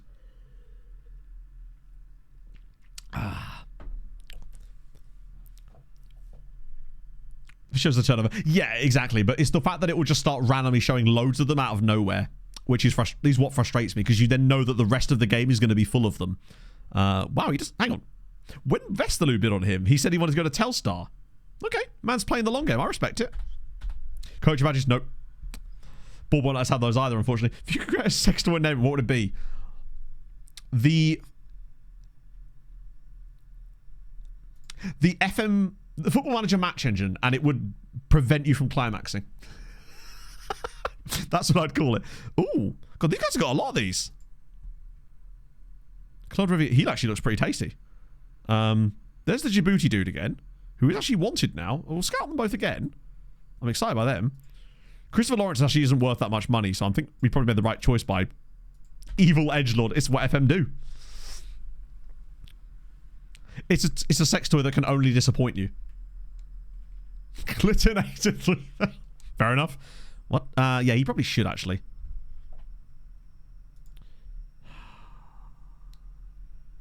I want to kind of compare him to Guillaume to see if I've maybe been making the wrong choice by starting him instead. Sorry, by starting Guillaume instead. No, I'm really not, am I? Guillaume is just way more well-rounded for that kind of CMA role. First touch is about the same. Better long shots, though. Worse passing. Better technique. Better anticipation. Actually, I'll tell you what. Guillaume is just better in a load of areas where you don't really need him to be better. So I wonder if I will start actually just starting Jenkins for a little bit. Oh, okay. I will start doing it anyway, I think, because we've got to do something here, but at least he doesn't care. Roberto Dornbosch. I don't. The name does vaguely ring a bell, but not like dramatically to the point where I know his story. Yeah, you get very close and then you... At least we're not hitting the post constantly. That's... Actually, that's something we should probably look at. Because we've now lost like 3 in a row, I think. Or have we? Either way, we're just dropping points left, right, and centre all of a sudden. I think... Yeah, I want to see what the post situation is like. To see if we're down. Because we were at like 14% woodwork last year. And it doesn't feel like we're hitting the woodwork anywhere near as frequently this season. Although maybe I'm wrong about that. We actually are, and I'm just not noticing it. Because we're actually going in off the woodwork sometimes. Although it doesn't really count then, does it? Quite big bids on Van Wraith here, which is something. Let me just check the... What was I going to do? Oh, yeah, the woodworks. Now, where the hell is it? Oh, it's in here, isn't it? I just want to quickly check this screen too. The fact is, this year, we're kind of exactly where you'd expect us to be. Like, we've scored one more than we expected. We've actually conceded one less. So we're kind of doing okay. It's just the bloody B teams, basically. God, that's annoying. Okay, it was on shots, wasn't it? What percentage? We want domestic league games. Yeah, look, 9% this year. 2 and 2. Last year, we were like 4% on both posts. So we're much, much, much better. Like cup matches. 2%. Oh, there's not that many cup matches in fairness. Including friendlies, 5%. That's so much better. So I wonder what's changed that. That's really interesting that our woodwork hits are dramatically lower this year. Like, that's a huge drop. From 14% down to 9%. That's like a 30 to 40% drop in the number of woodworks being hit. Which... maybe it was just a random... Yeah, if Van Wraith... But the problem is, if we lost Van Wraith, we'd have no one else to put in there. Four Nations... They're all on like shit times for me, 888-9. I think the game tonight, the US-Finland game, starts at like 1 in the morning. Small sample size. I mean, it is a small sample size, but it is also a full game. It's a full season. So it was maybe just horrendous luck. And this season we're sort of right where we'd expect to be. In most of my saves, it's around 8 to 9%, which is still too high for the actual... For real life. It's normally like 4. But for FM, it seems to be around about 7 p.m. Are they really? Oh, okay. Which ones? Because I know there's a game, the USA-Canada game is like Saturday night, but I think that's Saturday night, is it not? Daniel Andre, we'll reject those. But yeah, we can't really afford to sell Van Wraith here. But it's curious to... I'm interested to see how much money we could potentially get for him, just because it's interesting to me. and hope that the board don't do something stupid because I'm on minus 20. Oh, hang on. Can I put... No, I can't put any more across. Damn it, man. Like, if they come in and said, like, 500,000, then we might have to... But then again, 500,000 is not going to take much out of the debt anyway. The debt's £12 million. And honestly, despite the fact that we've been here as long as we have, and we're allegedly paying off £120,000 a month, does not seem to be coming down.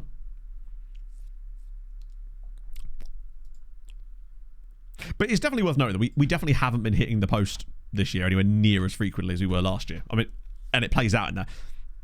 It's the posts. The crossbar is just an FM thing. I think most of the time the stat gets fucked because of the crossbars.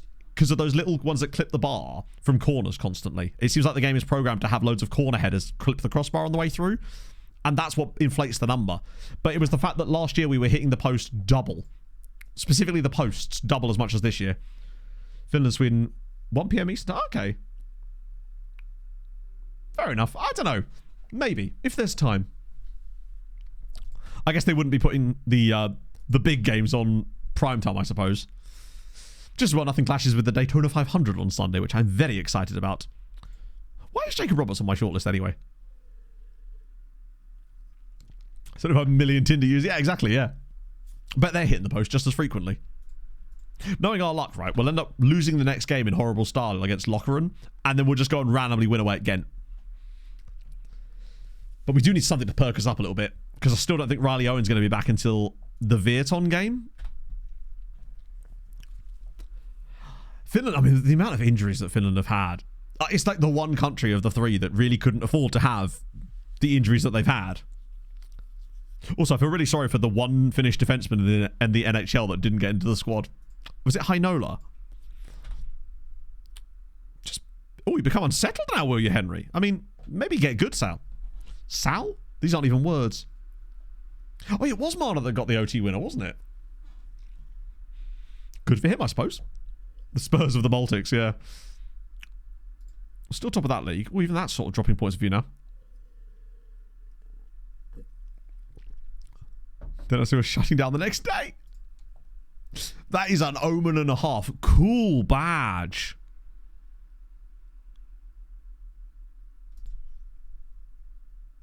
Look at that. That's a really sick badge. Sunik Kappen in Armenia. They've absolutely knocked that out of the park there. Huge fan of that. Love the colour combinations going on. Mauritius would be proud. Or is it Mauritania? Either way, that's dope. Hoogstraat win again. God, even they're above us now. We're down to 5th, man. We need to this is a must-win, bounce-back kind of game. Oh, I shouldn't have done a selection advice there. How long... Owen's... He's still going to be out for at least another few games. I'll put Smakesy on the bench. I was going to start Jenkins Davis, wasn't I, to try and mix things up a little bit. I don't think I can. I feel like Guillaume is still the man. He is our literal top scorer this season. Lebroa's 7 in 22 essentially is really not good enough. Matos has really dropped off. Christ. New manager bounce in FM? I don't think so. Lashinsky's actually pretty solid, yeah. Better than you'd expect, considering we're loaning him from Radunia. I was impressed. He's obviously a highly rated player that they just want to get football for. Oh, they've got an American on the team. And Jibby Tool, who name rings a bell slightly. I think with FM, it's not so much a new manager bounce as it is like a... Your changing of tactics potentially could boost them in some way. I don't think it has like actual mechanics like that in the background. Although maybe it does for like AI teams when they take over, but it could just be the same thing. Oh, this is the team with the creamy goalkeeper. They've lost 9 in a row in the league. Right. FM is basically telling us we're not going to get a result in this game. Also, why have I all of a sudden not managed to get the team to like me all of a sudden? Weirdly. Jibby Fall. Maybe, actually, yeah. In fact, that's almost... Jibby Fall and Jibby Tool. Okay. They've lost 9 in a row in the league. We're at home. Therefore, they're going to win. This feels inevitable, doesn't it? When FM calls out those stats before the game, you know you're in for one here. Although, chance creation good so far. This will be when we start hitting the post constantly all of a sudden. Now that I've mentioned it, I've spoken it into action. I'd like completely forgotten about it for a bit. Oh, Charlotte beating Gent, which is good for us. Oh, Jesus, look at this, man. I mean, we are the better side and looked like we were creating some stuff early on, but as usual, the front line have just gone completely quiet. If we can't win this, I think we're just going to slowly slide down towards mid-table over the rest of the season at this rate. Because we've had a really nice run of games. It's weird, though, because we had such a good start and we're playing really well against the big sides and getting good numbers as well. Now it just seems like we're reverting to the... Oh, there we go. Oh, now we've lost the ball. That's what made us so good at Cardiff, was winning the ball in those kind of areas. But we just seem to lose it in these positions every time we win it. Right, go on, get the ball off of them in these positions, man. Right, he's right there. Someone take the ball off of him. Thank you. We'll probably just give it away again in a minute, to be fair. Right, come on. Fire it through the middle or something. Give it to the on-running player. He's going to... Oh, hang on. No, he's not going to shoot from that angle, though. He can't possibly shoot. It's Matos! Come on! Sergio Matos. Hasn't done a lot this season, but he has scored his third goal. Oh, that's cathartic, because we've been really, really fucking mid in this game so far. But at the very least, I'm glad that Matos decided to make that little run inside. Opened up a space where he wouldn't normally be. Very nice. The match sharpness... Well, that's the other thing. It seems like our match sharp... Oh, admittedly, their conditioning is actually pretty poor as well. Then again, I can hardly blame that entirely, because we were starting to look a little bit funky before we even hit the winter break. God, look at the top of the league. There is literally 1 point between every side in the top 6 in this league right now. It's an absolute crapshoot. I mean, it's a hell of an exciting title race if there's 6 teams with a point between them, but I'd rather it just be really boring. If it's all the same, you know? Zach! Presumably come on, you Spurs. Thank you for the follow. This is heading for an insane title race, but we're doing well. It'd just be nice if we could, like... I feel like we don't put teams to the sword very often either. We don't get, like, your 3-0s and 4-1s. It's very sort of narrow... Oh, it's very narrow results. God, we give the ball away in such fucking stupid positions. Right. Why are you... This is going to be 1-1. It's last season all over again. Oh, fucking hell. I give up, man. It's last season again. This kind of crap that used to just irritate me to all hell. The giving away of the ball for no reason. The why is he clipping the ball to nobody when he's got no pressure on him whatsoever. The cross comes in and the goalkeeper randomly misses it. It's last season again. I just felt like we were doing so much better. It's really annoying because particularly a lot of our compatriot teams, the teams around us in the league, are also now dropping points too. Ah, Jesus. Right, go on. Just score a free kick for once. This will just clip the crossbar on the way through. I hate the fact that those are key highlights. If it ain't going in, don't show me. You just get too many of them. No, you know what? I have faith. We're going to win this 3-1. We're going to dig deep and find some goals. Right, big header needed here. Nice. There's none of this. There's no need to be negative. I'm going to try and double down on the positivity for us right now and hope that we can come up with something good. Go on, Booba. Whip it across for a Lebro finish. Or a Guillaume header. I'm going to hit the bar again. Never mind. No. I still have faith in us. Which probably means we're going to lose now. Was that their first shot on target? Of course it was. Ah, dearie me. Come on, just... There we go. That's more like it. That's what we used to do well. And then give the ball away immediately, but that's fine. That's just better. Matos, Water Scarlet, thank you for the 100 bits. Can we score while your thing is being read out? Defenders that I can see and boops. Come on! Lebro with his 8th goal of the season? We actually could. Come on.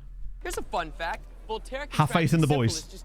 Great cross from Matos. Genuinely, very surprising that he actually managed to get that header on target. Wallax Walla, thank you very much for the follow as well.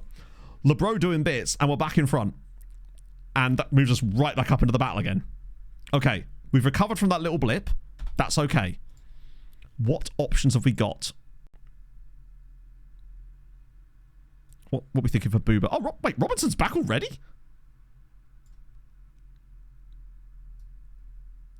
Okay. Just watch him go and get sent off again. It's a massive risk putting him on here, I realise. Guillaume's played quite well. I think Davis instead of Braggy. Braggy's not been involved as much lately, it feels like.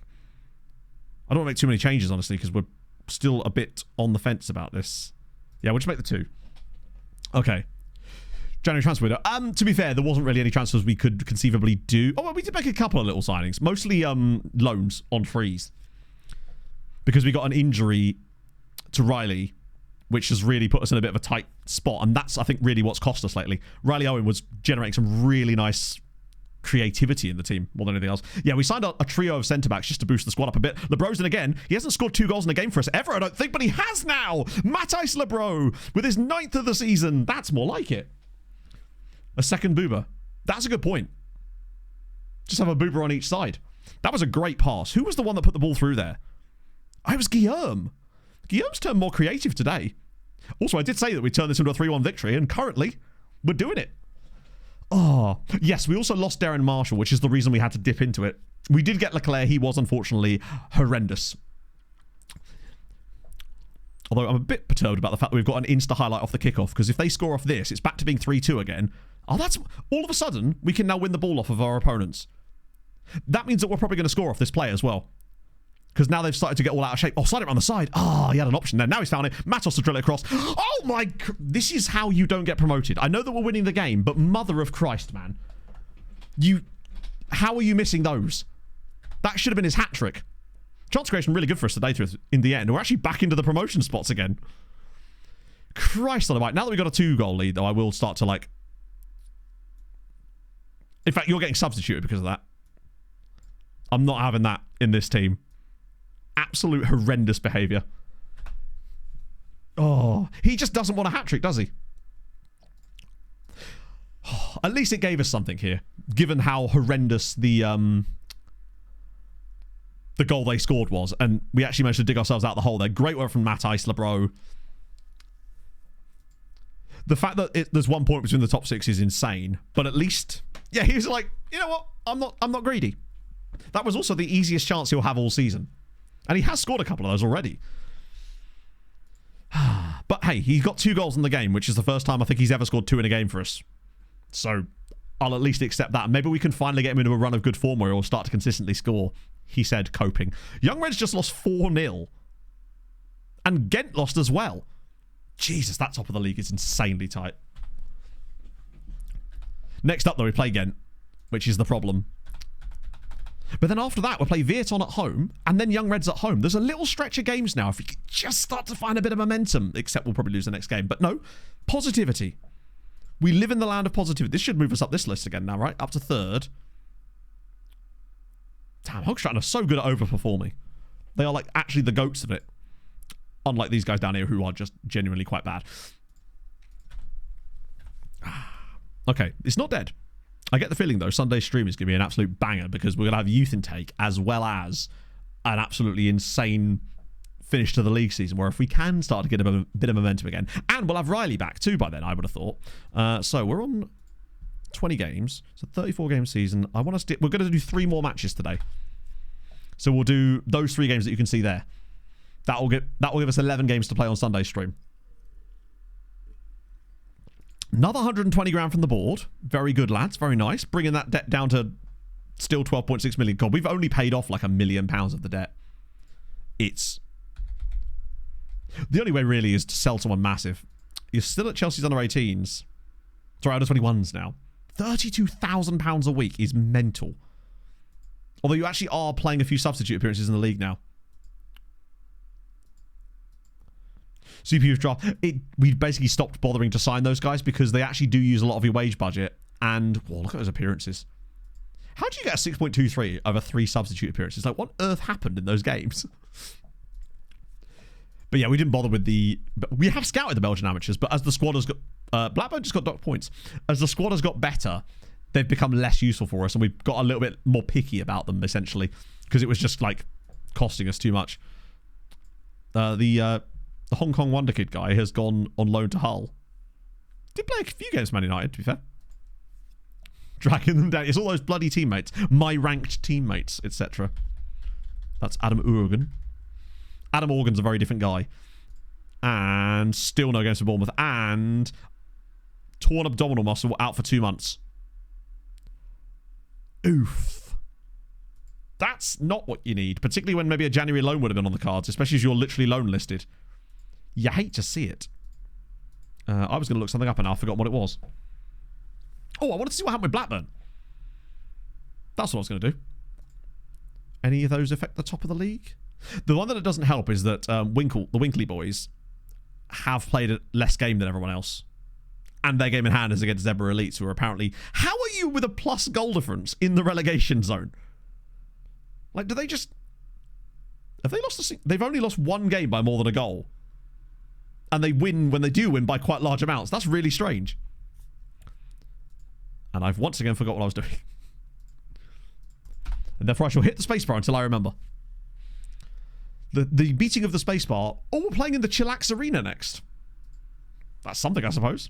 William and Goy, that's not good money. Blackburn, yes! What on earth? The auto orders quite literally just... I've literally had to add the permitted term Blackburn. Cheers. Cheers, Twitch. So, don't you dare mention Blackburn Rovers.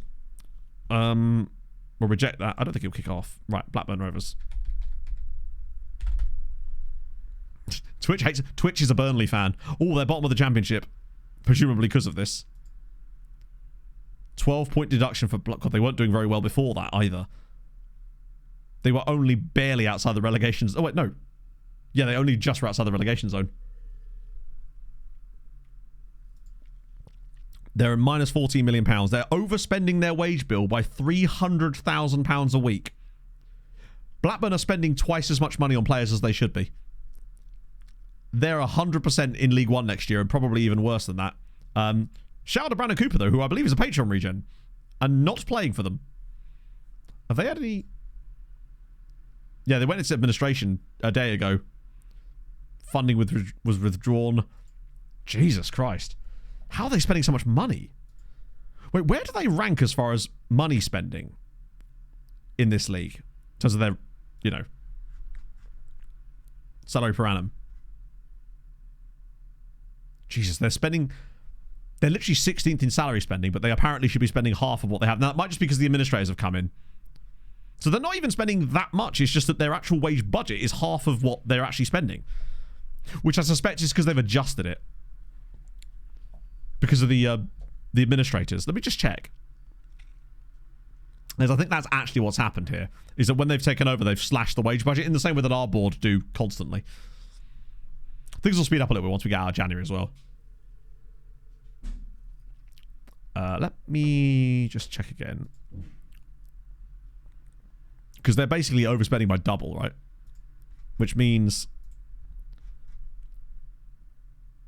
Yeah, so basically the board want them to be spending at like Lincoln and Peterborough levels. Which seems a bit odd. But I assume that's just because of where they've taken over. Oh, speaking of Lincoln, how are they getting on? Jesus Christ, Lincoln looking good for staying up as things stand. Middlesbrough have fallen off so hard, it's unbelievable. What the hell happened? Look at the way they started the season. And then... That's mental how bad they've got. That they have started picking up a little bit. Jesus Christ. Macedonian First Division. That sounds like it's going to be... Oh, Christ. What's the team that everyone joined? Kostisvari, I think. That's usually the team that everyone picks. I think it was Kostisvari. Yeah, that... Because that, if I recall, is the first job you get offered in this save. Or the first, like, job interview you get. Kostisvari, not Kostisvari, yeah. That's the first club that offers you a job interview, if I recall. I'm out of various cups. Things you hate to see, chat. Now back in Johan Villain again. And I will just do the same thing I've been doing the whole time. Which is offer him the same contract, and then he turns him down and moves. Bearshot want him. Oh, Cardiff City in there. Loads of teams. What the hell is it? Oh, Minnesota United. Okay, cool. Totally, yeah, figured. Tottenham, yeah, well, yeah, at this rate. Let's see. Oh, I've got them down here now, haven't I? Right, the groups are looking like such. Oh, Nice in the top 8. Shout out to them. Anderlecht not in the top 8. Not shout out to them. Ferencváros still doing okay again. Pauk in there. No real, like, stupidly surprising teams, actually, to be honest. Fenerbahce having an absolutely woeful time. Tottenham doing quite well, which is, again, surprising. Let's see. Man United top of the Europa League with 7 wins out of 7. Any huge shockers in here? Monza. Nice. Mark Villi. Refusing to give it longer than a year. Yeah, they'll do that. Shamrock Rovers in there. SJK. Riga down at the very bottom. Right, go on. Europa Conference League is bound to give us some batshit stuff, right? Chelsea top of the Conference League. Ooh. Čeko Rizespor are in there. Osijek. Sutjeska Niksic. Klagenfurt again. Varaždin. Famagusta. Atromitos. Lincoln Red Imps and Linfield are in there. Santa Claus. Well, they did it again! As if they've done it twice in a row. Santa Coloma have qualified for the Conference League group stages 2 years in a row. They have 16 million quid in their bank balance. Their league, good God. I love that they're only 2 points clear still. Well, no, I'm not going to do a second TikTok about it, but maybe if they do it a third time, because I already made a TikTok about their insane. How did they do it this time around then? Beat Valletta. They beat Valletta. Both home and away. Then lost to Donetsk Strada, lost to Victoria Pilsen, and then beat the New Saints on penalties. Yeah, 2 games in hand, in fairness. Got a draw against Koper as well.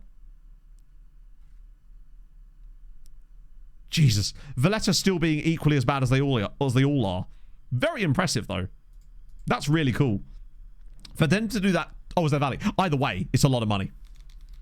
Like, the fact that they've qualified for the Conference League twice in a row pretty much installs them as...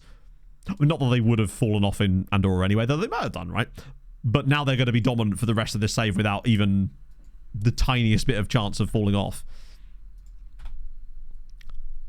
Wants to move to Hansa Rostock. Okay, well, what we'll do is we'll first ask Van Wraith, because why not? And then he'll complain about doing his job. Because that's what happens. Better offer arrives. What are we saying? 26,000, right? No. What? 22,000. Really? All right, you penis. I'd sell him for 20k. Win the first... Well, yeah, with them...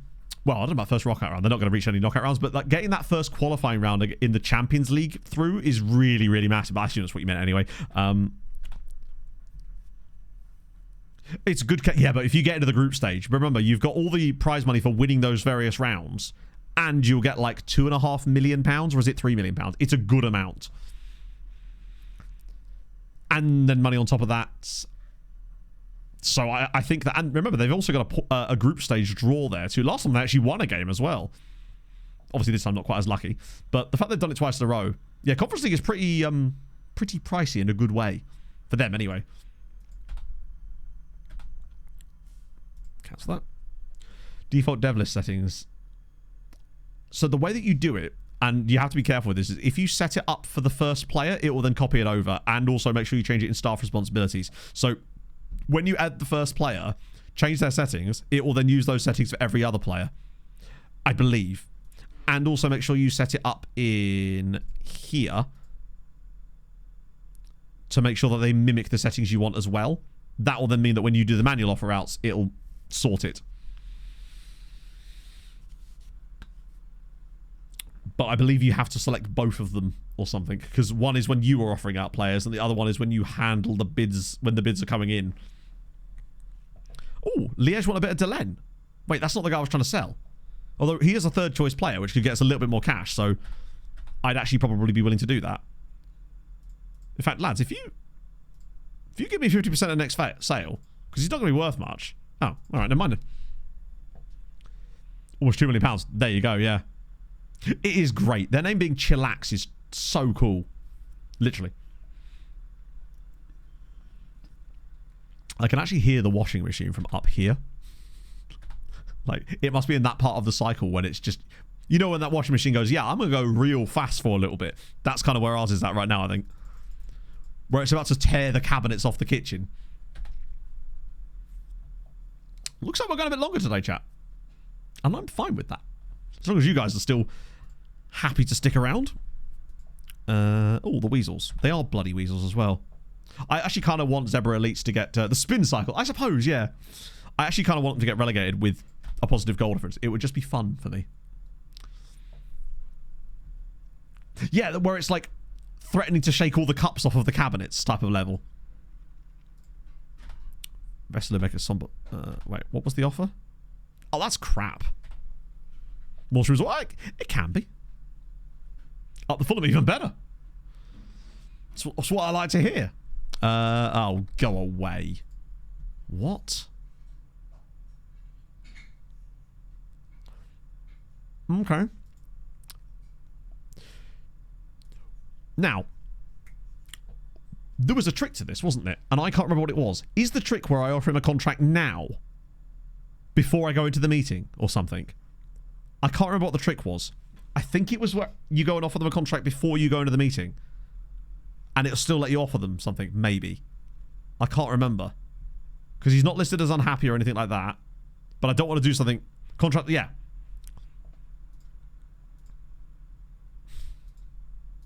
That wage is absolutely insane. You are deluded. Bro, you are out of your damn mind. £1,200 a week. When no other player here... What am I doing? Why am I adding that in? This is going to require every clause in the book. I don't think we can do this. Even if I offer the contract with a cap clause, the most I can put in the cap clause is 950. And bear in mind, he wants 1,200 base. So I'd need to be able to offer him like 1,500 with the cap clause to even get close to that. And bear in mind, I'm already offering him 1,100 on that. Promotion wage rise. What about that? Because that definitely went bankrupt the club or anything. Relegation release clause of 0, maybe? Just because I think if we can get promoted, I don't think we'd get ourselves relegated. Jesus. He's not accepting anything. I think it's just because we're too low. There's just nothing. I mean, I can offer him a bigger agent fee, but... Like I can afford this.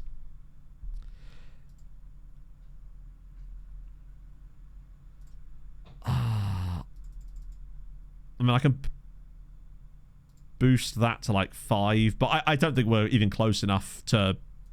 Yeah. Nothing I could offer him is going to make him stay. Which means sell him in the summer, right? I mean, what's the most I can offer here? Like that.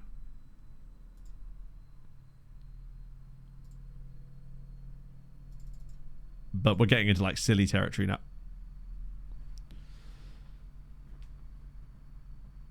The worst thing is it's only a 1-year fucking extension.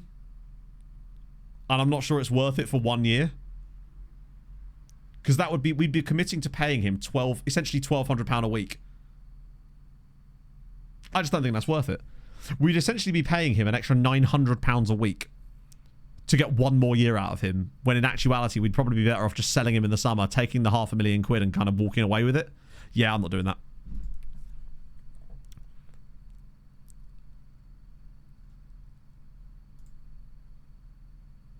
Don't know who's been briefing you.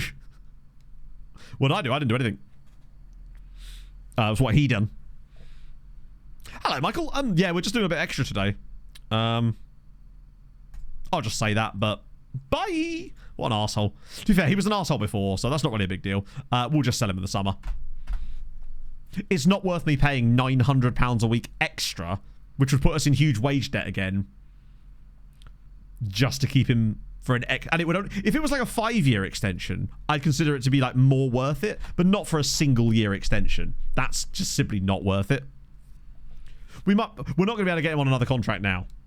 Try for the contract to start in the summer.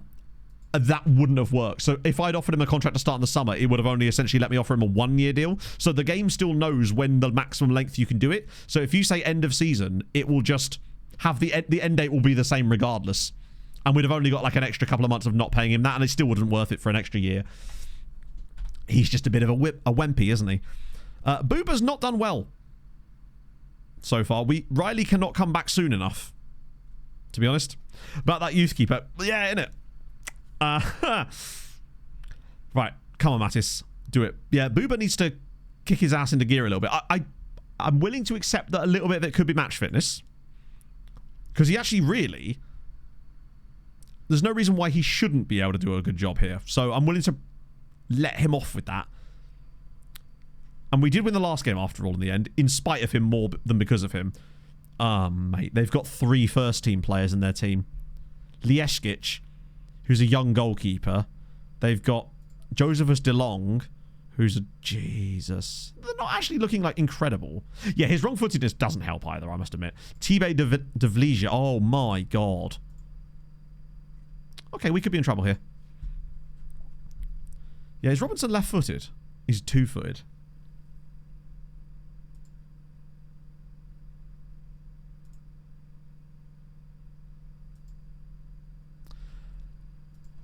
It sounds stupid, but I actually wonder if Robinson would be better. Because he actually hits a couple of the PPMs too. I kind of think maybe we try Robinson instead. I know he had a terrible first game, I must admit. I mean, he only played 22 minutes, so it's hard to tell. But I wonder if Booba... The problem is, with Booba trying to use his right foot too much, he's going to get in the way of the inverted wingback a little bit. Whereas Mr. Robinson is good on both feet, so in theory he should just use his left foot there. God, the team really doesn't like my team talks anymore. They just don't respond to them at all. Even the players that were originally seem to have just randomly stopped caring. This game is kind of crucial as it goes. Seeing how Robinson has booked already. It's been less than 5 minutes and man has already got a booking. If he gets sent off again, I may pull my hair out. Look at the touch. What is your first touch? 12. Yeah, all right. You got any more lies? You may have to get the writer involved at some point too. That's a really nice pass and the left back's just not bothered to track it. Oh, nice. Oh, it wasn't actually fair. That wasn't the left back. That was Robinson. Oh, for goodness sake. How have we got away with that, by the way? They should have scored there, but we're giving the ball away in the exact same way as we were loads of times last season. Unfortunately, I think it's just going to be another one of those games. Oh my god, bro. Fuck's sake. I just... What can you do? What a save from Van Wraith. It's just doing the same shit as last year now. It's literally, since we lost Riley Owen, it's just started pulling this crap in every game. Well, incredible goalkeeping, to be fair. But, well, there's no contract for him anymore. He could have stayed, but he chose not to. That's on him. Oh, but to be fair, the way I'm looking at it is this. The more he does that, the more we can sell him for in the summer. They'll still score off the play now. What a chance that was for them. Fucking hell. Now, in fairness, FM actually let us get away with that one. But to be fair, the last time he saved a penalty, we still lost the game anyway because they got a long shot goal instead. Robinson's having an absolute shitter as well. Oh, go on. Here we go. Just play it short. Brumanjal. Yes! Patrick Lashinsky, 1-0 to Seraing. Holy Christ. Maybe this is the moment we finally start to turn things around a little bit. We've saved a penalty, and now Lashinsky scored from a set piece. Go on, Paddy. It's a great ball in from Brumanjal. We lead away from home. Very fortunately as well. But we will take that. These are the kind of results we need if we've got any hope. Particularly as our next game is against Veton. If we could win this and...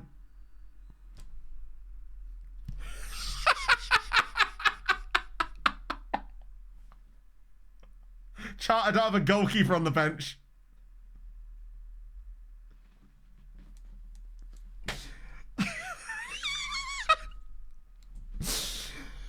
Oh, I don't think I've seen a red injury for a goalkeeper in the entirety of FM24. Wow. About that young keeper. Well, it looks like that keeper's going to be playing, but not today because he's not on the bench. Potential shot. Oh, no. That's going to be an actual long one. Now, it's going to be Sven because it doesn't matter who we put in goal. They're going to be crap. And it may as well be Sven because, well, it's Sven.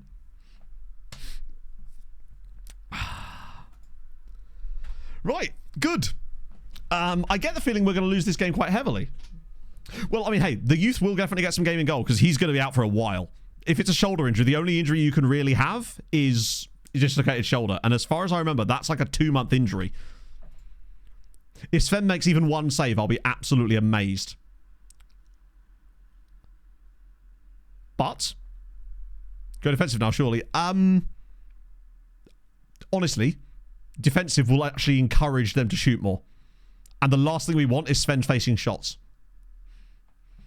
If anything, I think it's better if we try to stay on the front foot and get a second goal. and accept the fact that they're going to score in this game and hope that we can... We have to basically outscore them. We're not going to be able to shut up shop with an outfield player in goal. Although, I am going to make the substitution at half-time for Robinson because he's already on a yellow card. He's going to do something stupid. We'll get Boober on for a second half. That leaves us another stoppage. Oh, no, they don't count at half-time, do they? Right. Man actually did make it a half-time.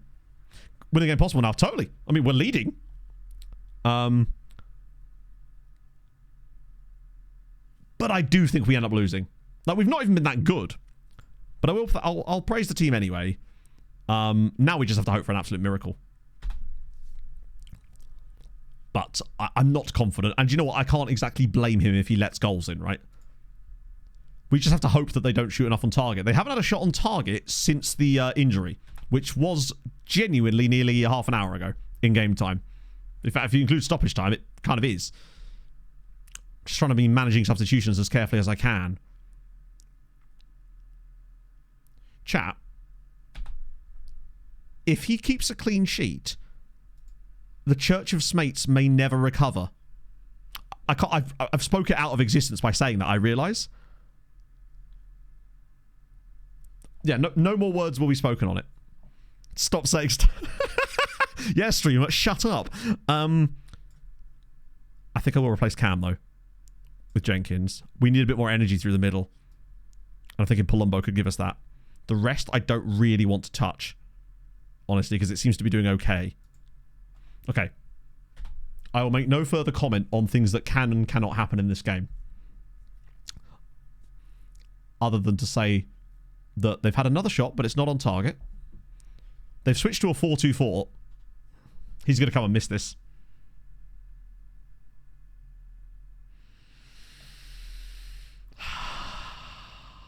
God damn it, man. DeLang with the header. I thought that was right at him as well. How has he not saved that? Like, I genuinely feel like, how has he not saved that? It's right at him. How's the defender not cleared that as well? He has kind of just jumped over it, hasn't he? Hole in the glove, yeah. Do you know what? The fact that he only let in one goal while playing as an outfield player in goal for literally over an hour is amazing. Like, a draw away at Young Gent, that's actually a good result for us. So, to be honest, fair play. He didn't... The only shot he faced, he did let in. But he didn't do anything hilariously wrong either. Like, he didn't come for something and miss it. I'm going to praise the team for that. Now, the problem is, how badly injured is Van Wraith? The Church of Smates. Do you know what? The reason I put Smates in goal there as well, because we could, like, metagame all we want and try and find a tall guy to put in goal. But I find in those situations, just throw anybody in, because it's not going to make any difference. And we might as well put... Because that way, if he did do something good, it's Smatesy, right? Yeah, I'm thinking 8 weeks. 8 weeks to 2 months kind of time. That's a really useful point. 8 weeks to... Yeah, dislocated shoulder. We'll pay the cost. Wait, will we? Isn't 2 months less time than 9 weeks? Yeah, there you go. So that's basically until, like, late March, early April. So, you know what? We might hilariously end up fulfilling that promise. Mike with the gifted sub to Smates. You love to see it. Thank you, Michael. Let me just click that off there. Loan someone. We can't really afford to. We have no budget for loans. There was no one... Mets won't loan us anybody, and Anderlecht won't loan us anybody. So we simply can't afford to loan someone. And also we've got that promise. Oh, good, he's going to be suspended too. How long have we got left on that promise, by the way? To be fair, that might actually cook. Free loans. Free loans still... We may as well... The fact is, the quality of player we're going to get from a free loan is probably not going to be that much better than our backup goalkeeper. Hello, Zims. How's it going, man? We just had to play an outfield player in goal for 60 minutes, and he only conceded 1 goal. Back in time for the playoffs. He will put him on LTIR. There was a free loan for the... No, he wasn't free. The Anderlecht goalkeeper wasn't free. We couldn't loan him. Although it's worth a little look, but I don't think they have... Unless they've changed their mind...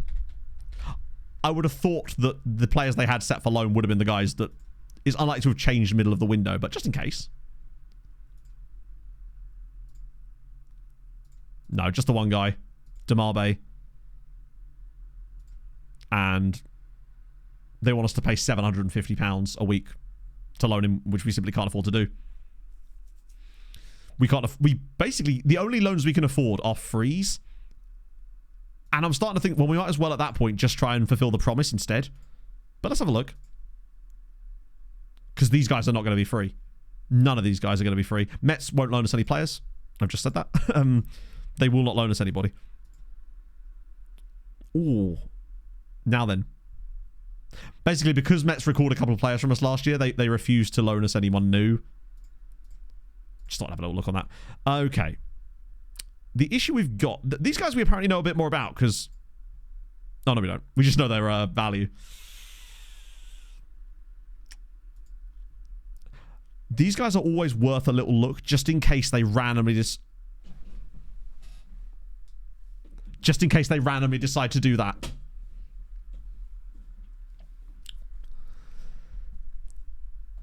It's always worth a look. Just in case. Backup. That worries me, but then how bad could he possibly be?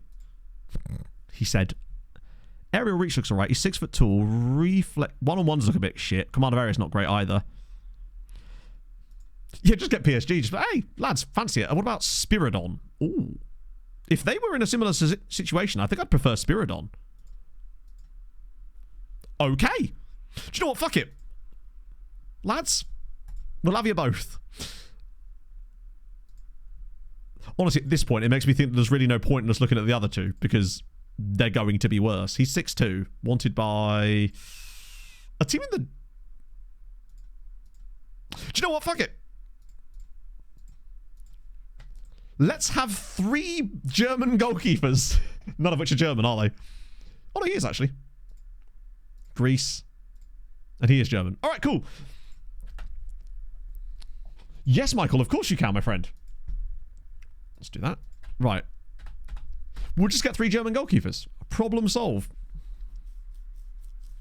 Offer better squad status. Unlikely, because we wouldn't be able to... It's the wages. We simply cannot afford his wages. They're not going to drop it down to 3 from there, I would have thought. We can have a bench goalkeeper instead. Exactly. Superkeeper. It doesn't actually matter, though, because we're only going to be playing him for like for half a season, so it doesn't actually matter where they want us to play him. How can you reply to Michael? Sorry, Pog, what did you say? Cooksy's off to Fulham, by the way. It's happening. We'll get this over the line. Worry not. One of these guys is going to be the hero of our season. Watch him be way better and we end up getting him on loan next year or something. Isn't I? 4 European matches. Nice. Oh, God. That's definitely one for chat there. Still plays for Strahlen. He is at least playing.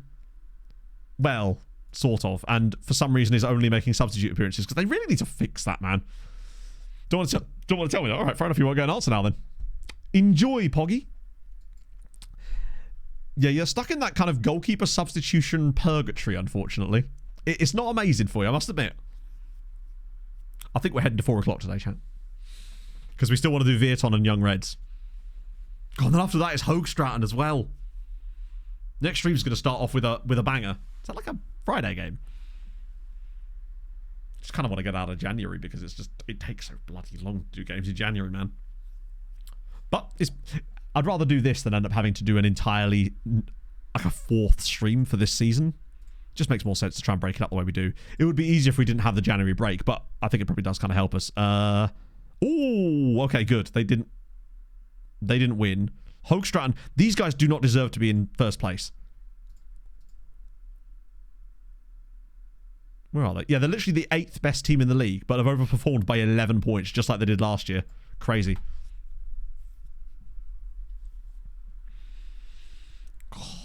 Red Star would go off, yeah. At the Manacanal, or whatever it's called. Oh, Steve could be off to Ammonia. Oh, they've already... God damn, that went through fast. Steve is going to be joining Ammonia. That's cool for you. Nice long contract. Well, nice contract in general. The elevator operator will take us to Veton. God, these guys are literally bottom of the league, I think. The promotion operator, yes! That's the kind of attitude we need. Now they're getting a bit more like it. Give us 20k and we'll talk. Oh, shit. Hang on. Wait.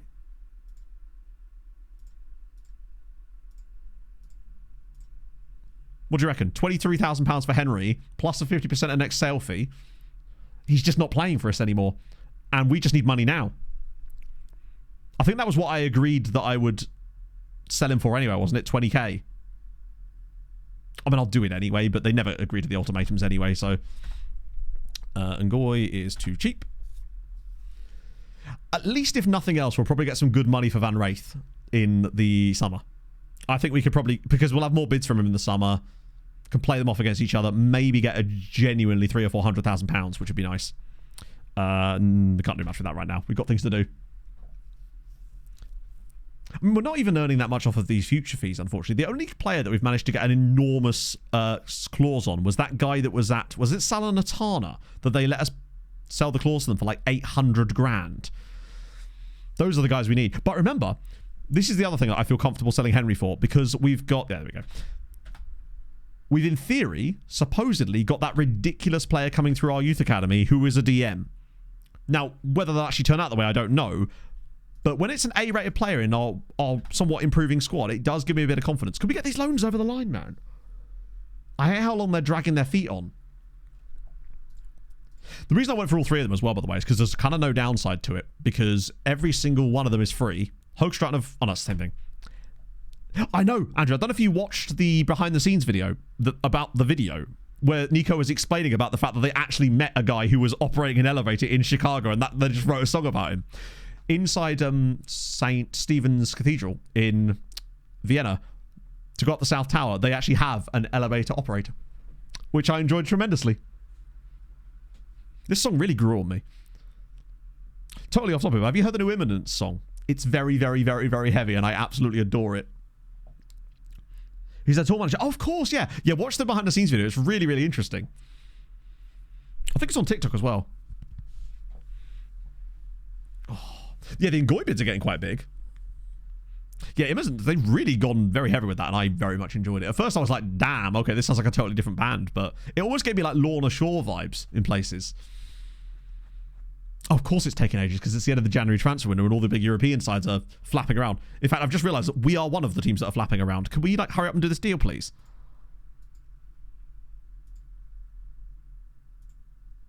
All three of these are free hits. Symphony, yeah, it was so good.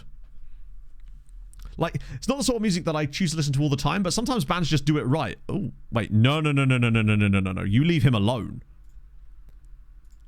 This guy is absolutely killing it for our B team.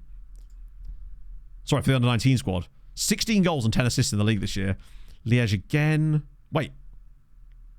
Oh, I wonder. Let's see if I can get more money. See if I can get like a 30,000 with that. Oh, nice. We do need the deal to go through, but extra 7k. If they went elsewhere, it would be extremely funny, yeah. Damn, this was quite big bids on Ngoy now. I kind of want to test their resolve a little bit. Like, just see how mad they want to go.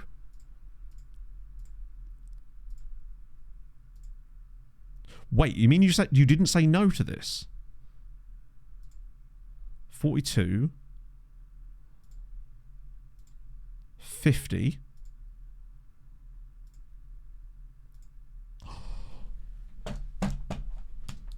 No shot.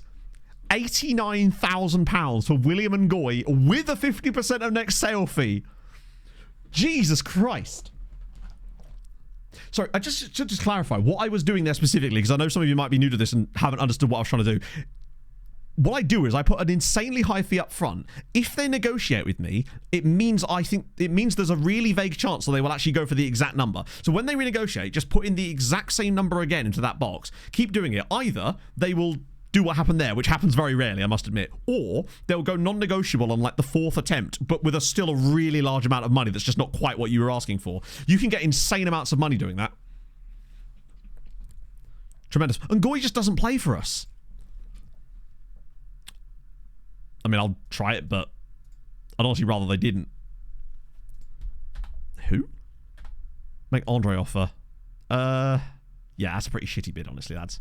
You can do better than that. Come on now. If nothing else, we're going to... Oh, here we go. Still early in the day. Offers made for a somber. Wait, what? There's really no harm in trying and...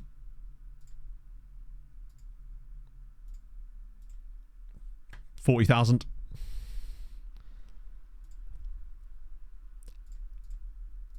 Jesus. Right, so we'll cancel that one. We can actually make some good cash here off of players that just simply aren't playing for us right now. Plus, there's still a chance that someone can... Really? Like, lads, I've accepted an offer of... Oh, wait, hang on. No, that was for Ngoy, wasn't it? I mean, you're more than welcome to... What was the current bid on him? Offer out with a 50% in Excel doesn't work. If you offer them out with extra clauses, no clubs come in for them. It's better to just wait for the bids to come in, unfortunately, if you want the clauses, which we really do, because that's where our money's actually made, is in the clauses. So we want over 50. Fuck it. If they'll give me 50... Do you know what? No, I'm going to go really ridiculous with him. Give me 60. All right, maybe I overdid it a bit there, but it was worth a go. Cooksley's joined Fulham. Villain, new contract, nice. £40,000 for Henry Assemble. 40,000 quid for Henners with a 50% in Excel fee clause is good money, considering he was worth 10. Right, first one. Spiridon Suliotis is in, or he's about to be in. Maybe, Andrew. I mean, you're playing for Fulham. I'll love you a lot if you do good stuff. Right, so Henners is gone. The board will be happy with that.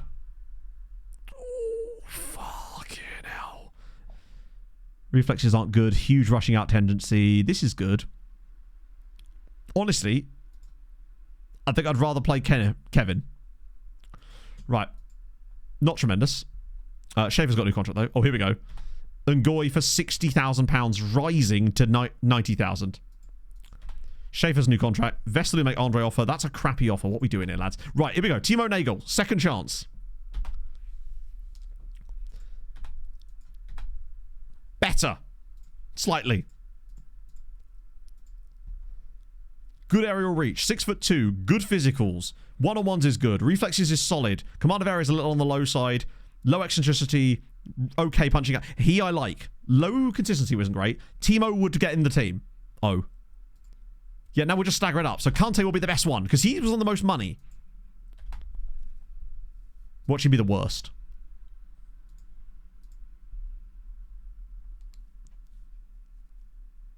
Honestly, it's Timo, isn't it? The board just love to tell us that. Basically, the board will... Every time we sell a player, the board will relinquish control of the player sales. So we'll just whack all that in wage budget again. Is there any part of the team that we need to strengthen? I'm just thinking, like, deadline day. But I don't think it is that close, I think. I think he has what I want in the crucial areas. Is there any area that I desperately think we need a player? So I just have a look at Shadow Striker, see if there's any freebies. Just randomly. Mies Rijks. Denis Stojkovic. Don't like the physicals on him. Who are you wanted by? Masterix and Hurd. Spitsayev.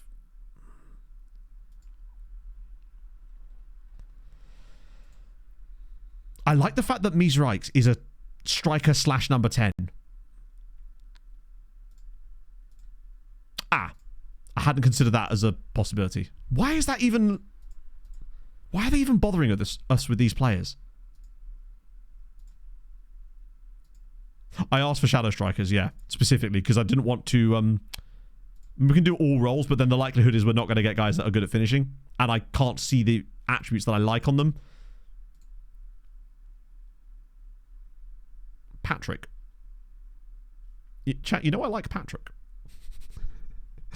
He's intriguing. We've got Yang Boho as well. Oh, I don't like the physicals on him.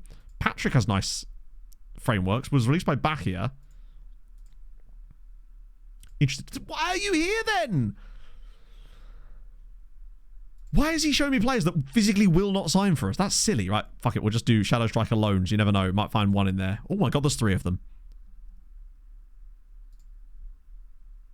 Pacey. Potential. Kenzo Keys. Lacks the physicals, I think. Jonas and Joe. We know so little about him. Who's he wanted by? Do we just take a random punt on this guy if they'll let us have him for free because it's a German club? I'm wondering if they're... Damn it. Ooh. Oh, they wanted to play as a shadow striker. 300... Fuck it. We've got literally 6 hours or whatever, but I just felt like... I don't know. The fact that they want him to play as a shadow striker with important player, it just makes me wonder if there's a potential GOAT there that could carry us through the rest of the season. If maybe LeBro is just not up to it. He excites me.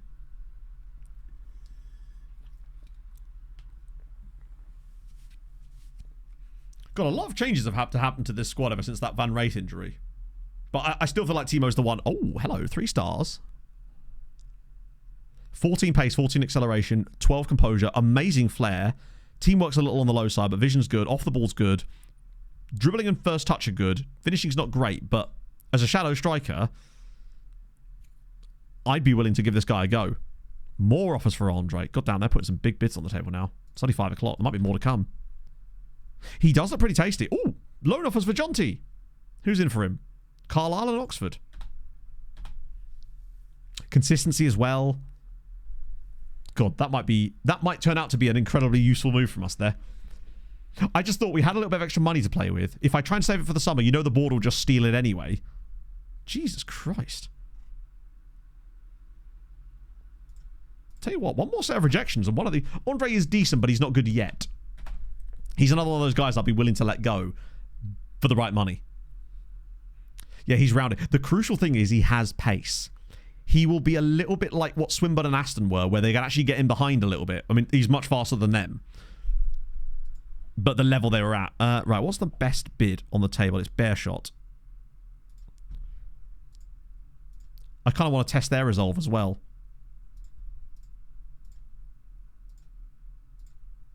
That's fine. Which one was it? It was also bidding quite a lot. Yeah, Vestaloo. Let me try... 69... Yeah, £59,000 for him. Another clause. See if you'll go for that. Oh, they're willing to talk. Here we go. And the other good thing about this as well is if you say £40,000, so notice how the next bid, it's now actually 65,000 because they've adjusted elsewhere. Sometimes you can actually end up with more than you originally asked for if you do this. 65. 49 now we're up to. So 65. So we end up with 57, which is only 2 shy of what I originally wanted. Dunzos. I shouldn't have done the ultimatums there, really, should I? Manassian's gone alone to Cardiff. Andre's off. Like, it sucks to sell youth prospects like this, but I think it's our only really way to develop. It's tough to bring through youth prospects when we can't give them first team football right now because we're in too much of a battle and the money just isn't right. So that's going to be even more cash to stick our way. Cuts down on wages, gets the board a little bit of extra cash. Our bank balance is actually back into the positives again, which is crazy. Although most of that, I suspect, is the board giving us money. Yusuf excites me. Yeah, it sucks that we've had to sell so many players like that, and I would like to have got more money, but the fact that it pays for the Shadow Strike alone, exactly, yeah. And I think he can have a more immediate impact on the team right now. Which is, I think, where we actually need to be thinking. Plus, remember, we can sell these clauses to them for at least another £50,000 to £100,000 each.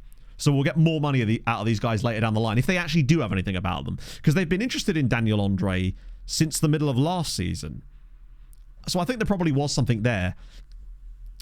And the fact is, I feel like we'll be able to regenerate a load more of these guys in the youth intake anyway. Did Pog ever tell me what she was after, by the way, chat? She complained I was ignoring her and then never actually told me what she wanted in the first place. Classic Pog. Right. Okay, now we move. Because I want to get through the Veton. Tesco. Oh, okay. Well, we're going to go to Tesco's anyway, but we'll just do it slightly later, that's all. Probably just end up making chef pasta later anyway. We do need to go to Tesco's because we've actually not been in like 2 weeks. Which means the fridge is quite literally empty. Outside of a few bits of beer. Oh, and something about the polls, yeah. Right. I mean, that's nice to see at least. I love how the board are like really happy with us, but the fans are like, eh. Honestly, neither of the Yarrows were that good. Most of the amateur guys we signed in that one batch were just I think the maximum they have was 4-star PA. So it looks like we basically took a scattergun approach and somehow hit nothing. Like we were fishing with TNT and missed every single fish. So our dragonfly lights make sense. Shimmy Schwab and the boys will get it sorted. Just like our guy, our new centre back. We kept sausage for now, true. We're in the XG table. We're actually not, no. The XG table actually has us in 3rd at the moment. Which is still ironically a position higher than we should be. Sorry, it's still a position higher than we are currently, but we're in the battle. That's the main thing. And the fact is, we played for over 60 minutes of the last game with an outfield player in goal, and we didn't lose, and only conceded once. So I'm looking at that as a pretty good thing. Now, if we go and lose to Veton, the question is, will that guy that's just joined us from Wolfsburg, or sorry, from Greuterfurt, actually have any match sharpness? Because sometimes the loanees, when they come in, actually do have it. That's my hope. Oh, Zebra Elite's won a game. There's hope for them yet. Some shepherd pole. To be fair, I think she has actually fixed the sofa, which means say goodbye back pain, chat, and I might actually be able to sit next to her on it for once, which would be nice. Maybe we'll finish after the Veton game. Because in fairness, we'll be able to burn through games easier on Sunday anyway, on account of the fact that there won't be like a giant month's break in the middle. She might shout at me if I go for too long, even though I am enjoying this save. And I really am enjoying this save an awful lot. Like, I'm always excited for stream, just because the save itself is so intriguing to me, and I like the challenge that we've got presented with us. Oh, Riley's back. I mean, he's not going to play, but... Right. So, no Valincic, no Van Wraith. Interesting that my assistant also wanted Timo in. That's fascinating. Now, why has he done that? Oh, because Beaumajar's gone to right back. I don't hate it. There's a lot of creativity in those players there. This is a good-looking team. Yeah, Riley's nowhere near good enough to play yet. We'll get Sven back on the bench instead of a goalkeeper. I am playing with fire, I realise, chat, but like, what are the odds of having goalkeeper red injuries in 2 consecutive games, eh? Who'd have thunk it? Yeah, he does have full match fitness. That excites me. I do worry what Booba's going to be like. If the promise. Well, I mean, the way I look at it is this. What do we want? Promotion or a happy player? Because at the end of the day, Timo is a much better goalkeeper than Kevin. And I'd rather get promoted. Wow, he wants number 1. Okay, fair lad. Smith have a red dot on goal. Shit, I don't know, actually. Let me check when we get to the game. I think we may just have to end up getting rid of Guillaume. It sucks, but that's his own fault for being a feckin' idiot. Wow, are we really 14th in the form table? Christ, we really are on a bad run, aren't we? Yeah, I really have no idea what's happened to this. I guess with these guys it makes sense because they're new to the club. That kind of makes sense, I suppose. Right. These guys are newly promoted. They're bottom of the league. There's really no excuse for not winning this. Let's have a look at Smates. Weirdly, he has a red dot at centre-back, which is odd because I've never played him as a centre-back. And where did that come from? What the hell? Man has definitely never played as a centre-back. But I respect it. If we were to win here, we'd also go top of the league, temporarily at least. I just want to see what Nasraoui can do. Because I think the thing that will set him apart from Lebro is his ability to make runs in behind. Lebro does it occasionally, but he only does it when he has like a massive advantage in terms of over the defender, where he's actually able to time his run perfectly. Whereas Nasraoui is likely to be faster than every defender he's up against in this league. Cool. Yeah. Terrific. Fantastic. We'll give away a penalty now, yeah? Cool. Yeah. Terrific. Fantastic. I just fucking give up with this, man. Losing at home to bottom of the league because of that, again. Like, just randomly stands there, gives the ball away, cool. The goalie just stood there, the defender just stood there, everyone just stood there. It makes you pull your fucking hair out. Oh, I don't think you can make them train. The only way you could, like, sort of train them there would be to actually play them there. Well, at least it wasn't a penalty, I suppose. Space would have saved you. You know what? You probably would have hit him or something. Plenty of time. We're going to turn this around. I reckon 4-1. I reckon this is where we finally get... There we go. Guillaume through the middle. Immediate equaliser. Valentin Guillaume. I actually thought that was Nasraoui making the run, but... Because this is why I don't want to get rid of Guillaume. Because we've not really had Since the days of Devon Brocky. What a pass from Booba, by the way. Great first touch. Takes it around the defender. Keeper really should be saving that, but at least we got the quick leveler. Sort of a no harm done type of goal. Where now we just have to find that second goal. Good to see Booba getting an assist, though. It's just nice to see him doing something, honestly. I just want to see Nasraoui have a chance. We will just press you, because we are not doing much in this game at the moment. Nasraoui's not losing rating, but we're just not seeing any highlights. Honestly, a draw is worse than a defeat in some ways, just because it's, like, so close. Penders, I believe it... Surely it's not. Because remember, they were a 4th tier side. I don't think it's... That, it can't be this. It was Mike Penders. Oh, it is? No, you're right. It actually is. How on earth are a newly promoted side paying him £900 a week? I mean, if we were to somehow get promoted, then he would probably be a really good signing for us in the summer to replace Van Wraith. How on earth can these guys afford to give him that money? That's like double what we're paying anybody. That just shows you how much of a shoestring budget we're actually working with when randomly newly Oh my god! Will Jenkins Davis. Yeah, the lack of 13 million of debt. I want to see where we rank on the salaries, because I think we actually have one of the lowest salaries in this league as well now. That's how... We're doing about as good a job as could possibly... That's a really bad bit of goalkeeping. Could be expected from us in the position we're in. That would send us top. Come on, Willy boy. Bragg's not having the best game. Angelari's not. I think most of our changes here feel like they're going to come from the defensive side, because the front line's actually doing all right. Will Jenkins Davis MP. He'll be fine as long as he doesn't face any goal. And we're overperforming our XG. Look at us go. Actually, I'm going to move Bowmanschal in there and bring DeVos on at right back, so we've got a bit more of a defensive player in that role. Matos will replace with the writer. Booba's done well and he's calm. It's nice.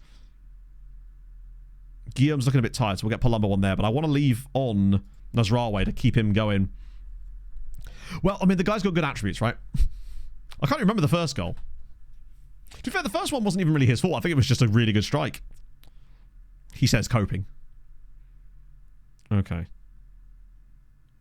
We would be fortunate if... I mean, admittedly, almost their entire XG came from their goal, but... Hang on, here we go. Look at us coming from behind, potentially. Well, we already have. DeVos. Go on, back post header or something. Oh, lovely! It's the writer. It's 3-1. The writer scored. Beautiful. He only scores taps, but there we go. DeVos with the ball across. Okay, good. This is a bit more like it. This is actually a really nice pass. I like the way that Descriver made the run into the... Sorry, Descriver make the run into the middle there and was essentially in the striker's spot. Is that back-to-back wins where we've conceded first? What was it? I said 4-1. I'm having that faith now. Nasraoui, he's got a 6.9 too. Like, he may not have scored or assisted in this game, but the fact that our shadow strikers put up a 6.9 here out of nowhere is very encouraging. Go on, intercept it. Yes, that's more like it. That's better. I'm feeling that 4th goal coming along here. Might be our first ever 4th goal. Oh, here we go. Go on, drop it across. Get Nasraoui a goal. Ah, it's a good header clearance, actually. Booba, cut inside and bang it. Oh, okay. Cheeky. No way. Oh, I like that. That was nice. Just tell you what, the writer has been writing some quite nice melodies today. Yeah, we did a lot of that towards the start of the year. It's like we finally recovered back to where we were. Booba. Nasraoui pokes it out wide for the writer again. It's not 4. It should have been. It absolutely should have been. How on earth has he hit the post with that? Ah, good bit of play there from Nasraoui. A 7.2 from him with 2 key passes in a game where he didn't score or assist is really encouraging. And honestly, it should have been an assist for him. Will Jenkins Davis man of the match? That's more like it. I mean, it's bottom of the league, but win's a win, right? You can only beat what's in front of you. I think our team has just leveled up in January there. Still made silly mistake there, but Booba looked a bit more competent. I know all he has to do is slide that front post. Oh. Defensively solid football is just not really possible for the most part. That's nice. Top of the league again, albeit teams behind us have a game in hand, but all we can do is win. That's... We're not dead yet. We've started to turn the recovery on a little bit. I don't know, Nick. Chat told me last time, potentially in the summer, that he might have been. So I think it actually might be the guy that Chelsea signed, because I remember there was talk of Chelsea when we signed him. Or sorry, when we were interested in signing him. We're right around this area, right? I'm pleased. Let me just actually progress a little because we played the early game. We see what the other results were. So Hoogstraat and win again and go back above us. Okay. So actually, you know what? We've got 7 points from our last 3, including a great win, two really important wins, and a good draw. That's important. Then it's a nice little run of games. We're bearing in mind, I think this Mike Penders isn't he a very young goalkeeper? And isn't he a Veton all the time, or has he moved around a little bit? Oh no, he has. Yeah, you're right. Christ, yeah, he's only just joined. He's not having a good time of it. I can sort of see why they let him go. If I'm being honest. Right, we'll save it there because I've already done an extra hour. I was going to try and do one more game, but Pog wants to go to Tesco's. It's fine. We'll just play the 12 games on Sunday to finish off the season. At the end of the day, we may have had some wobbles today, but we've managed to sort of steady the ship a little bit. I think the squad is now better after January. I want to just quickly, before we go, look at the season preview. Because we were 7th at like 9-1, weren't we? 6th at 13-2. So we've definitely got ourselves more into that battle of the 6 teams that we should be sort of competing against. Ironically, not these guys who are actually currently top of the league. Right. Let us see who we're going to rate this afternoon. Who am I thinking? Let's have a little scroll. Actually, I'd be silly not to. We're going to do Enrice. Oh, there we go. Watch the wibbles. So yeah, I will see you lovely folks over on Sundat, where, well, it's Judgment Day. Sundat's going to be banging because we've got Youth and Take with a good player in it, hopefully. Title races on the cards with like 7 teams, was it 6? And yeah, and thank you for your patience when it comes to the YouTube stuff. We'll get there eventually. If I could just sort my old silly brain out one of these days, eh? Anyway, yeah, thank you for your wonderfulness as always, chat. Thank you for being a good old chatto. And yeah, I'll send you lovely people over to Enrice, and I'll see all of your lovely people. 3-star, 5-star would be insane on Sundat. So yeah, enjoy the rest of your days.